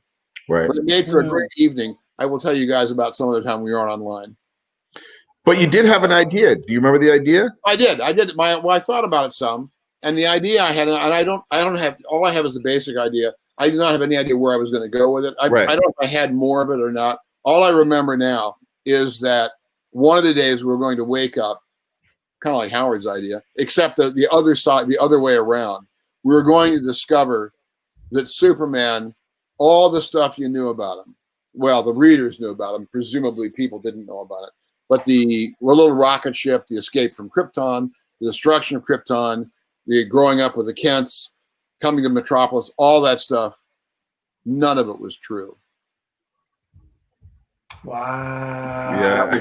That's how issue 1 would end. That kind of stuff has been done a million times since then. Right. Superman, maybe it was Superman by now, I don't know. Right. So it was more of I think, an original idea at that time. Whether I would have had the balls to really, in the end of the first year or two, made it stick, I don't know. But also because Superman is such a licensed character, there were a lot of other aspects of it in the licensing that I presume would have prevented that sort of thing. Sure. Or you do it for a year. You do it for a year, and then do it for a year. Yeah. But that was my idea for where the story would start. Right. So because then Weezy would go kill Superman later. Well, she did. But I will say, and that was like in '92 or so, that when that happened, originally what was going to happen was that the Superman, we had a team of people doing Superman. Right. Dan Jurgens, John Bogdanov, artists and writers. There were 4 books a month. I think Mike Carlin was probably the only editor on God's green earth who could have driven those disparate teams in the same direction and got stories out of them. So every issue those guys did was like a chapter in an ongoing series. They would get together once a year or twice a year and have a big meeting, everybody, including, I think, the colorists and letterers, and they would sit down for a couple of days and work out the next year's worth of stories. They put a big whiteboard up on the wall, and they gridded out all the issues and then started adding in all the stuff that was going to be happening and work out a whole year's worth of stories. And they worked out an entire year's worth of stories in which Superman finally married Lois Lane. And once they got that all worked out, Jeanette came in to see what was going on, and she got a look at it and said, "Can't be doing this." So what do you mean? We got a TV show coming up. It was The Adventures of Lois and Clark, isn't that what it was? Yeah. And that's going to come up. They're not married in the show, and we don't want people to be confused about having them married in the comic, but not married in the It's so confused. show. So you can't do it. So after 2 or 3 days of work, all that stuff went out the window. And everybody's sitting around going, okay, what do we do now? And apparently when you reach these kind of impasses, Jerry Ordway would usually say, casually leaning up against the wall, he'd say, well, why don't we kill him? And that had gone by before, but this time somebody else said, yeah, why don't we kill him? Yeah, that's the ticket. Yeah, let's kill this guy. Let's do this. And they worked in fury, worked out this whole storyline. I don't know how that one got past Jeanette. I don't know if she actually saw what they were going to do. You know, it had to be done quick. And what happened basically was the storyline was already getting ready to, already running. Really, it was really the train had left the station, and the story I heard was that word began to leak out, and I guess it's the CEO of Warner Brothers, whoever that was at the time, was at a party. Now, I don't know if this is really true. This is a story I heard. Was at a party, and somebody came up to him and said, so I hear you guys are killing Superman. And he went, so they got back to DC in a hurry. Yeah. And by that time, it was too late. Yeah. I don't know if the books already left out of the press and were off shipping or whatever they were, but they were already out and the news was breaking. I remember watching Tom Brokaw on NBC with a Todd McFarlane pinup of Superman over his head that I had DC commissioned for a Superman story I had done, where I got a bunch of my friends to do, like Jeff Darrow and Todd, to do Superman pinups, guys that didn't usually do the book. Right. And so Todd did a very dynamic, and that's the one that was up. And it was like the last item of the day, obviously a slow news day. They're going to kill Superman. So the news broke. DC, above a certain level, was freaking out. And they put out the word to the PR department, kill this story. Not the literal comics, we're stuck with those. But everybody calls up, press, any of that stuff, nothing goes out. Right.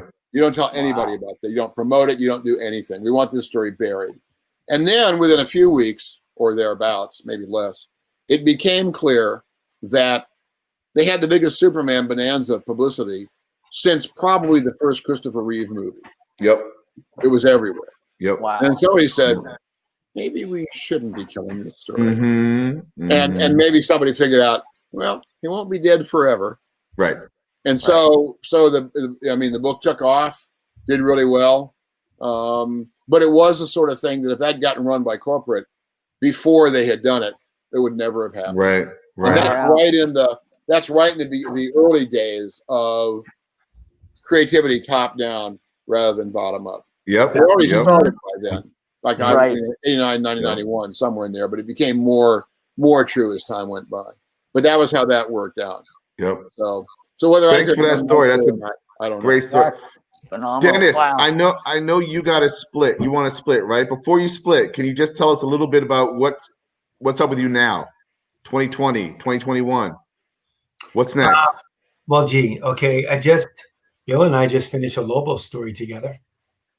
Yeah, it was fun. That was fun. It was always fun. I mean, it's fun. It was like, we need this Lobo story right now. You and Bill can do it, right? Just do the usual shit you always do. And you're like, well, I have to say, I think we're spoiling them. One of your Dennis. jobs. What? I said you were a lot of fun to ink. I have actually inked one of your jobs. Yes, and it's one of my favorites. It was great. It was a lot of fun to do. Oh my God. But poor Bill stuck inking a lot of my stuff, and you know, he's still there. He's still doing it. So we just finished that, and there's been a couple of other stuff. We just did Rock the Vote. Yeah. Oh, cool. Well, I think Dennis and I have this, like, we're like, Page and Plant or Miles and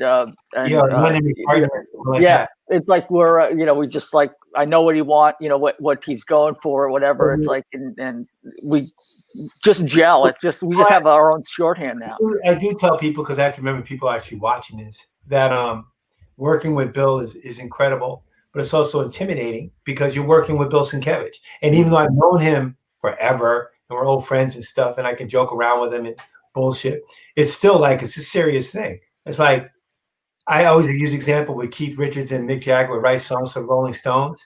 They would write songs and pray they were good enough for the Rolling Stones.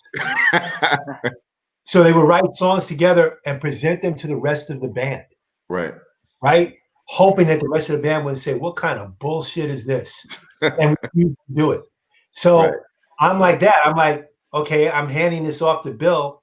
I don't want him to think, what kind of bullshit is this? And he's going to expect me to fix it, So you really, it's like, it's a serious collaboration, but it's a serious thing. It's not like we just fluff it off. You find a great partner that keeps you on point. What's that? You find a great partner that keeps you on point. Yeah. Oh yeah. Well, I mean, it's always wonderful. I think the one thing that I think that gets it the fly in the ointment is when they don't give us enough time. When they kind of have us, with our literal backs against the wall. Which is more often than not. Yeah, which is more often than not. And then it's like it's like a triage unit. It's like, oh, I guess I am going to have an all-nighter, at 62. They need this at the last minute. Why are they calling us at the last minute with this thing? But then you realize it's, in a way, it's a weird kind of compliment, because they could call anybody. Right. But I guess they want a certain look. They want a certain. They want the best. And they know that they can get it. They know that they can get it like tomorrow if they really need it. Yep. Well, I think a lot of times it has to do with reliability as well. Like that. Certainly, what we did with I don't know if the black the Black Label imprint is still going or not. I mean, when we did the question, I mean that was again a lot of fun. 200 something pages, and it was interesting working in that different format. Yeah. Well, So, I have a question for you guys, really for all three of you, which simply is: in the pandemic, are you working as quickly as you worked before all this stuff shut down? Are you able? I find I'm slower. Maybe I'm taking more naps. Oh yeah, that's sure. But I don't seem to be able to concentrate in quite the same way I was before. I mean, I don't know if it is the whole thing, just the miasma of stuff around you, or that I am too old. But I just find that I'm slower, and I like doing other stuff. In a sense, it's different for me, but in a sense, it's not. It's only different in that this thing has lasted so long, but it's not in that I'm used to working at home. Artists are used to working in solitary confinement for days and months and months and months at a time. It's just like the rest of the world is living like that now. So they get to experience what we get to experience our whole lives, So in that sense, it's not that much different. What is different is that we could always take a break and go out and see people and do something different. There was the option, The option's been removed. We would go to con, spend the whole weekend there and go, ooh, that's enough of that. Let me get back to my studio where there's nobody around. Right? But we had that option. We had that back and forth thing. So that's the biggest difference. And that may be for me what would contribute to me not being as productive as I normally would be. Because you just don't have the opportunity to get away from it. Yeah. Like you used to. Yep. Now you get away from it and you gotta get away from people while you're doing it. So yeah, I mean, I've jumped between the productivity. I like it's probably par for the course for me. I find I go from one extreme to the other. Yep. It's like, I'll just dive into it and I'll feel really excited. And of course, I've been doing a lot more pieces with the memorial stuff, with the memorial portraits, and just that's been depressing, where it's been like this, I feel like a ghoul, and it's like, people are dying of their natural causes, but also COVID is added to that. And so I find that some of the stuff I'm doing is exciting, and I love getting into it. And then it's sort of like, oh, like the weekend's here. Let me see how much of Saturday I can sleep. Like how much I can obliterate. I mean, I think I clocked in at like 14 hours or something like that. Wow. It was like I'm shutting down. It's like, and like be feeling like I'm part cat or something. But it really is like a difference, in terms of trying to manifest my own enthusiasm. It's like, and I realize that part of it is I'll find that sometimes when the weekends come and I've just got nobody I'm talking to or anything else, I'll just go in and work. But come Monday, it's like, I reach out to the editors or things start to get buzzing again. I realize there is something to be said for having that bit of connection, that there's a little bit of a fire under your butt to get something in. Right. I would just add to your comment about your memorial pieces, whether you feel like a guru or not on that stuff. The thing about that for me is that they are both sad because they're all people we wish we had not lost, but they're also celebratory. Oh, they thank really, you. They are. That's how I see them. Yep. It's a celebration of these people that we've lost. We have lost them, but the fact that they were around and did the kind of work they did, or I related to them in the way that I did. And I'm reminded of that when I see your drawings. Yeah. Oh, that's very kind of you, man. That means the world to me. I'm delighted by them in that way. Not that I'm delighting these guys checked out. No. But I am reminded of the good I'm things. so of their lives. honored, man, and touched that. And I can't stress just what that means to me to hear that from you, Walt. So thank you. Well, I mean, I'm sure I'm not the only one. He's not. You're not. Well, I think I do think that there is an aspect of healing that part of the reason I do them is to try to like do my little bit of trying to honor whoever passed away, so there is a communal aspect to it that I think is there, so. But some of the ones were really, really hard. Like, when I heard about Chadwick Boseman, it was like my mouth just stayed open. I couldn't believe it. And like when RBG passed, it was like, just fuck. For all numbers of reasons, not the least of which. For many reasons. And they all have borne out. Every single year that we had. Everything you thought would happen. It really happened. Like exactly like we thought it would. Yep. To the worst parts of it, and you're like, son of a bitch. So guys, we have like a minute left. Okay, this has been awesome. Thank you. Walter and Bill, tell us about what you're doing right now in 2021, what you're working on? Well, I'm writing the 4th round of Ragnarok. Thor goes to Jotunheim. I just figured out what I think is going to be the ending, at least in an unpolished form, a couple of days ago. And so I've written copious notes. Now all I have to do is hammer them all together and make some sense out of them. And I'm finishing up a bunch of commissions. I never take commissions. And because comics shut down for a while, I've taken on some commissions, mostly just full figures, which are interesting. I'd kind of rather be doing stories. But I will say, I can make more money out of the commissions. I think so. It's very strange. I haven't done them before. It's very odd. I've got about 3 or 4 left to go. That's it for me. Yeah. Bill? Yeah, speaking of that, I've actually am doing portraits. Some people, like for commissions, have actually asked me to do memorial portraits of relatives who have passed, and I've also been getting calls for anniversary pieces as well. There's one rather well-known comedian, buddy of mine who I can't mention because I don't know if his his wife will see it. It's like I can't even mention, but I'm doing like commissions. What I do is I did his wife basically as Electra, I won't mention the name, But and then I'm also doing just portraits as well, which is something I love to do. But I'm also working on the comics bug just never ends, and I'm curious about.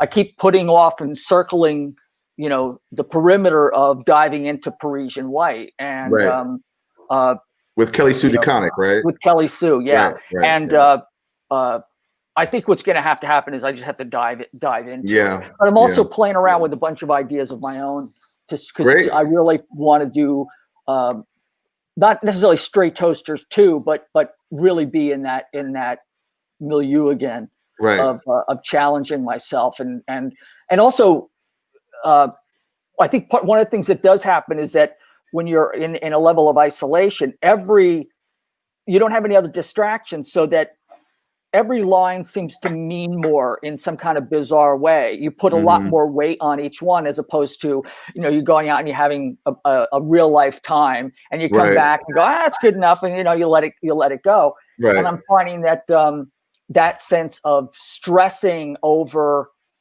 the small stuff, like things tend to get magnified. And I think that some of it is it's really easy to lose perspective in terms of what you're doing.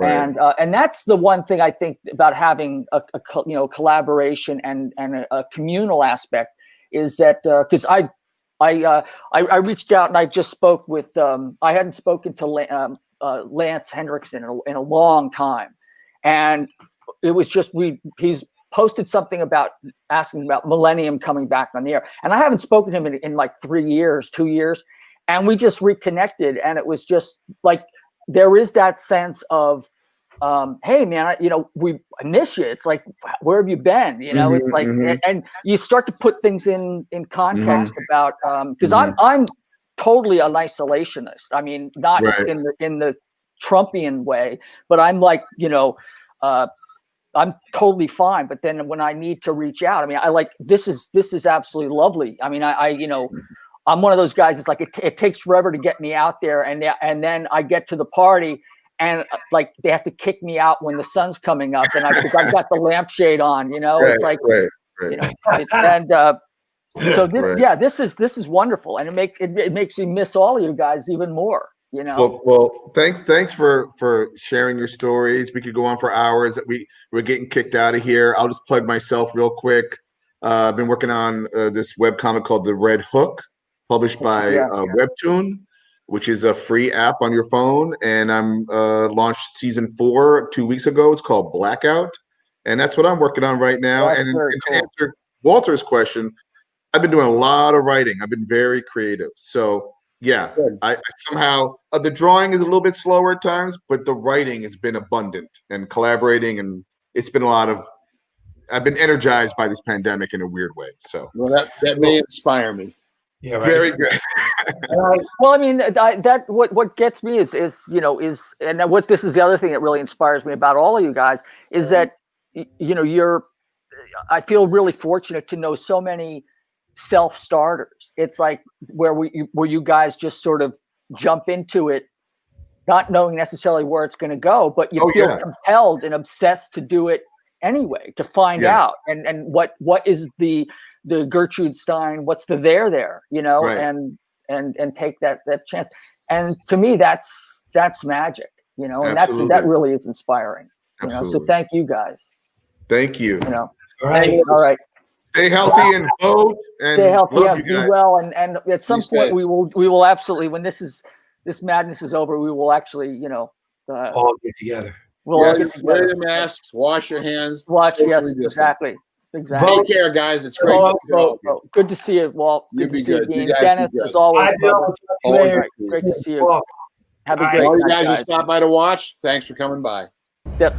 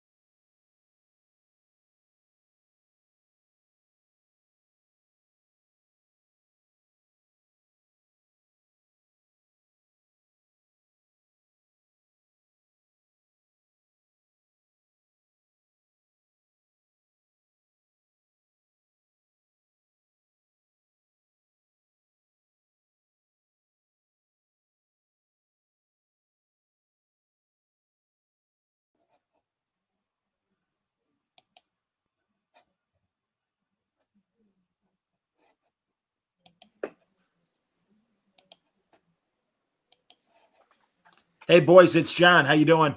Good. How are you, man? Hey, John. Good. I'm just backstage. Sal's going to be driving. Just wanted to say hello. Good to see you. Alec is also producing. But yeah, I'm really glad you guys are all doing this. So that's great. Hey, Mitch. Yeah. I wanted to get your old-fashioned thing on video, and you never responded. Don't. I completely blanked. Yeah. That's all right. We're covered. I was saying it for Miller's Pub tomorrow, but it's fine. How much time we got? What time is it? 4 minutes. We got 4 minutes. Yeah, we got 4 minutes. All right, I'll bail soon. Any questions? I got a question. Do I have to push any buttons, or do I just sit here? No. Yeah. Alec, and I don't know how long Chuck will be here, but Alec is producing. Alec, you can jump in if you want. Just let the boys know. But who's got the crying baby? I bet that's Shane. I was gonna say. No. Say no. Oh, it's Mitch. It's Mitch. Yeah. Way to go, Mitch. Way to go, Mitch. I'm kidding. Yeah. Surprised you can hear that. But yeah, no worries, man. Chuck, I'm just giving them the lowdown and letting them know stuff. It's all good. I'll bolt shortly, but I just in case anybody had questions or anything. Pretty sure people can hear us right now. That's all right. That's all right. I hope you guys are enjoying this. Yeah, that's fine. Nobody's swearing. Oh man, it's been a great show, guys. Absolutely amazing show so far. Yeah, and really, if people are watching right now and hearing us, that's fine. And thank you very much. We've been getting great questions. We're waiting for Tom. We'll start in a few minutes. And yeah, everything's been going smooth. So I'll shut up now. Sal Crivelli, correct? That is correct. Yes. Cool. I'll pop on and then I'll bring you on and then I'm out. Excellent. Cool. I'll be here. Everybody mute themselves. It's the fun of it, man. I don't know if you guys are watching the drink and draw over in the other room, but it's freaking hilarious.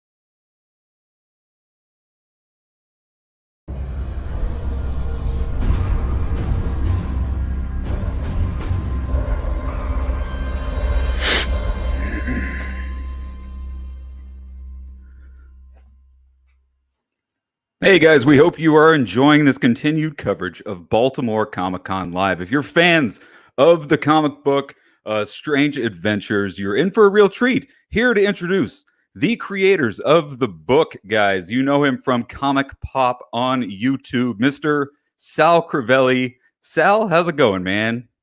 Man, how about I got you? you unmuted now. I'm doing great, man. I know you're excited to talk to these guys. We got Doc Shaner, Mitch Gerard, Tom King's going to be joining us as well. Before I jump out, I want to remind you guys we have some amazing prints, signed comic books, all kinds of amazing stuff from all of these creators in the meet and greet section here at BaltimoreComicConLive.com. So check it out. And that's about it. I'm going to drop out. Sal, have a good time, man. We'll see you in a little bit. All right, sounds good. Thanks a lot, man. Thank you for throwing me the show. Hello, everybody. Welcome, and hopefully you've been enjoying the Baltimore Comic-Con thus far. It's been an incredible show. I've been watching it from beginning to now, and have not missed a thing. Hopefully you haven't either. So yeah. All right, I got my time. So I guess we'll just hang until everybody's into the chat. And then we'll get going. So I want to welcome everybody into the chat. I want to thank everybody from Baltimore Comic-Con and Mainframe for giving Comic Pop, our little channel that could, an opportunity to show the show. Mitch, thanks for being here, man. How are you? Howdy. Good. Good. Evan, how are you, man? I'm good. Good. I know And that Tom? guy. I know that guy too. Yeah, I'm the odd man out here. And before I start, I Wait, just no, want to I know you. Yeah, right. We've met before, kind of. We're old friends. Yeah, very, very, very old, very good. Mitch, Gerrits, how do I say your name, man? The I'm first sorry. one, Gerrits. Gerrits. All right. Now I can do the smooth intro. Hey, everybody, welcome to the Strange Adventures panel with Mitch Gerrits, Tom King, and of course, Evan Doc Shaner. Thank you so much for being here, gentlemen. What a pleasure. Thank you. Happy to. Absolutely my pleasure. Hey, I didn't coordinate this, so don't thank me. But I am so thankful to be here and for having you gentlemen My hat here. is always not straight. It might be the camera. You don't I know. will fudge with my hat the entire time. Yeah, we'll all put on hats and put them askew to look I like hit it. part of the video. There you go. Perfect. Nailed it. I think that's how the kids are wearing them these days. So I think you're There you definitely go. on point.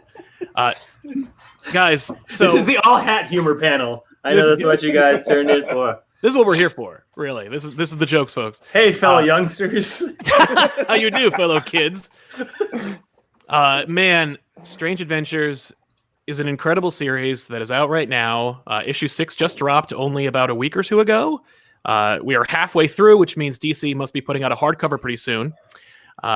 So what? I'm just making a joke at the expense of your employer, so don't mind me.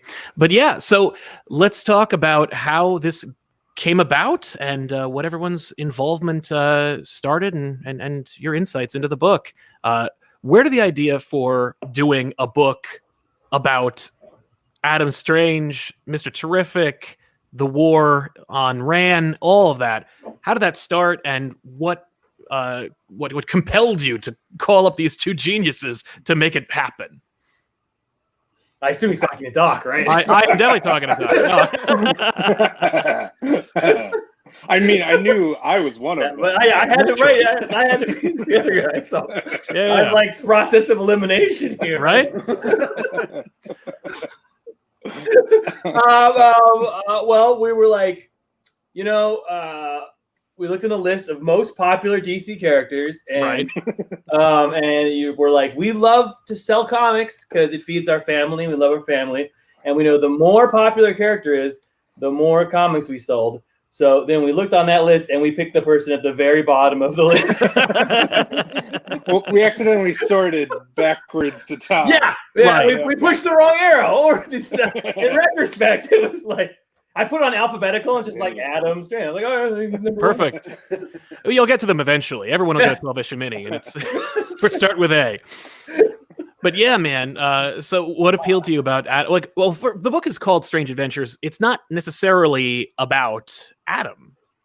It is it's not an Adam. Adam is one of the three main characters. It's about Adam, Alana, and Mr. Terrific. And even the narrative, as you see, the even issues are Mr. Terrific issues and the odd issues are Adam issues. So he doesn't even get, he only gets half of the narrative structure. Except for Doc. Doc has to draw all Adam because we put him in a little box. It's just so pretty. So how did it begin? I'm sorry, we've told this origin story so many times, so we always a little feel like people might get bored of it. That's fair. So I feel bad saying it, but I mean, no, but it's new to someone, and it was revelatory to me. We were in the midst of Mr. Miracle, and we were looking for sort of the next project. And since we're creative, out of the box thinkers, we thought, let's just do Mr. Miracle again, but with a different character. And and Mitch is like, is there anyone else who like, is there another white guy who can be sad? And I was like, this universe has like a ton of white guys who can make sad. Oh my God. Yeah. Let's look into this. And so, no, we were discussing sort of what to do next.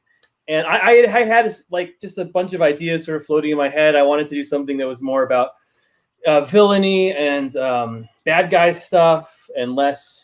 Mr. Miracle was so hopeful and heroic. I wanted to do something that was a little more acid. And then I was at Mitch's house for the baptism of his. I was going to say your youngest child. It's still. Congratulations. And that was the last time I saw Mitch on purpose. So, and in the midst of the ceremony, we're baptizing the child, right? And the priest is saying things, and Mitch is like, "Wait, I had an idea," and I'm just like, "It's not time." The child is renouncing sin, and we went on Mitch's shelf, and we literally like looked at the books of like what he would like to draw. And you were the one who found Strange, right? I mean, as far as my memory goes. I think I had that giant, the one we keep bringing up all the time, that giant omnibus. And I was like, what about Adam Strange?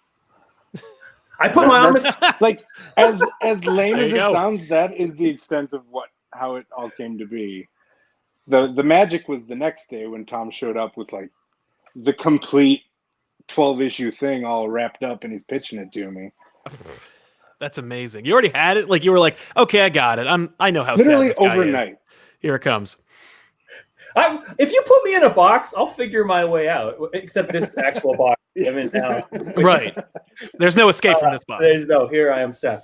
At least until about 55 minutes from now. Yeah. So Mitch said Adam Strange, and then I was with Mitch, so I'm sure we were drunk. So then I went home and I was drunk by myself. And what else are you gonna do when you're drunk by yourself except think about superheroes for 12 hours? And so in the morning, over a breakfast burrito and drive through Starbucks, I was like, all right, here's the idea. I'm gonna get a bunch of cool stuff to draw, and we'll give that a doc, and then you can draw people walking down the street. That's literally the last issue, and let me tell you something, such compelling comics, but that is exactly what issue 6 is. It is literally the first people walking. issue, the very first issue, Doc got to draw this big invasion on Rand, and I drew a bunch of hotel rooms. Yes. Think of the wallpaper. And also a few Barnes and Nobles. Oh, yeah, a few Barnes and Nobles. Yeah. There were signings. People were shaking hands. Yeah, there's real compelling drama in there. You get the real human emotion in there. I mean, you got the face of the fan that I'm sure everyone's seen, of like the dude screaming in his face, who of course loses his head. No pun intended. That's pretty incredible art there. But yeah. So not to discount it. There's some cool shit everyone gets to draw. There's an amazing part of issue 1 that I still laugh about. There is, I believe it's the news ticker underneath the shot of the guy with his head completely blown off. Yeah. I wish I had it next to me. But the news ticker says something like, "Man hospitalized," or something like that. He doesn't have a head. Like technically they took him to the hospital, I guess we could put that. That's funny. Wait, time out. What is your screensaver back there, Mitch? It's Black Cat and Catwoman. Yeah, Adam Hughes. That's an Adam Hughes, man. That's dope. Oh man, you gotta be cooler than me. I get it. See, he's drinking now. It's before it all started. This is why the panels after 10. Yeah, no good. 10 p.m. Jesus. I had always wanted to work with Doc. Doc and I did an issue of Green Lantern way back in the day, and it was one of my favorite issues I've ever done. Still one of my favorite issues I've ever done.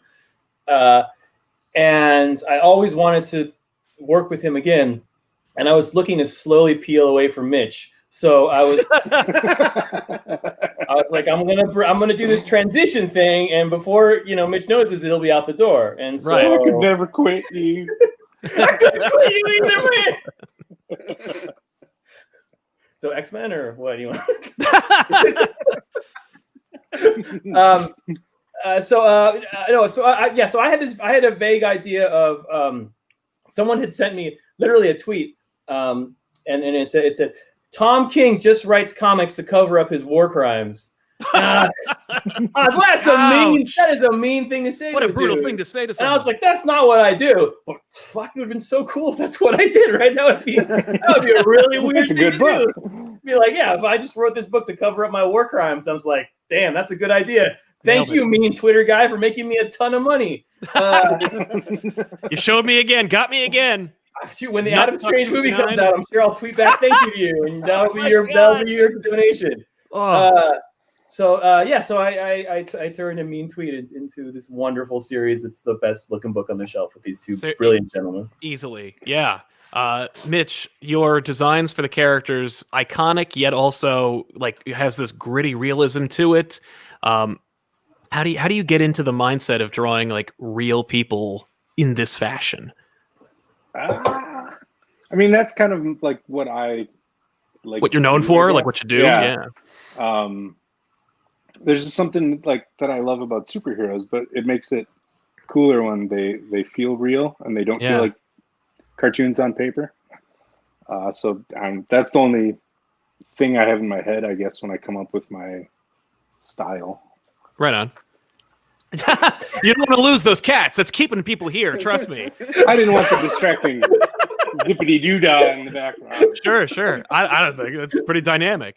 And then Evan gives us this incredible, like, kind of idealized version of the history of Adam Strange and this superheroics. We got like a picturesque kind of like it's everything you remember. It's like you guys play video games? I assume you do. You're probably in your 30s. Definitely in my 30s. So I just got done playing a huge game of Number Munchers. No, I'm saying like because if you grew up in the 80s, 70s, you definitely played video games at some point. But like I'm thinking about the updated version of the Ocarina of Time and how like when they put that out, it's like, oh, that's how I remember the game. But if you dust off your N64 and pop in the Ocarina of Time, you're like, oh, this is kind of shitty looking. But it's like when you watch any cartoon from your childhood and you're like, ooh, like, boy. literally, you're like watching Yikes. Thundercats. You're like, that intro's fire, and then you're like, oh no. That's right. So, but Shaner, man, it's like you remember the heroes, but in today's like kind of like expectations, it's just this beautiful, like idealized. Who better to do an idealized version of what really happened in the Picton-Ranian War than somebody who can give you an idealized version of like, your superheroes, and it's just dope, man. Well, thanks, man. But is that the idea? I'm sorry. That turned into kind of like that turned into me just kind of jerking you off, and I didn't mean to do that. And I'm sorry. I really meant to just be going. like, yeah. It's just like, yeah, you asked me why I draw real people, but you fucking, yeah. I'm sorry. 40 minutes left, and I want more. Yeah. My question is simply, what is that your kind of approach? Is just kind of like Zelda? Yeah, Zelda, right? Is giving you the real Ocarina. Oh, behind the scenes. Oh no. Oh, look at that. Sits on my Nice. desk all the time. Yeah. What a nerd.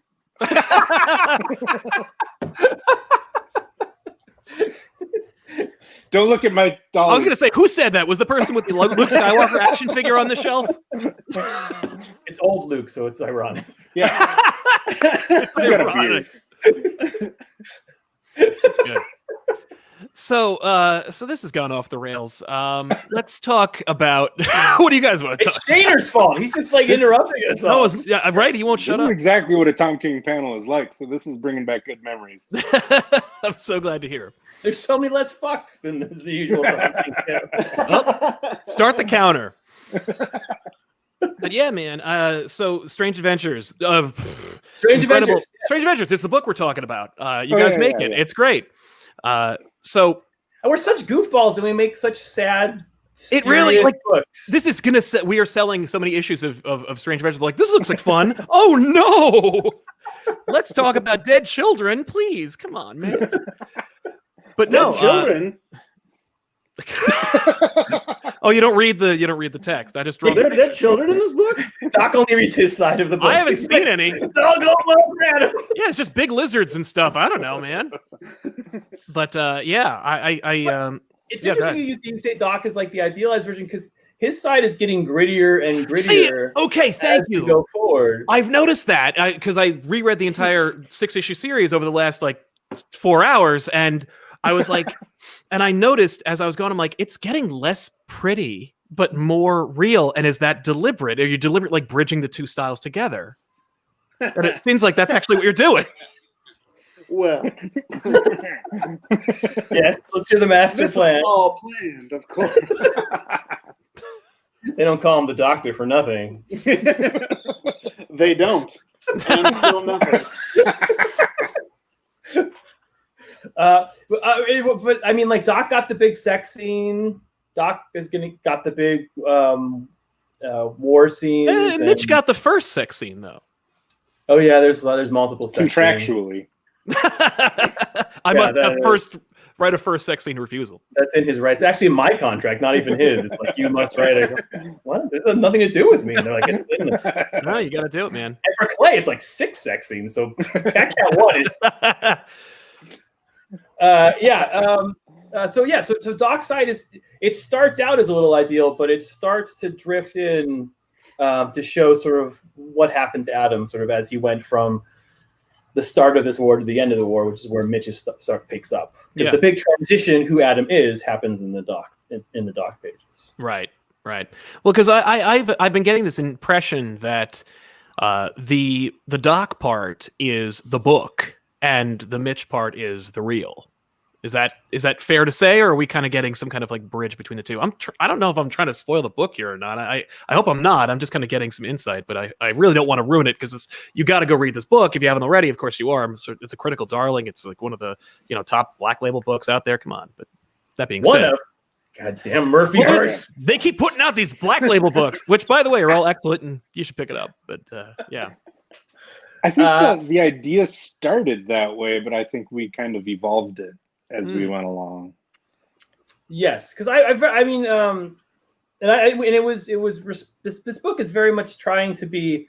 I mean, I have all my highfalutin ideas that I always had artsy fartsy bullshit, but I really just when I get the art for this book, I realize that this is just an opportunity to show off what the two masters can do at the top of their game. Right. And so if I was to say to Doc, like, let's just do this sort of idealized, classic stuff, I think we'd be putting him in a box that wouldn't be fair. Like, he has so many more gears than that in terms of his design and his ability to approach emotions and to be sexy and to be cool and to be bloody and all that shit. So like,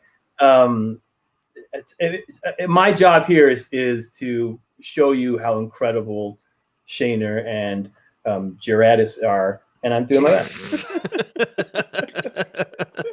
So you take him out of the box, you put me in 9 boxes. That's right. It's so hard to write a conversation in 3 boxes. I still have. I get out Darwin's stuff, and I was like, "How did he do that? Where someone has a conversation in 3 boxes?" It still confuses me. It's hard to get any back and forth when you're just like, except to do like Bendis does, where you do stacked panels. But then the dialogue is so fast, it starts to read like that old 40s, stupid 40s comedy dialogue. It doesn't read right. So when I have to do like a lot of dialogue scenes, I put in a few more things. Now, do you have to refine your dialogue? Because I feel like there are some who specialize in dialogue where they just go like, I got the scene, bah, and then here it is. But like, it seems like every word is kind of very carefully chosen. I'm not putting anybody out. I'm just saying, like, there's a lot of people started to do that, over the last like 20 years or so. But there's a lot of dialogue in actually all the books now I think about it. But it seems like, I don't know, I guess does it take you a long time to kind of like ratchet out exactly what they're saying? Because I feel like this is a very deliberate book. Every stroke of the pen, every click of the typewriter or keyboard, so to speak, is very deliberate and very precise. Is that your assessment as well? Or is it kind of like, no, I wrote this scene like as it's supposed to be, and it takes a little unknown fact is that Tom does all his narrating audibly to a Teddy Ruxpin. They only do it like transcribes it. Yeah, I feel bad for that intern. Now that I have the children at home and they never fucking leave, they come into my room at all hours, and when I do dialogue, I read it out loud in stupid voices. Do you really? So, yeah, I'll be there and I'll be like, "Oh, Adam, You know, and they're like, what the fuck is that doing at the computer? So, you know, if I do gruff voice, you know, I'll do like all these stupid, what my children will laugh at me in the background, be like, this is what you do for a living. Mom's lawyer. I don't really get it. Show up, Pat. Just show up. All right. To me, I have two gears of dialogue, and I'm trying to lose one of them.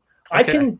I can, for the project Mitch and I have done, starting with Sheriff, it's a much more naturalistic dialogue. It's a much more, you know, things can wander. People say things that don't actually make sense. It's not sort of this sort of reflective dialogue.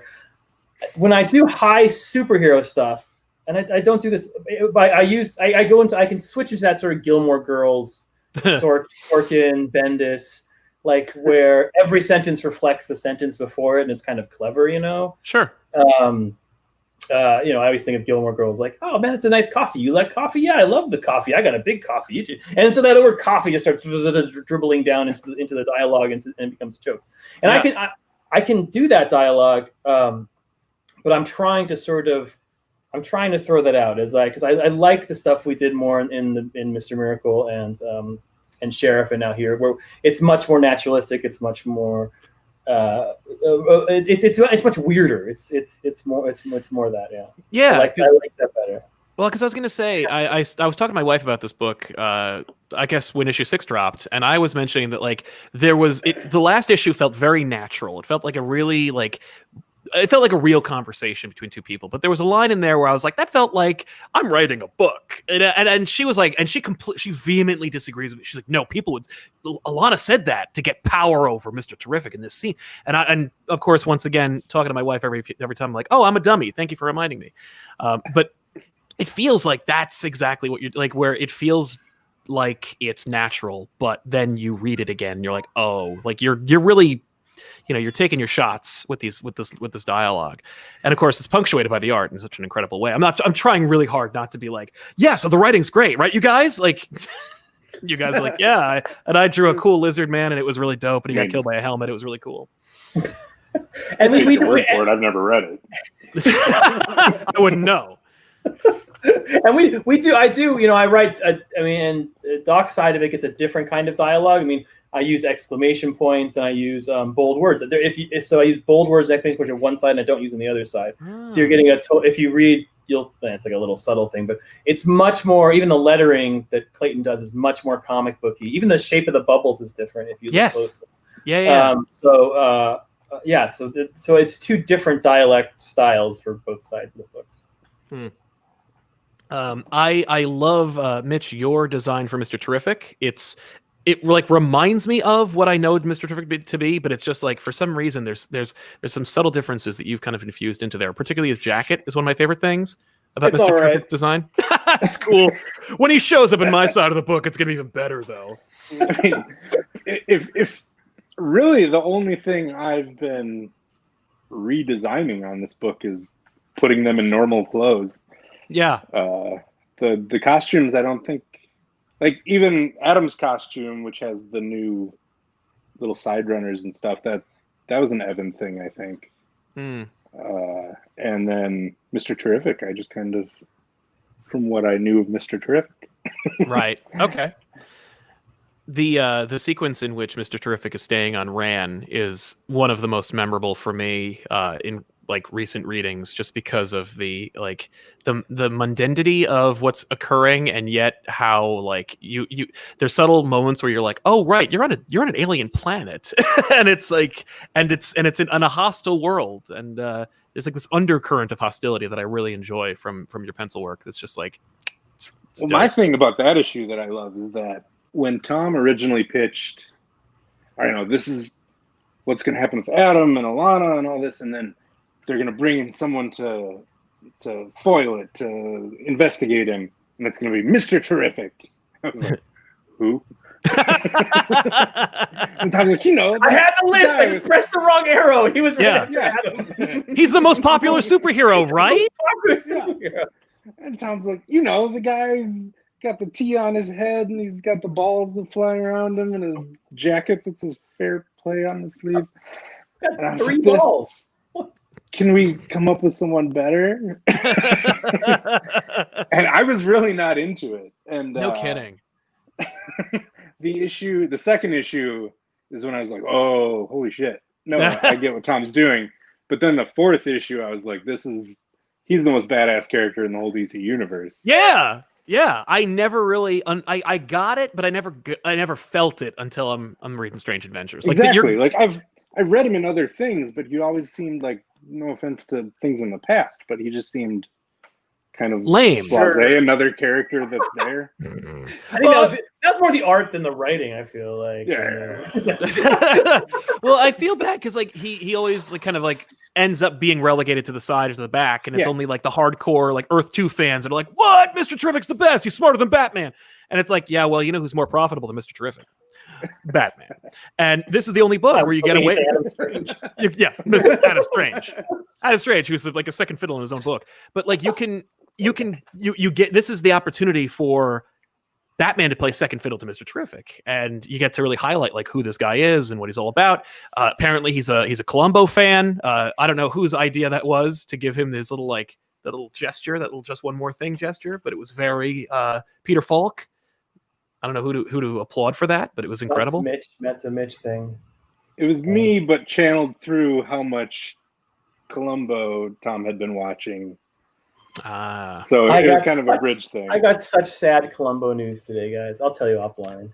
Oh, I don't. Oh no, I don't want to hear it because Peter Falk's been gone low these like what? Yeah, it turns out he was alive and died again. It was no. Yeah, that would be very sad. But yeah. Yeah, I never thought of that. I thought it was like a kind of a chill kind of thing. Oh, it was a Columbo thing. I got kind of the one more thing vibe out of it, but I hear you. Yeah. No, that's you fucking smart. I love that. That's awesome.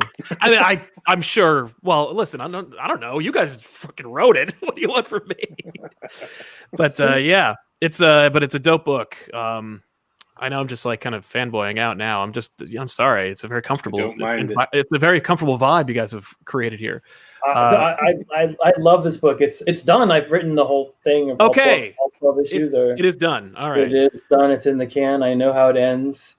It's all sunshines and lollipops and rainbows everywhere. So it's going to be, it's all happy. So how about how far along are you gentlemen on the issues? Like, because Tom can write it. Issue 7 right now. So we got to that point where as we finish issues, all of a sudden they're like in our hands 2 weeks later, which is scary and frightening and terrifying. But then we have a skip month because the director's cut comes out after 7. After 6. So the next issue for fans right now will be the director's cut. And then the next month will be 7. So we get an extra month in there to catch back up. Oh, good. What goes into the depiction on the covers? Because the covers are not just a cool version of what happens in the pages. It's something else. Like it's a visualization of the theme of the book. Where does the process go for that to develop the covers for each issue? Because I know you get like 2 covers for the price. You always get like a Mitch and a Doc cover. We've kind of volleyed that back and forth from the beginning.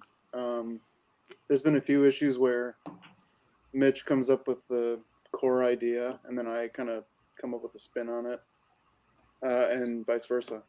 And I don't know. We haven't written it down or anything like whose idea each one was, but I think we're pretty even now at this point.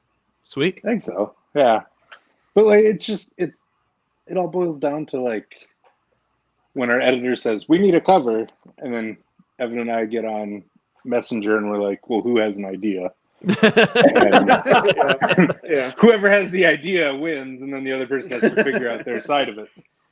Has this been done before? Like the idea that 2 covers that talk to each other for 12 issues? I feel like it sounds pretty revolutionary when you mention it out loud. So yeah, I mean, this comic flows so well. I feel like people, or at least even I, forget that it's very comic booky, hard to do, to put 2 different artists, 2 different time periods, and have it all talk to each other and converge. It's the way these guys work together. I think to me is totally unprecedented. I completely agree. It's crazy synergy. How like I think it's a different experience, both doing and reading the book for me and Evan than it is even for Tom, because Evan and I I don't have to draw anything. It's easy. That's like a totally different experience, guys. It's fucking totally relaxing. But Evan really. and I, not on purpose, we just both figured out this is how the best way for us to do it is we just delete the other person's pages from the script we get. And so, like, I see the art when Evan turns it in, but I don't see the dialogue or anything until I actually read the book. So it's like I get this cool experience of both creating my favorite comic and then also like reading it like a new reader each time it comes out. And I purposely didn't do those very sort of Alan Moore-ish transitions where you can be like, I don't know, where Adam Strange is like, you know, he tells his wife, he's like, "You're the rock in my life," and then Doc draws a big rock in the next panel. Right. Like, it's complete stealing from Jaime Hernandez, where he does sort of like transitions that are completely random, and he'll go like 3 years in the future after, in the middle of a page. I read it, I was like, I love how he does this. Yeah, it's completely. There's no transitions. The audience has to make the trans. I mean, that's what's fun about comics is the audience makes the transition in their head. So if it just comes together, which often it does, where the two panels are talking to each other, it's just the kismet and the power of the comics guys. You know? Yeah. So with respect to the future of I'm sorry. I'll save that for later. What I want to ask is, did you always envision this to be a Black Label book, or were you thinking like they could probably get away with not making this Black Label? No, we probably should. It was originally not a Black Label book. Yeah, originally not. And then DC changed their structuring of what Black Label is. Right. And so there became much stricter rules to have a DCU book than a Black Label book. And we didn't want to change our vision at all. So we just said, yeah, we'll do it Black Label. Right. Do you find that's an option now that was before closed to you? Like that there's or you're like, you know, we could do this book, we could probably get it within the confines of like a mainstream kind of title, or we could probably at this point get away with going over here and doing more of what we want to do. And is that true that you can get away with more? Or is it just a different kind of environment where there's the same amount of restrictions, just in different form? Yeah, that for sure. Well, it's like, it's weird because they didn't really make it super clear to fans, I don't think, but like what Black Label started out as and what it is now is like a completely different thing. Yes. They changed their rating systems, and Black Label's just their new rating system for that, you know, whatever. So like, what is it? DC Kids, DC Comics, and Black Label, I think. Right. And each one comes with very strict sets of rules. So, sure. Any other any insights on that from the rest of the panel, or should we move on? No, I mean, only Black, insofar as I know there's stuff on my side that wouldn't have flown outside of Black Label. Because some of your stuff didn't fly inside Black Label.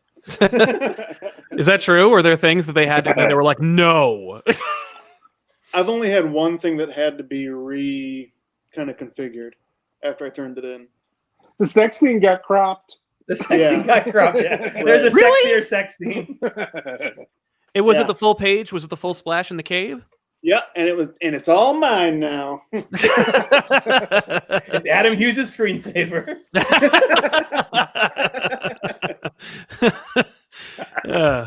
I don't know. I think that's anyway. Moving on. So I was gonna say, well, it doesn't seem like there's much to crop. It's the two bodies. Like, what are you gonna? What else is there? Butts. Butts. There you go. Specifically, less Adam butt, because our editor said we used our butt quota on my Mr. Terrific shot. Thanks, man. We ran over our amount of butts. So it's one. So the glass ceiling on butts in Black Label is a butt. Okay. I see. One. Oh, see, now that's interesting. That could be a different measuring system. Like one male butt, one full male ass is the equivalent of what in other more uncensored terms. I don't know. We had more butts in Mr. Miracle, didn't we? I feel like we I was had gonna a say, fair I- amount of Mr. butts. Miracle. Yeah. Maybe they noticed and they were like, "That's too many. We had a few We can't pages have in Mr. Mr. Miracle." Miracle that got censored. Oh, sure. Oh, that's true. We had. You're not allowed to pee on people in comics. Nope, that one. And... That's only in politics. I don't know what you're talking about. That scene where Scott comes downstairs to find Funky and all the guards waiting for him. Yes. He comes down completely naked. Originally, there were no Kirby dots. Ah. You know, it's funny though. I find, and I'd like to hear everyone's opinion on this one. That you know, sometimes restrictions and adversity breed a different kind of creativity that you never would have found otherwise. Oh, completely. Do you find that, like, in the moment it's like, ugh, editorial again, but then when you climb out of that box, you're like, oh yeah, I'm kind of cool with that. Like the Kirby crackle, for example, that's a really cool effect, and it really it punctuates Mr. Miracle. Without it, you get something else. It's not as thematic.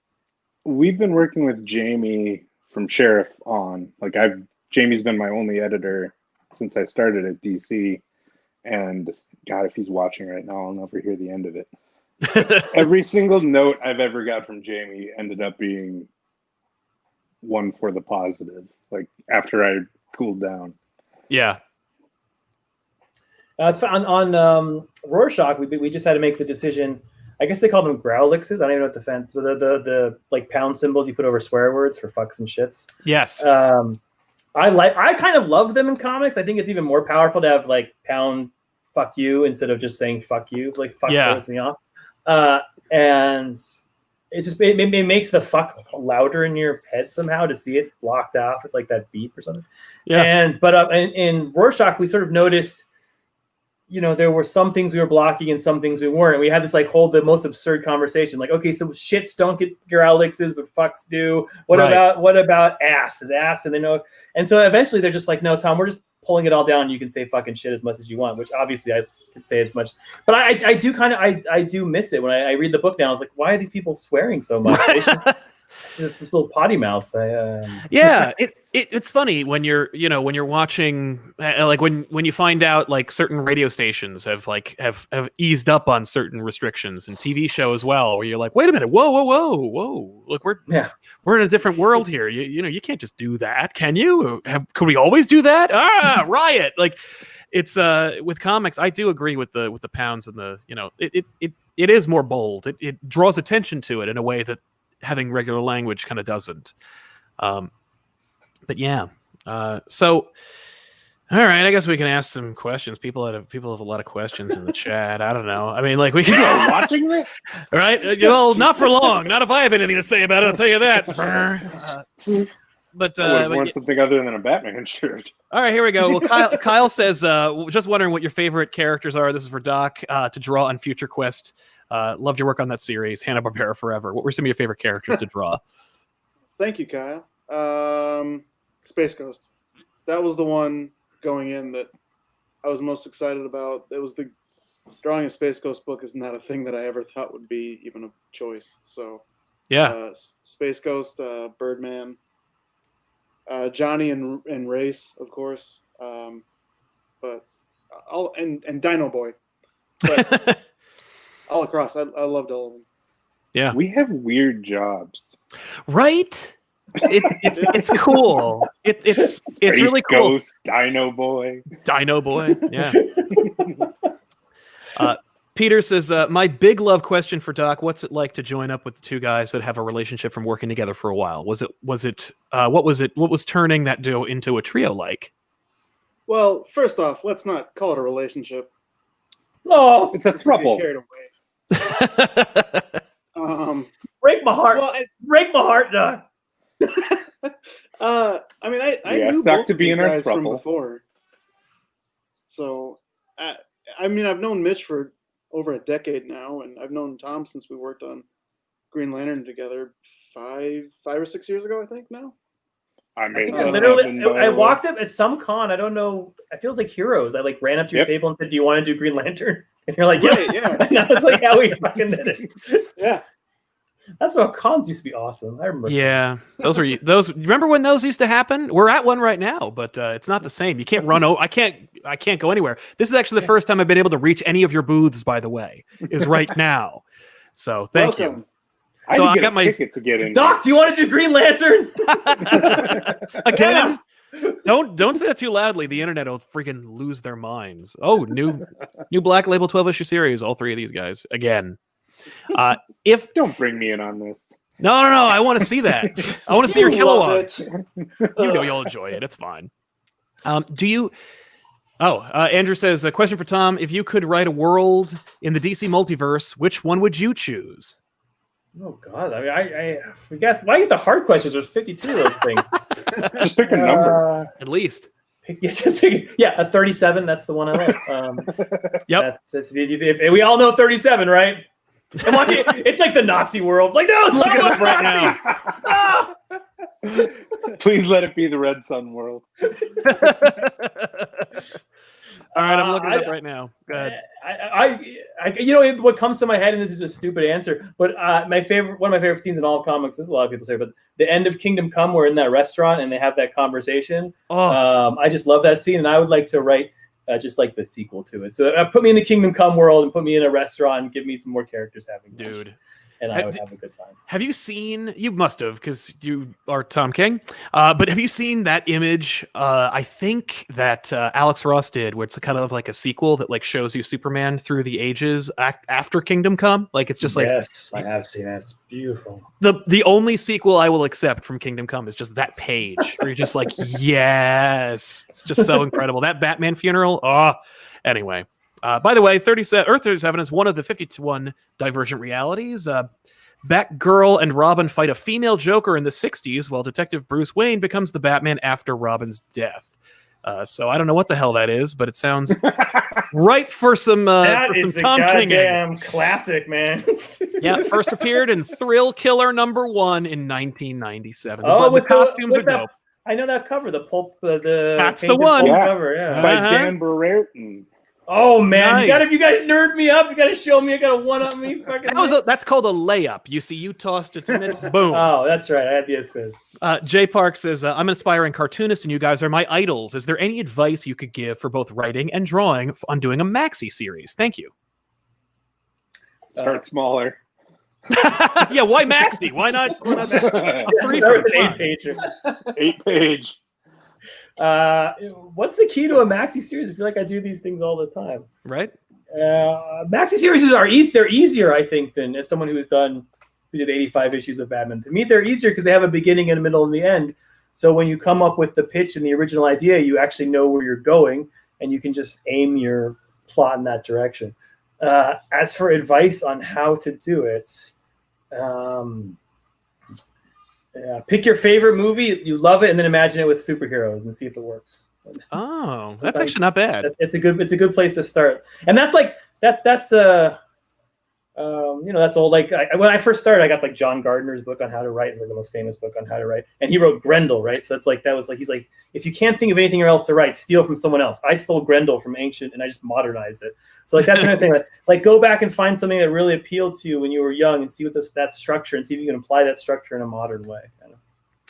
That's fair. I think that's a nickel's worth of free advice, gentlemen. As far as Evan and Mitch, what advice would you give to aspiring artists on who want to start and work on a series?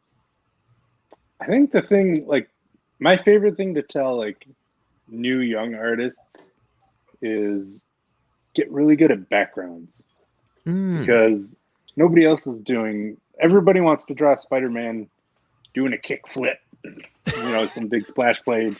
But like, if you can draw Peter Parker sitting in a kitchen, you're way more likely to get that job than you are the other way. Yeah. Yep. Tagging off what Mitch said, just people sitting. People sitting. Well, you'd be surprised how many of these artists know how to draw some kind of splashy pinup type thing, but have no idea how to draw, one, a chair, two, someone sitting in that chair. Yeah. I don't know how to do it. But I have drawn a ton of sitting in the series. Right. So, well, the all it's sitting pretty issue is good. next. It's gonna be great. What's the hardest thing to draw now? Because I've heard some of the hardest things to draw: horses, cars. But what are some things that challenge you both to draw today? Where you're like, oh Christ, you put this in the book. Here we go, and then you have to challenge yourself. I want to know the answer. My thing is a lot of characters in one. Oh, just like fill the room. Yeah. Yeah. Just because I'm so obsessed with like Norman Rockwell, and to me each character to be doing something and have a reason for how they're standing and what they're doing, and when I have to do that to 20 different characters, I don't know how to do it. Right. That sounds like a self-imposed restriction as opposed to a generic issue. Yeah, that's true. I mean, but that's fair. Get paid. Oh sure. Oh yeah. Doc. I mean, again, going off what Mitch said, that issue 6 was tough. Drawing all the war scenes on Ran. It was fun. It was really rewarding, but it was tough. It was a grind. I remember when I first got it, when I first turned in, you're like, okay, I'm gonna do some close-ups of guns and stuff, and use a few cheats, and then you use none of the fucking cheats. I know. And you just decided, you're just like, no, I'm just gonna draw the whole war. I'm an idiot. Was that you? Was that you being like, no, I'm not using the training? I can do this. I can do. Don't give me the handicap. Yeah. Actually, apropos of that, Goth I Am, why did, or actually, I would posit that as like, did issue 5's cover change? The preview showed Adam's face, different to the final cover. It's a mask. It didn't change. This is a Berenstein Bears thing, and you're all remembering it wrong. They slid. Yep. Fair enough. Adam's against mask wear, and he took. Oh shit! He's a real asshole. Yeah, Adam's an anti-masker. Yes, Adam's an anti-masker. That's my fault, actually. Doc drew this beautiful mask page, and it didn't make it into the book, so he took it out. And but we put it in later. I love the mask design, so it comes in later. Yeah. Sweet. Doc did a whole like 90s Kenner line of Batman thing where there's all like, I'm sure it'll be in the collected edition, but there's like 20 different costumes for Adam, like Scuba Adam and Jungle Adam and Night Strike Adam. That's awesome. Tropical Thunder Adam.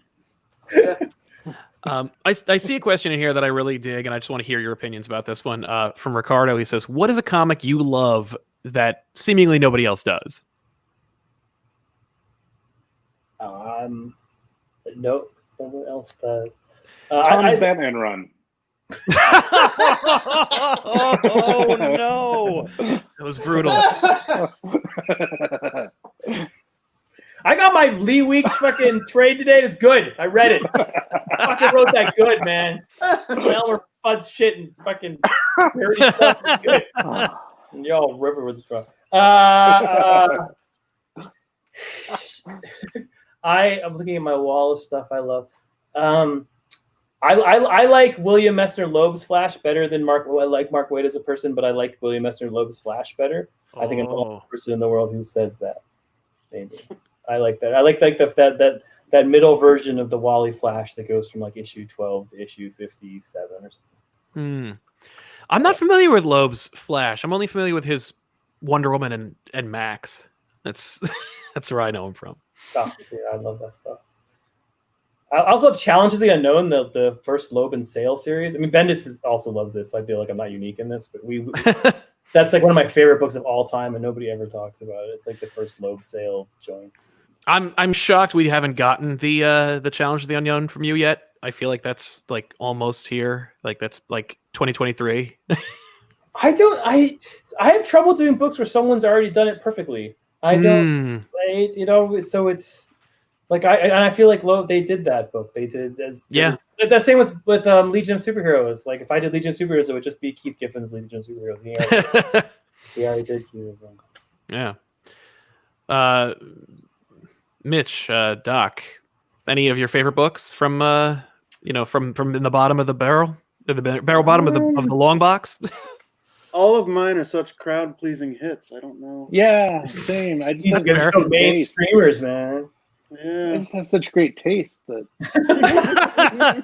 You make people change to your What's taste. what about your hipster pick? You're like, oh, nobody reads this one. I mean, I love all of Nexus. Steve Rude and Mike Barron's Nexus. Okay. Doesn't get talked enough about. No. Of course, you never hear Mike about Nexus. Barron has become problematic, but other than that, Sure. Oh, I like this one from. Unless Evan, you're still thinking of yours. No, I don't have one. Nah. Sorry. Sorry. Pass. You could say Heroes in Crisis. There's still another one out there. Sorry. Aw. I meant Tom Kong's Heroes in Crying. Heroes in Crying. Josu, I don't know how to say that. I'm sorry. Says, who struggles with more with deadlines, Mitch or Evan? I don't think that's fair. But I'm going to leave it in the air. we tend to See what turn happens. things in pretty much at the same time. Yeah. We're both old dudes with kids, so So you're home. about the same. Yeah. Pretty Neck much. and neck. Mitch has less kids than you, so fuck him, right? Yeah. Like he has no kids. He should be much faster. I have a cat. I have a cat. Never mind. I guess that's Well, we're winding down, so I wanted to see if we could tease a little bit about what's to come for Strange Adventures without giving anything away. What are you most excited about? Coming around the bend for Strange Adventures. I'm excited about the pages I've been doing in number 7. Yeah, like I'm happy 7. with them. Something's happening. Yeah, they're really pretty. Sweet. Mitch asked for more action, so there's a lot of action scenes in the Mitch. They're super cool. What's happening is we've gotten halfway through, and I think sort of we had the big twist at the end of 6, where everyone sort of thought one person was the bad guy, and maybe that person wasn't the bad guy, and so now the camera's looking around for who the real bad guy is, and of course the whole mystery comes out and is revealed by issue 12 of sort of what happened in the past. And how did that affect and how did that affect Adam Strange? And can Mr. Terrific figure this out before the Picts destroy the world? Right. One of the bigger mysteries of the book gets answered in issue 7. Ooh. Oh yeah, that's true. One of the bigger issues. Yeah, each issue after each issue 7, 8, 9, 10, 11, they all have big reveals in them. Each one is like, whoa, oh, holy crap. Okay, so we're sort of elevating as we go forward. Yeah. Nice. That's exciting. Keeping up the momentum and getting people excited, because like there's nothing like thinking, oh geez, we're halfway through, we got another it's gonna have the same build as the last 6, and then it's like 7, 8, 9, you're like, oh shit, it's happening, so that you're just ramped up. Of course we're taking a month, so I guess issue 7 drops what, in December? Yes. Yeah.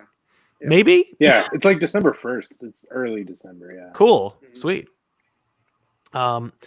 Well, I guess that's that. I want to thank you guys so much for hanging out. And before we do go, exhausted. I know. Have you been doing this all day?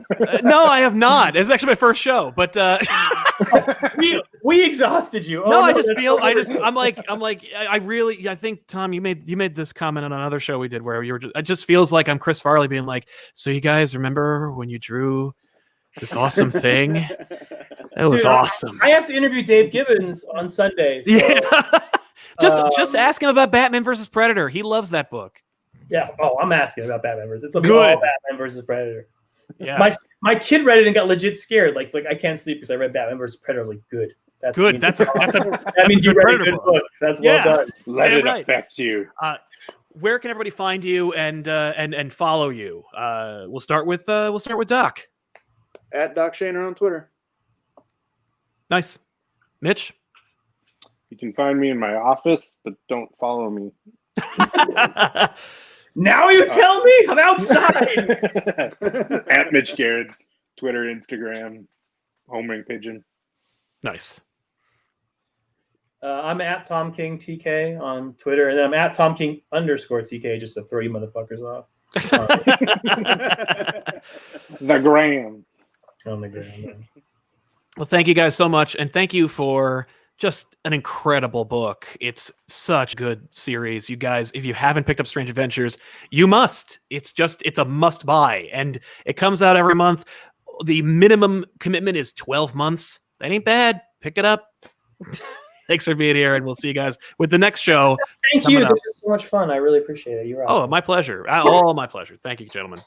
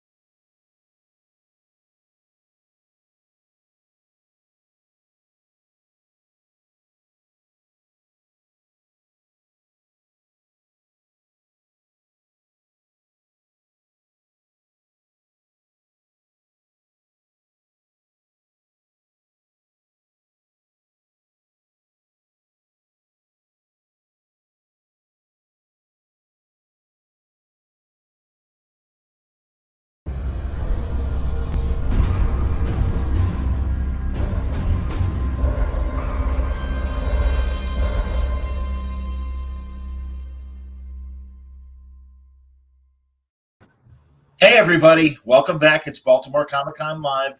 John Sutters here from the Word Balloon Podcast. And look who's with me, a guy that I've really gotten to know in the last couple of years, and it's been a pleasure getting to know him. He is a great comedy writer and a great co-executive producer of Harley Quinn Animated, the best decent animated show to come down the pike in years. It's Patrick Schumacher, everybody. Welcome, Patrick. Thanks for having me, John. Absolutely, man. No, I had to do it. Congratulations. We have not talked forever. And I am so proud of you that season 3 has been approved. I think it was a slam dunk. I think we all knew that. I'm moving my bathroom out of the way, even though we might actually dip into some bathroom humor, which might be and to show my bathroom. But it was a slam dunk that slammed off the rim, then hit the backboard, then into the rafters, and then eventually into the basket. It took a while. Yeah, and I'm sure it's, corporate, whatever, and that's fine. Espionage. Well, whatever. But honestly, Patrick, and I've said this before, people may not realize it, especially if they only know you through Harley Quinn. But a couple of years ago, there was an NBC show called Powerless. And it was on Thursday nights at 8:30, not the greatest time slot. And Vanessa Hudgens of High School Musical led the cast. Alan Tudyk on there. If people don't remember, it was basically like a liability company for collateral damage for superhero stuff and then supervillain stuff. And it was in another city. But Alan Tudyk played a ne'er-do-well Wayne cousin. I don't remember what his name was. Van Wayne, based on an obscure character from, I believe it was Detective Comics. I mean, he was a distant relative of Bruce's, Vanderveer Wayne, and he was a ne'er-do-well in the comics, and we kind of turned him into a middle manager at this corporation. It really had the seeds of potential. First seasons could be a struggle, and also. It was handed to you and your partner Justin Halpern.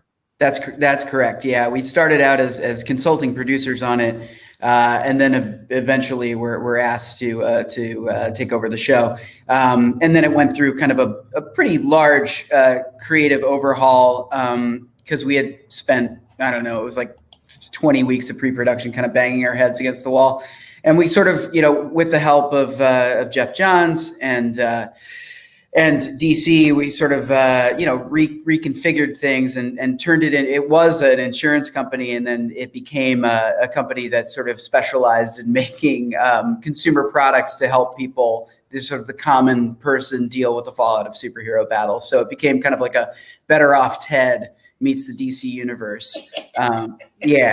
So, and then it was canceled very quickly. Man, and you got Adam West to come on and be a different corporate guy. He wasn't a Wayne per se, but he was definitely part of the Wayne Foundation. And I'm really glad that the powers that be allowed you guys to show it on YouTube after the show had been canceled. But by the same token, it's a shame because that was probably one of the strongest episodes you guys had. Yeah, I feel like the reins kind of came off around halfway through the first season, possibly because the network just cut bait on the show. We're like, yeah, do whatever you want. We're canceling this in April. But when I think we got to embrace more of just the absurd, and that episode is certainly I'm completely blanking on the word that I'm looking for. It's no exception, is what I meant to say. No worries, man.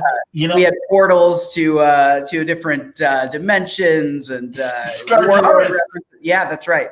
Made some warlord references. Yeah.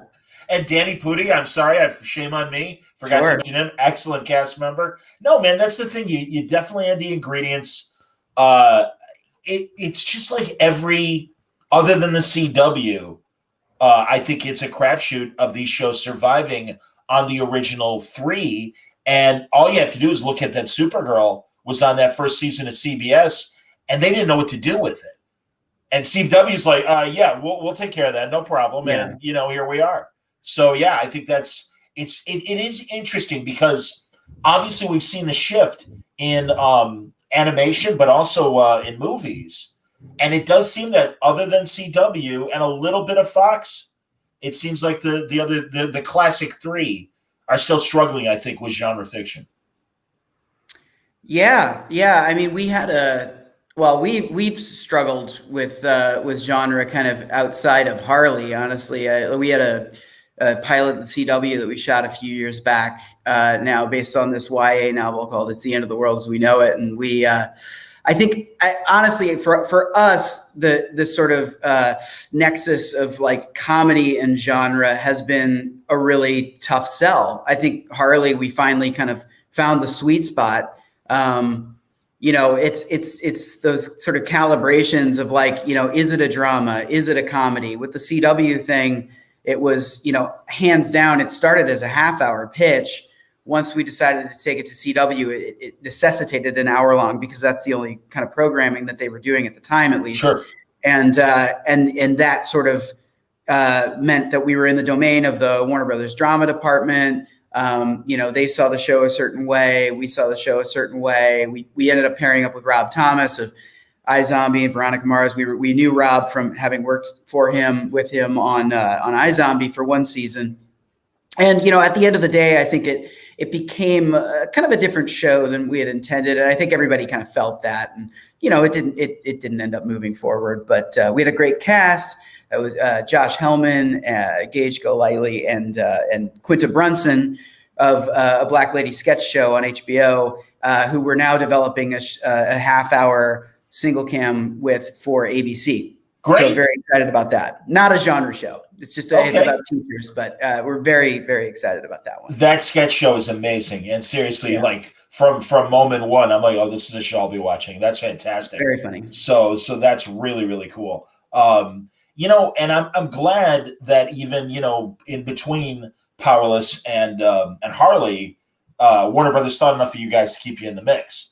Fortunately, they already had given us a multi-year contract, so they had to. Oh, there you Well, you've proven your worth now with Harley, and that's outstanding. Is the new show that you're developing for ABC, is that also a Warner show? It is, yeah. We're currently under contract for the next couple of years with Warner Brothers. So everything that we do is Warner Brothers, yeah. And we should also mention, was Shit My Dad Says, the Shatner show that was based on his Twitter, the other Twitter account, not Shatner's Twitter account. Right. Was that also you and Justin? Were you guys day one runners on that? No. So that was an interesting one. So that was our big break into television. Justin and I we moved out to LA around 2002, 2003, spent about 7 years, trying and failing to sell stuff, mostly feature scripts. We had a couple things get optioned, but for no money. And then eventually I was running a website at the time. It was Screen Junkies, which still exists, but as a YouTube channel mostly. But I was running it when it was more of a failed sort of satirical movie news site. And Justin was running a sister site called Holy Taco, which does not exist anymore.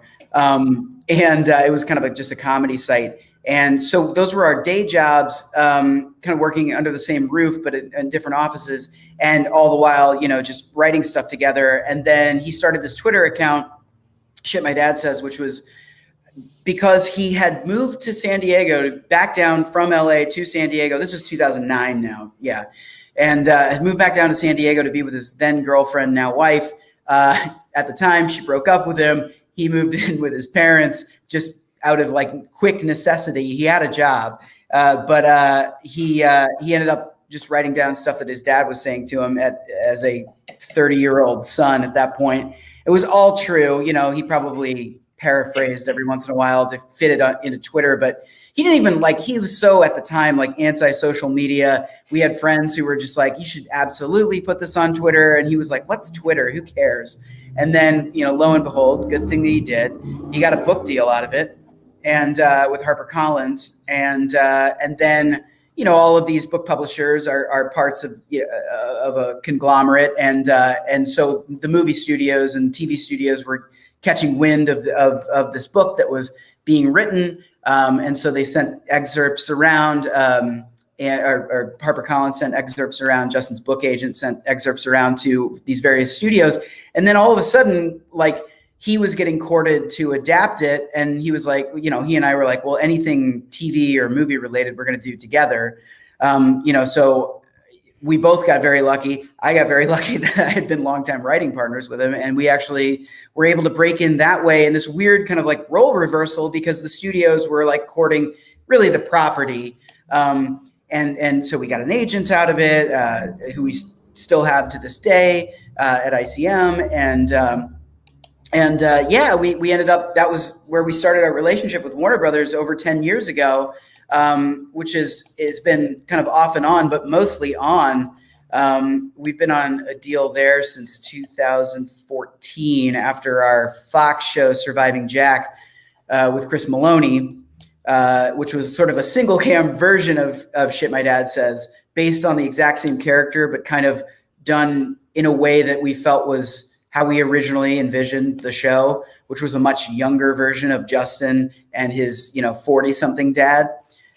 Whereas Shit My Dad Says with Shatner, at the time, I think Shatner was like 79 and was working on 4 shows at the same time as a 79-year-old man, which was insane. And he was the first person to get there in the morning, like the last person to leave. I'd walk up to set and and he was there and he had this like gold like Jaguar or something. And he was just like reclined like all the way back with like a newspaper. And he was just there at like the crack of dawn. And he was off book at every run through, prided himself on being off book. And it's like dude's almost 80 at the time. And it was like, oh my God, his brain was like a steel trap. So yeah. That was our Shit My Dad Says was our big break, and we were not the showrunners. We got co-creator credit with Max Muchnick and David Cohan of Will and Grace fame. They created Will and Grace. Yeah, so it's funny because like we took that pitch to them, and we're like, we walked into the pitch and we're like, this is going to be like an HBO show, right? Because I was like cursing and like, it feels like a single cam. And then like walked out of that meeting and it's like, okay, it's going to be a multicam on CBS. And then sure enough, and that was just like wishful thinking on everyone's part. But sure enough, it ended up as a multicam on CBS. And so, yeah, it was our first time. We were green. We were like, very, deferential and, I came into that with like a massive like fraud complex and was just like, you guys know best. Whatever you say goes. And it lasted about 18 episodes or so. It did very well out of the gate. I mean, at the time, like the ratings were like Big Bang Theory ratings, like at the beginning, but then it was like this precipitous decline within the first season. And the show kind of went off the rails a bit. By like episode 16, we had like Shatner in like an eagle costume fighting Lee Majors in a panda costume. Oh Jesus! And it was like, all right, this has gotten like pretty broad. But somebody's gonna break a hip in that situation. That's a lot of danger there, man. These are young. These are not young men. Fortunately, those costumes allowed for stunt doubles inside of them. But yeah. So anyways, that was our kind of big break. And flash forward to 2016, under contract at Warner Brothers and about to join Powerless as consulting producers. And Susan Rovner, the then head of scripted development at the studio, now the head of programming at NBC Universal recently, called us up and was like, hey, what do you guys think about an R-rated animated Harley Quinn, like serialized Harley Quinn show? And it was such a no-brainer for me and Justin, really. I mean, I'm sort of the two of us. I'm like the resident comic nerd, but it was such a no-brainer for us. It was Suicide Squad had, I think, just come out, or maybe was just about to come out. Margot was obviously like one of the breakouts in that film, if not the breakout. Yeah. It was like coming on like the 25th anniversary, I believe, of Harley's first appearance in Batman the Animated Series. It just felt like all the stars were aligning 4 years ago. And so we pitched it. We pitched a take for the first season of 13 that was just about Harley breaking things off with the Joker, trying to rise up through the criminal underbelly of Gotham, becoming her own criminal, and sort of washing the stench of the Joker off of her. And the studio was like, yes, we love it. But we need you guys to run Powerless now, which is like, kind of the bird in the hand. And we were like, okay, we begged that they would just let us hold on to this property until after, Powerless had gone through the first season, and they did. And sure enough, the second that Powerless was no longer a thing, in this would have been 2017, we repitched it to them, and then yet another star came into alignment, which was DC Universe, which is the streaming service that DC and Warner Brothers created, specific to DC canon, and which is going to still exist, but is going through some major changes now with the advent of HBO Max. And so at the time, DC Universe had Titans in pre-production. I think the writers' room had started, but they hadn't gone into production yet. That was kind of the only thing, I think, at the time that they had, other than Young Justice season 4, and then they were this like burgeoning network essentially, and it was kind of the Wild West because there wasn't like the sort of infrastructure that you normally have at networks, at like big networks. And so, there can oftentimes be red tape, and the red tape didn't really exist, which really afforded us the opportunity to run with it. And I think we did. And, DC was there all along to sort of police what we were doing with the characters and kind of policing the IP, essentially, making sure that we were respecting it. And, to their credit, though, anytime they gave us kind of pushback on certain things, and I can get into those stories, anytime they gave us pushback on that, they really trusted us to say, okay, we understand where you're coming from. We really want to just try it. Just try it. Let us write it. Let us get to like the animatic phase, which is sort of, is one of the steps before going into actual full-on production on an animated show. And let's test. Let's do focus groups and test a couple of these episodes in the early first season episodes, episodes that were potentially problematic with where we were going, like potentially bastardizing characters, like Commissioner Gordon, let's say, which we really, took some liberties with, to say the least. To say the least. And sure enough, the testing came back. It was very highly rated. They made sure that they kind of had a spectrum of fans, right? So they had sort of casual fans, and then like the sort of self-styled like diehard fans, DC fans, who were coming in and watching this thing because they wanted to be as DC Universe. It's a network designed for DC fans, and so they wanted to make sure that they weren't biting the hand that feeds.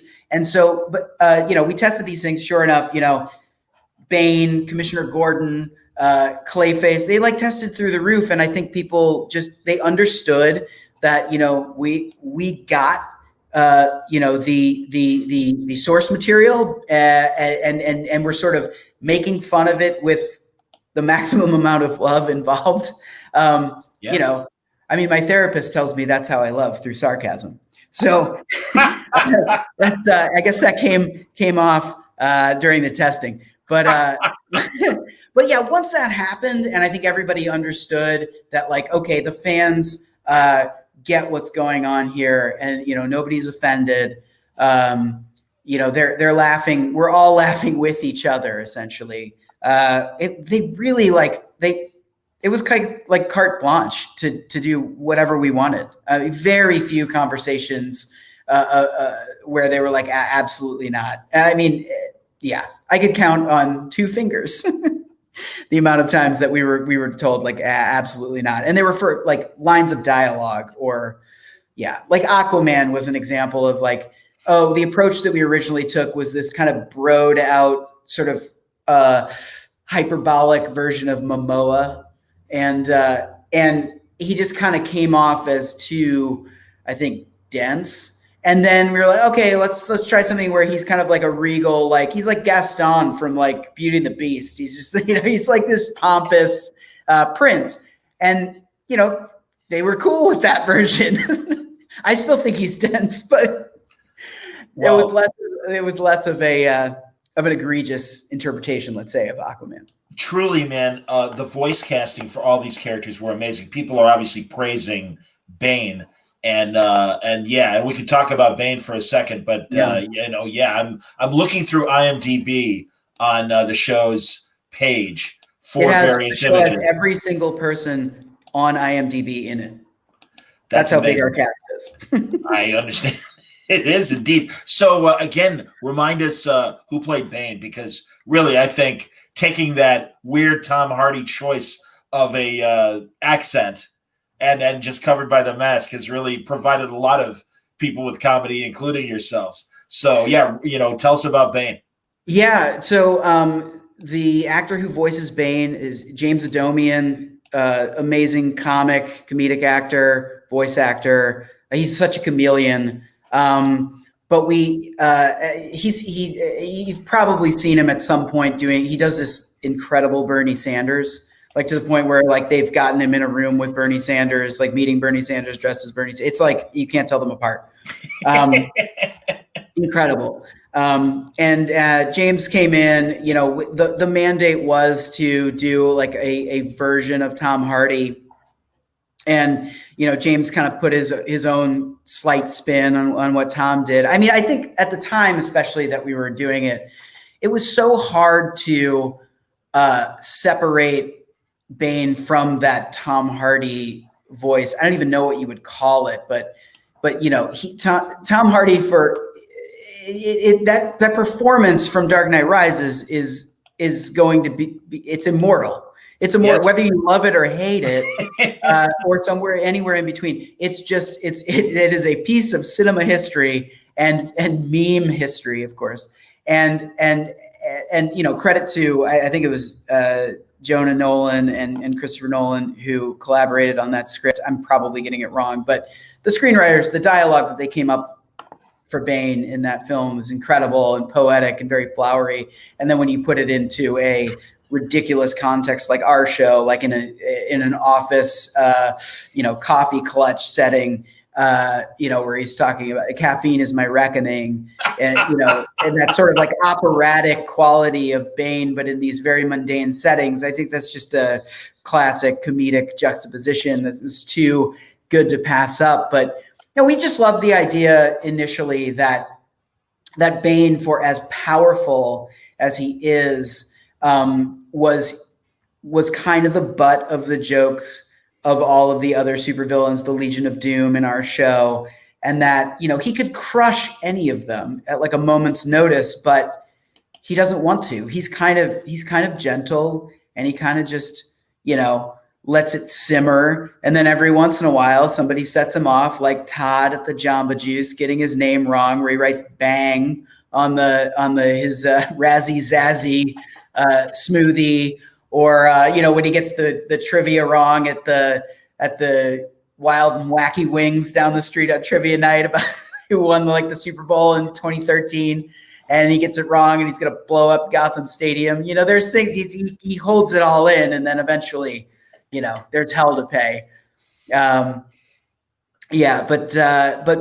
credit to James Adomian for being such an amazing improviser as well. Because half that stuff, especially in like later episodes when we like took the reins off of him, like this season 2, when it's the episode Batman's Backman, which had Bane teaming up with Two-Face to, as sort of the two last remaining heavies in Gotham, and Bane wanting to pair up and Two-Face not being interested at all because he thinks Bane is ridiculous. And then of course, Two-Face kind of gets his ass kicked by Batman and then has to come crawling back to Bane and says they're gonna partner up. But he, like, in all the sort of marketing that he's putting out there in the city, like Bane is clearly second fiddle, if anything. And like that, there's a whole run that he goes on where Two-Face has actually come up with a billboard, and he's decided to call their collaboration the Two Faces. But the S is tiny, and Bane is like completely in shadow in the background of the poster. And then Bane goes on this tangent of like, oh, I want to make it like the Twins poster where it says Bane, but it's you, and then it's me, but it says Two-Face. And like that whole thing about like the Twins poster was just James like riffing the Twins film with Arnold Schwarzenegger and Danny DeVito, for those that don't know. That whole riff was just James, like just pulling that out of his ass, and it's incredible. He's so good. He's so good. Well, another most valuable player that you have on your roster, of course, is Alan Tudyk. And oops, not that one. Hold on. Let's get it right here. Got to get it up here. There they are. And that's a great flashback of Harley and Joker at much more calmer times. Although you can see the knife going into the Joker right there. Yes, yeah, that still is from our season 1 finale when he finally he coerces Harley to put on the old suit, the old Harlequin costume, the Jester costume. That's right. Which was, the symbolism of that was really important for us in the first season. By the end of the pilot, she has shed it and has sort of taken on the like New 52, like Amanda Connor look. And which she has throughout the series. But then by the end of the first season, Joker realizes that he really wants her back.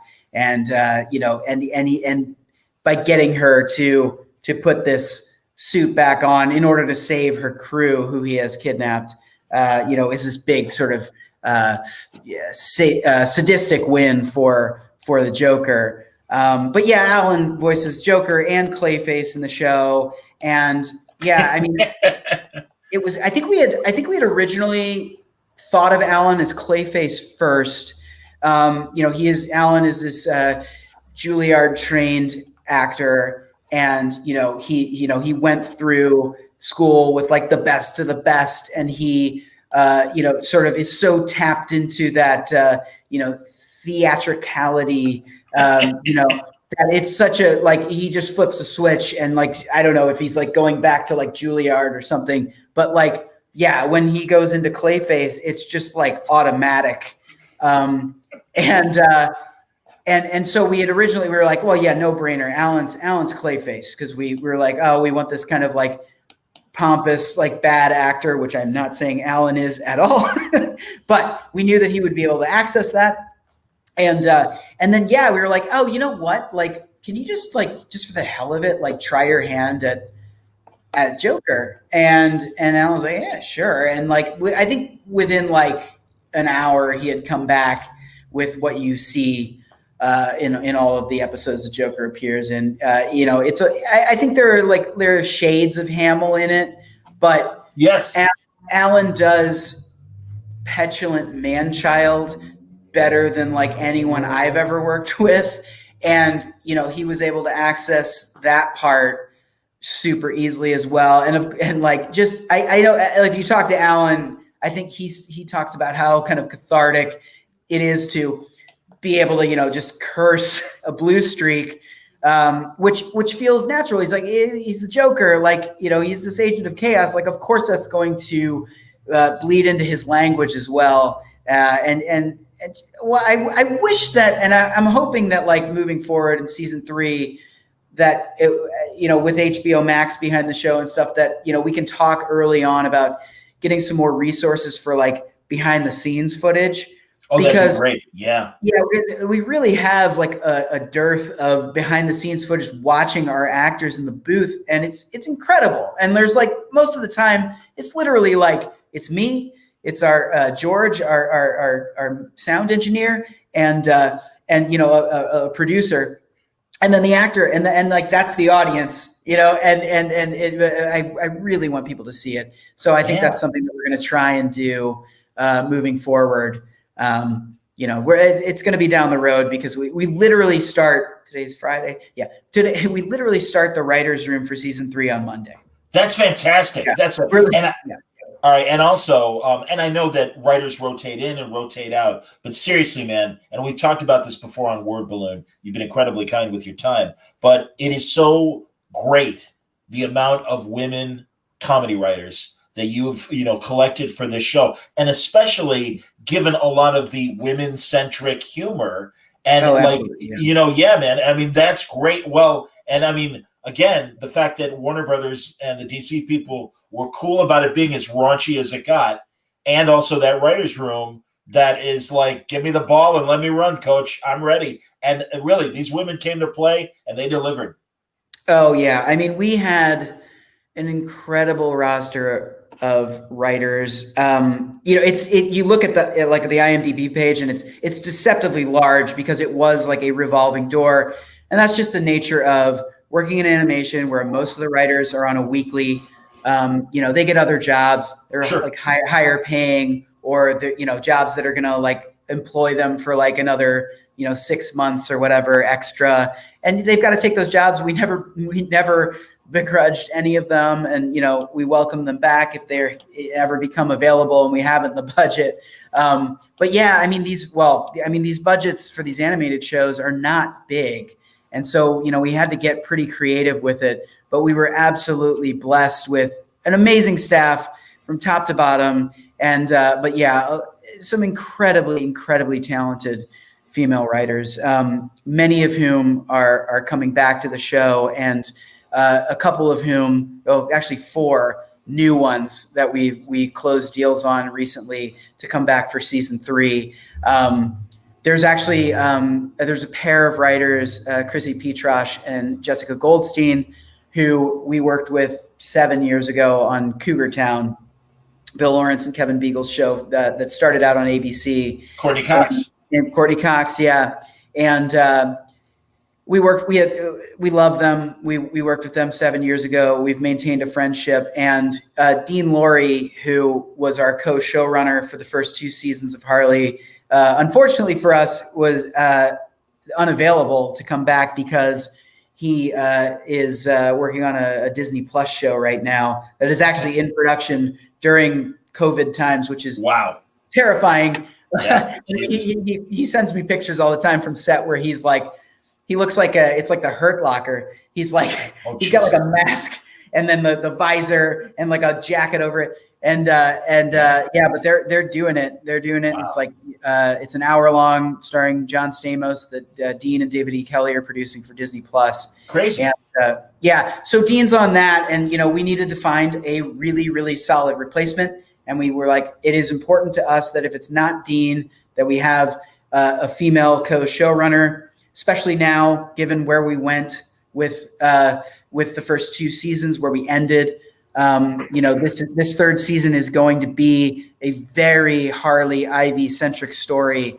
And so we made some pretty big efforts, I think, to try and diversify the staff a little bit more, to be a little bit more inclusive, to hire some LGBT writers. Great. That sort of representation, it was super important for this season. So we have, quite a few returning writers, but we've actually been able to expand the staff by 1 or 2 writers. And then we, of course, have Chrissy and Jess in the co-showrunner slot. So, super excited. Really, really talented comedy writers. And thank God you got great actors that can, again, take it to the hole where it's necessary. And truly, Kaylee and Lake Bell's chemistry is undeniable and really does give these wonderful characters that we've enjoyed in print and wanted this relationship to happen. And you guys made it happen. And again, they made it happen. Yeah, they made it happen. It's incredible because like the pilot was literally the pilot is the only episode that we ever had 2 actors in the booth at the same time. And that includes Kaylee and Lake. So all of, these Harley and Ivy scenes that you're watching beyond the pilot are, fully credited to the actors and our editors, piecing these things together. So I thought it came out like so many people are surprised to find out that they were not in the room at the same time.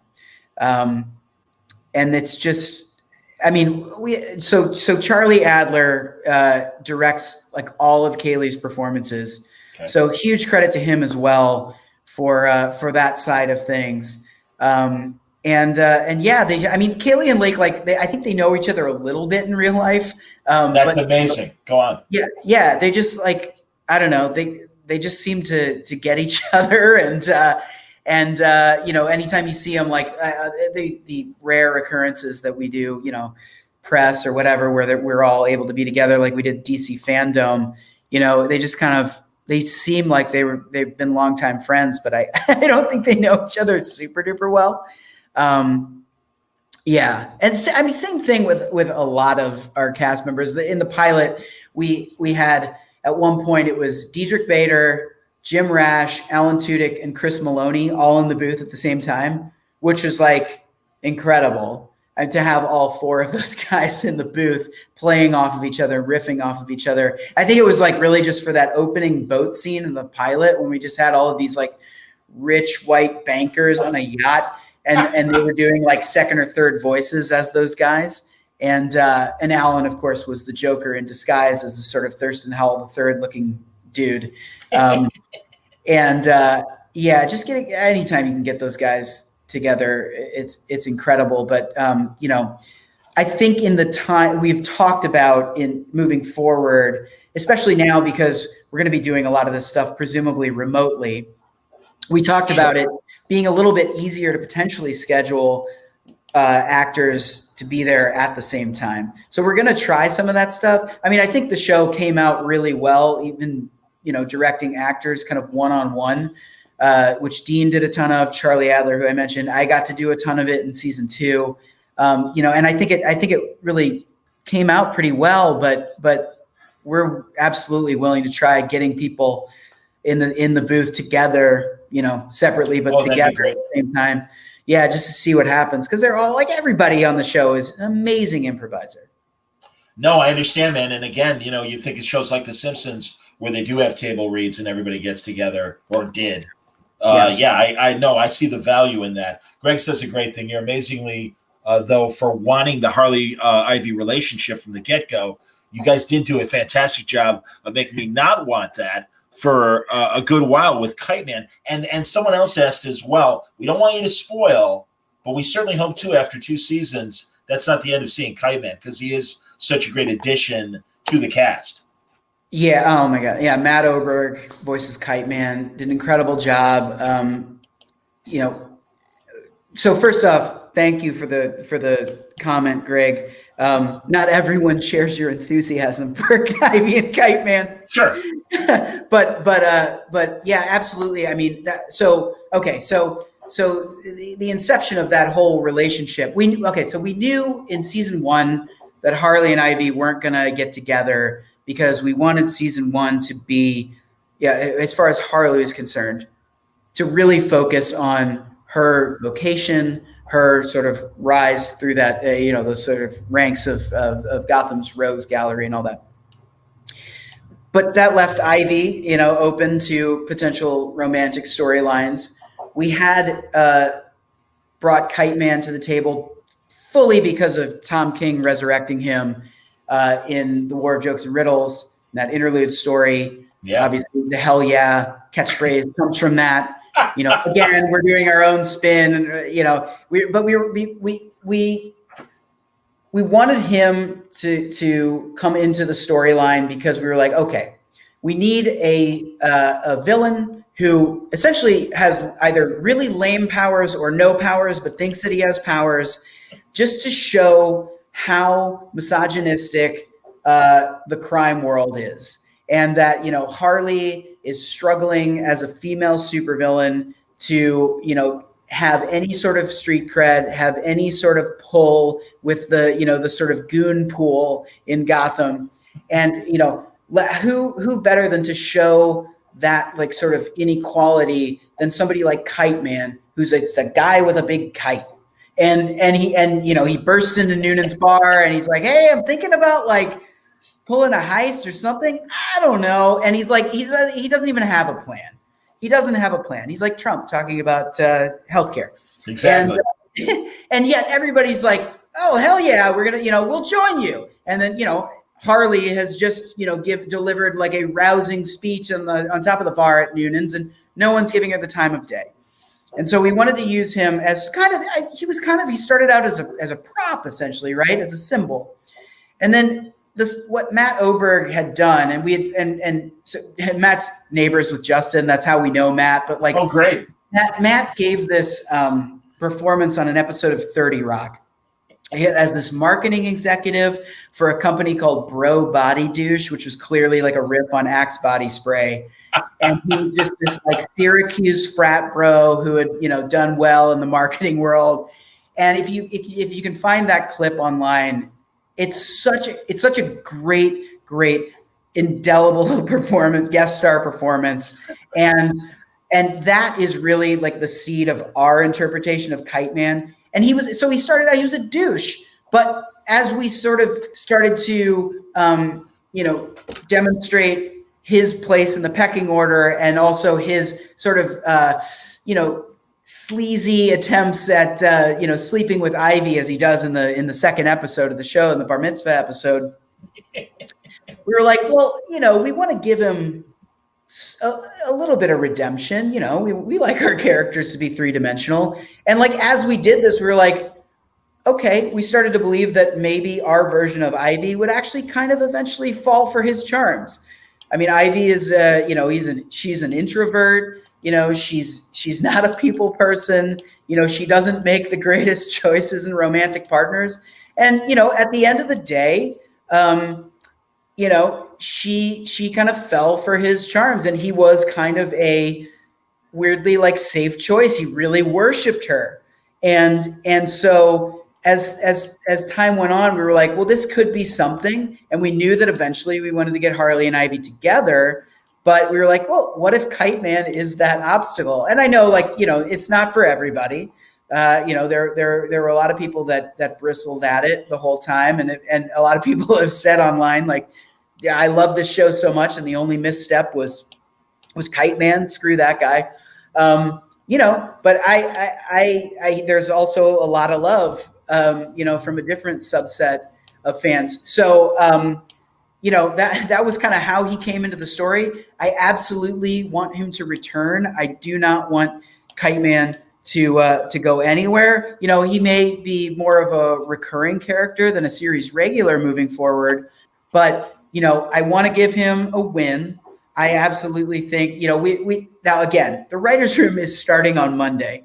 We have, notions of what we want to do. Okay. We have talked about Kite Man storylines, but the bottom line is, I think we could have easily taken him to a place of revenge, right? Sure. Bitterness, right. Vengeance and all of that. But I really like the idea that, like, when we catch up with him in the third season, like, yeah, he's wounded, but like, he's moved on, and he could potentially still be an ally to Harley and Ivy. Sure. And I absolutely would love to see what would happen if he found a new partner. We kind of were just like spitballing, like, who in the DC world would be a fun sort of like compliment. Who's the female compliment to Kite Man, really? And at one point, Golden Glider came up. Just the idea that like their powers are like, of course, that's seeing them flying through the air, and she's got her skates on, and he's got his kite, and like, and that she maybe she's as sort of ditzy as he is, maybe that's something. Maybe I love that. Maybe. Dude, honestly, both seasons, you would pull these amazing, obscure characters. That family reunion that happened with the Queen of Stories arc and everything, and that amazingly obscure hero from the 90s. I don't even remember his name. The electric powered hero. Jason Praxis. Jason Praxis, absolutely, man. And I'm like, who the hell is that? And then you told me, and I'm like, oh, sure. Okay. I do remember that guy. Yes. Yeah. Well, that was what, I mean, Praxis was, so Queen of Fables already like, fairly obscure. Yes. Obscure character, but we just thought it was so funny having like a supremely evil sorceress who basically has Gumby's powers. Like she can go into books. You're right. And then of course summon like any sort of like horrific monster from a storybook to do her bidding, her sadistic bidding. But Wanda Sykes, of course, voicing Queen of Fables. And that episode, also introduced and sent off Jason Praxis. Or Jason Praxis, Like, absolutely. I also was like, when we were writing that, I had a "who the hell is Jason Praxis" reaction, because I think like we had this big tome, which is probably sitting somewhere behind me, of like the encyclopedia of the DC universe. Sure. Because every once in a while you're just like, okay, we need a character who has these powers and this backstory, and because we're going to kill him off in like 2 seconds. But who's it going to be? And Praxis came up, and I was like, that is the most 90s looking hero I have ever seen in the DC canon. Had like the big ponytail, yeah, trench coat.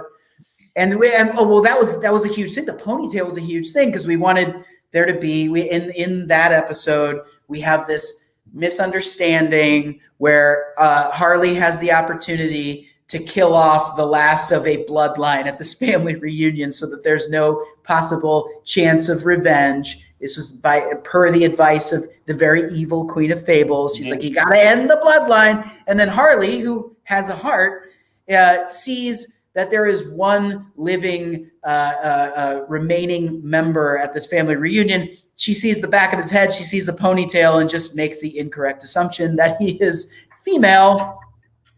And sure enough, it turns out to be Jason Praxis, who gets powers and then tries to kill the crew. Yeah. That's amazing. Patrick, I don't want to, because, we're doing fine for time, but I also, and truly, folks, if you have great questions, wonderful comments, everybody. Seriously, really appreciate it. But I do want to acknowledge the fact, too, that not only have you written Harley as an animated character, but you've also had a chance to write some comic stories as well. So tell us about that experience. Oh, it was incredible. A friend of mine then at DC, Dan Evans, who was in the TV department, texted me one day, and he was like, "Hey, what do you think about doing a Harley comic?" And I was like, "Of course. I mean, dream come true." And he hooked me up with Chris Conroy and Amadea Torturo from the publishing side, editors over at DC. And they had this Harley Black, White, and Red, which is sort of a Harley riff on the classic anthology series Batman Black and White, and it's kind of self-explanatory what it was. It's all of the stories are out now. Currently, they're going to be in a printed trade, but it came out as a digital first kind of weekly thing, which DC has been doing a ton of these digital firsts, and they're really good. They're really good. Yeah, really impressed. And they're 10-page Harley stories, and we kind of hashed out some ideas. But I was like, I think if I'm going to write something, it makes sense to sort of set something loosely in the canon of the show, the animated show, and I felt like the Legion of Doom was something that we only were able to explore for an episode or two, and sort of that corporate culture of the Legion of Doom was something that was ripe. And I also didn't want the comic to like step on anything that we were going to be doing moving forward. And I also felt like there's going to be a lot of Harl Ivy stories in these Black, White, and Red stories. And sure enough, the very first one out of the gate is an amazing one, story that I'm going to butcher his name, Stepan Sejic. I sure. Pronounced it. That was reasonably good. Absolutely, Stepan Sejic. Absolutely. Yeah, did a gorgeous story to kick off that series that deals with Harley and Ivy. Well, he draws beautiful women. I mean, that's really one of the highlights of his art is he can really draw beautiful. Yeah, and I believe he also wrote that issue as well. And just amazing stuff. And anyway, so I think I was correct in assuming that there are quite a few Harley and Ivy stories, and I was like, okay, let's just do a fun romp. Let's do something that takes place in the corporate world, and so I was like, it'll essentially be like a flashback to Harley's, first day on the job at the Legion of Doom and the sort of disrespect that she is shown by Lex Luthor, and who is this kind of blowhard taskmaster, treats everyone with the utmost disrespect.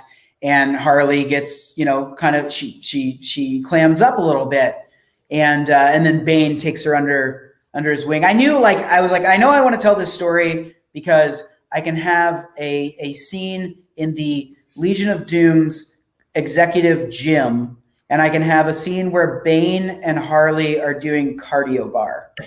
And I was like, because, you know, it's like I started writing the concepts. I showed it to a couple of people who had either written comics or been in comics before, and they're like, oh, you like committed the cardinal sin of like, you're writing a TV show. You're not writing for comics. You're like, it's too inactive. It's like dialogue heavy, right? And so, but like totally fair assessment. Okay. And it was, and now this is the only comic I have written to this point. Would love to do it again if given the opportunity. But it was such an amazing learning curve. I already had incredible respect for comics writers everywhere, but to actually go through it and see what a math problem it is.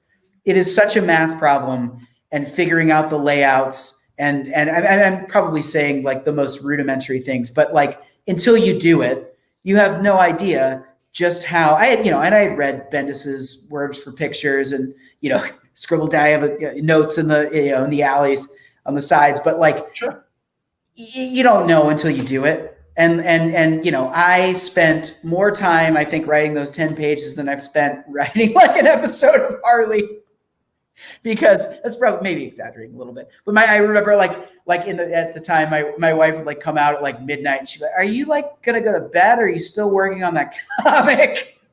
It's like, it has to be perfect. Yeah, man. And of course, none of these were perfect, but they hooked me up with Eleonora Carlini, who was the artist on it. I thought she did a fantastic job.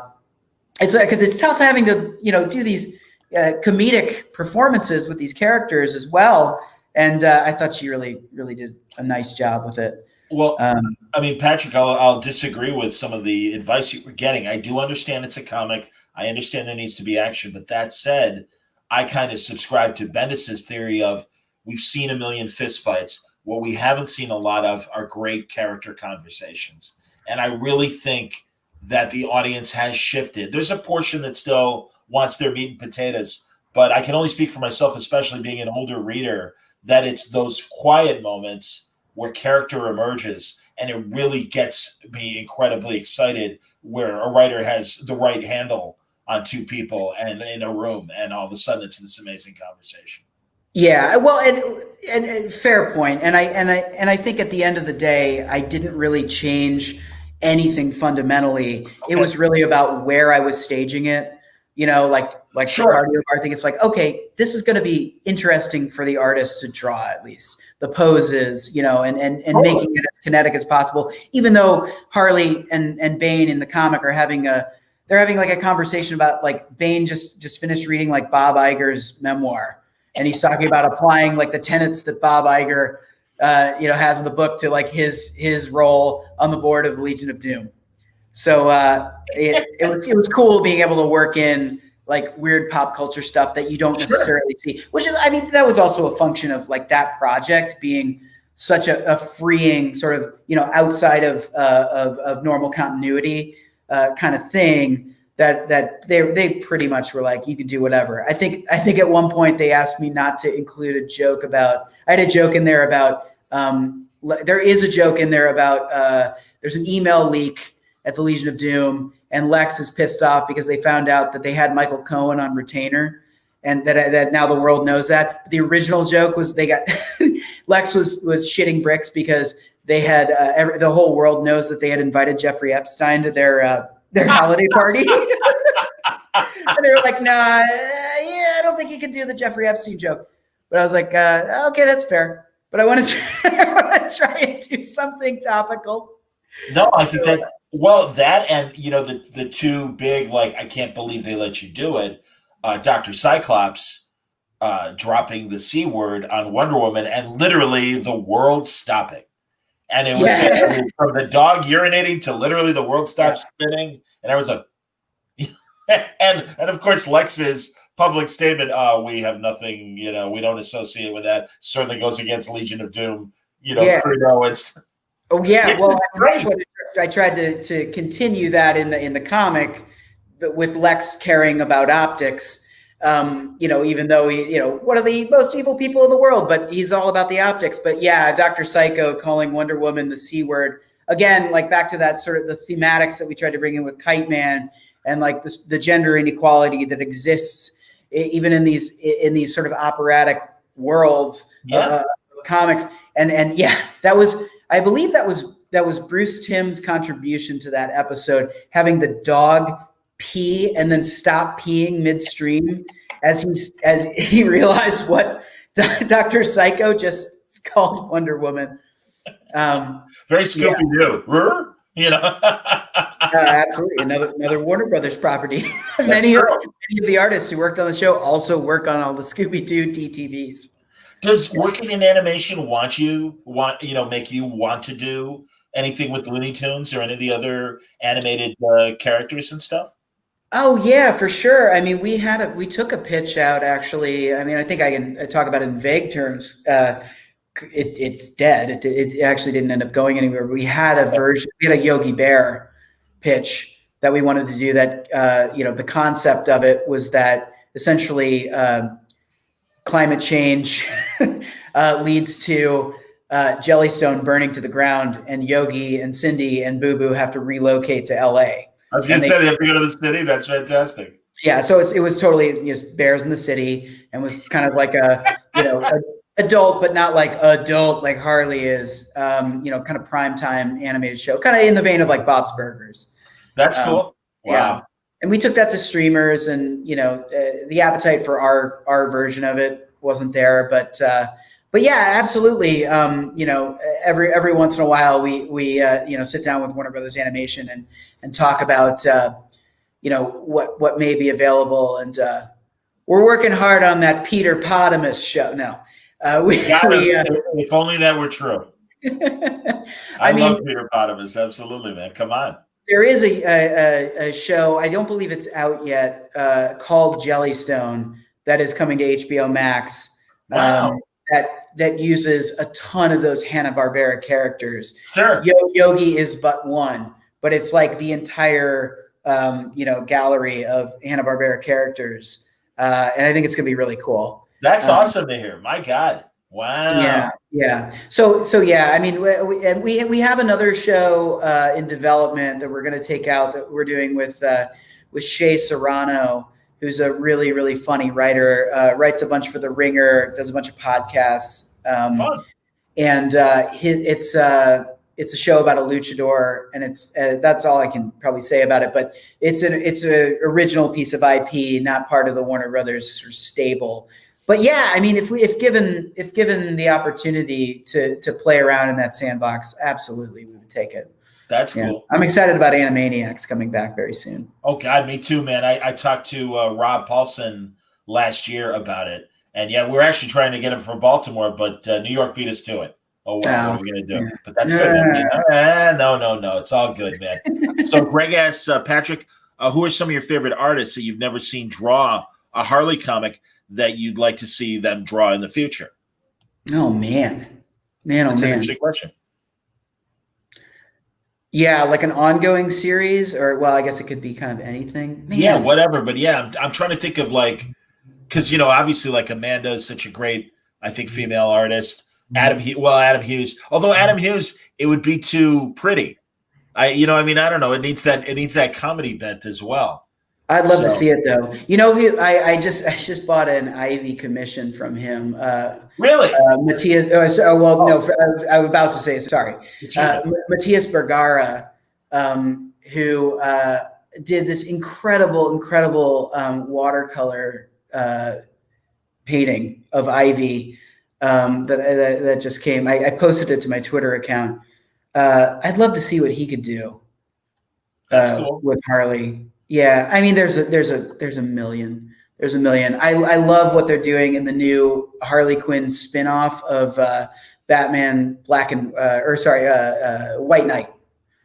And I'm completely blanking on. He did Black Science. Yeah, Sean.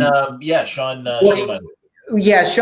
did the original series, but the artist on the new spinoff is the artist from Black Science. I'm completely. Oh, is that no? That's not Jerome Pena. He's doing Seven for Eternity. Italian artist. I'm completely blanking on his name. Shame on me. And I love Ricky's all of Ricky's stuff. Rick Remender. I'm sorry that I'm not remembering the artist as well, but I know Yeah, you're but talking oh about. my God, Maybe it's somebody. gorgeous. There we go. Matteo. Matteo Scalera. Yes, thank you. There we go. Very good. I Thank you, Greg. just got that first issue, and oh my God, it's gorgeous. It's gorgeous. I would have said him, but he's doing it. And that's funny.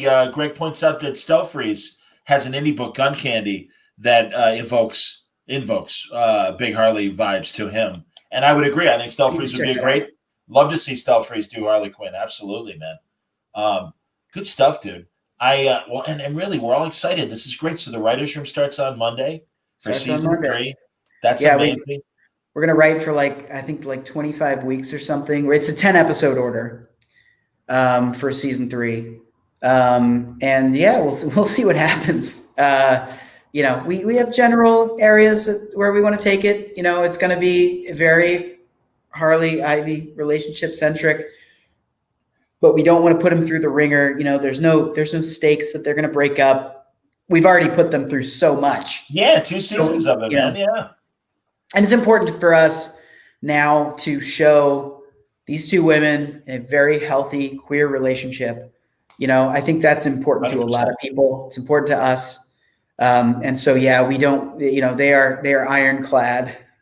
They'll have bumps like everybody does, but in their relationships, but there's no threat of them breaking up. That's awesome, man. No, they're a team. And then, and now they're a couple, and that's terrific. And it's time. And it really is. And it's great. And I'm glad that, I don't know. And again, folks, this is my opinion.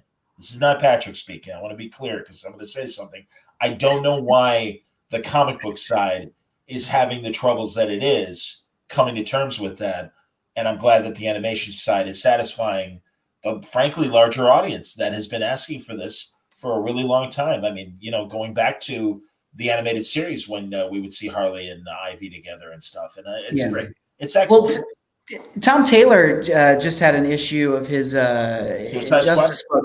Well, his Injustice book that I think is the digital only thing, digital first thing that deals heavily in a Harley Ivy romantic story. So you might want to check that out if you're hungry for those types of stories. Absolutely, man. Yeah. No, and Taylor, it's so funny. During the New 52, I think it was during then, whenever the Injustice comic was coming out, I'm like, this is the best Justice League comic book out there right now. And it was because there were no rules. And he could just go through and smash everything in sight. And he's continuing to do that. That's why initially, when he started to say one of his books, I was thinking Suicide Squad, because that's another great book where he's just introduced 10 new characters. And they're amazing. And I'm really happy. Tom's one of my favorite writers, always has been. He's one of my favorite people. I've known for over 10 years. And I'm just so glad that everything's clicking for him. So that 7 Secrets book from Boom is really outstanding. Absolutely, man. No, that's the last time we talked. We talked about 7 Secrets. And again, Patrick, I'm very happy for you. I think we could wrap up because we're at the hour mark. And we're a little past it, actually, but that's okay. We're closing after hours. Exactly. We're closing the show. Okay, and I just want to get a couple more comments here, and I can't wait to see what's to come in season 3. Completely agree. And there you go. That's the last good comment I think from the Peanut Gallery. But seriously, man, this is great. I know you're going to be busy, like you said, for the next half year. So if you can't talk, we understand. At least we're talking now. Thank you very much. And honestly, Patrick and I really went episode by episode on the entire first season on Word Balloon. They're on the podcast, on audio. They're also on my video channel, my YouTube channel. And it's really great. We kind of glossed over the second season because at the time, Sci-Fi Channel was showing the first season. And we felt that was the broad audience was getting a chance to really watch the show. So I felt that was okay to talk about the first season as we did. But now, geez, honestly, man, I'm really happy for you. I'm very excited for season 3, and HBO Max is a great home for it.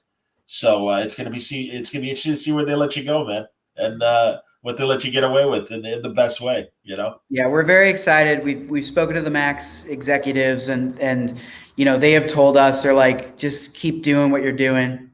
So we're very, very excited. And, thanks, John. for moderating this, and thanks to everybody for watching, especially so late in the evening on your Friday evening. Well, we know we got a West Coast audience as well, but yeah, Patrick, honestly, thank you very much. And I'll take a moment to tease what's coming up tomorrow. I'm going to be back here in about 12 hours talking to Mark Miller. We're going to open up Miller's Pub and talk to him about his Netflix shows and a lot of other great stuff. We've got a Garth Ennis panel tomorrow. We have a Donny Cates, Ryan Stegman, King in Black panel talking about Venom and the Venom event. Later on in the day, we have Win Tom's Comics, a great trivia show featuring Tom Brevoort and his Marvel knowledge. We've got a Shelley Bond spotlight, and then we're going to have the Ringo Awards. And that's going to be amazing. Kevin Smith hosting. Lots of fun. So it's going to be a full day. And also, much at the same time that I talked to Patrick, I'm going to talk to another TV friend. That's my buddy Joe Henderson, and we're going to have a Lucifer panel. So all you Lucy fans, get ready for some more great conversation. As always, Patrick, seriously, man, every conversation, we get to know each other a little bit better. It's always fun, and I really appreciate you coming back and wasting time with me. Thanks, John. Thank you very much. Patrick Schumacher, everybody. All right, we're going to wrap up Baltimore Comic-Con. Thank you very much for watching. Come back tomorrow, because not only are we doing stuff with Miller's Pub and all that, but your kids will enjoy programming starting at 10 a.m. Eastern, and the kids' panel hall will be open for business from 10 in the morning until 2 in the afternoon with a lot of great programming. And then we're going to start things off with Miller's Pub, noon Eastern. I also am talking more DC with Philip Kennedy Johnson about his Superman Future State slate of stories. Terry Moore is going to have a one-on-one conversation with Amy Dallin. Louise Simonson is going to have a one-on-one conversation with Christy Blanche. And also, just amazing stuff like Spies Like Comics, a great conversation there with Jeff Parker and a lot of other great creators, Stephanie Phillips, hopefully Brian Stelfreeze and Doug Wagner too, talking about spy comic books. Lots of really great stuff. Thanks a lot for watching tonight. Until next time, stay safe, stay happy, and stay healthy. And thank you for tuning in to Baltimore Comic-Con.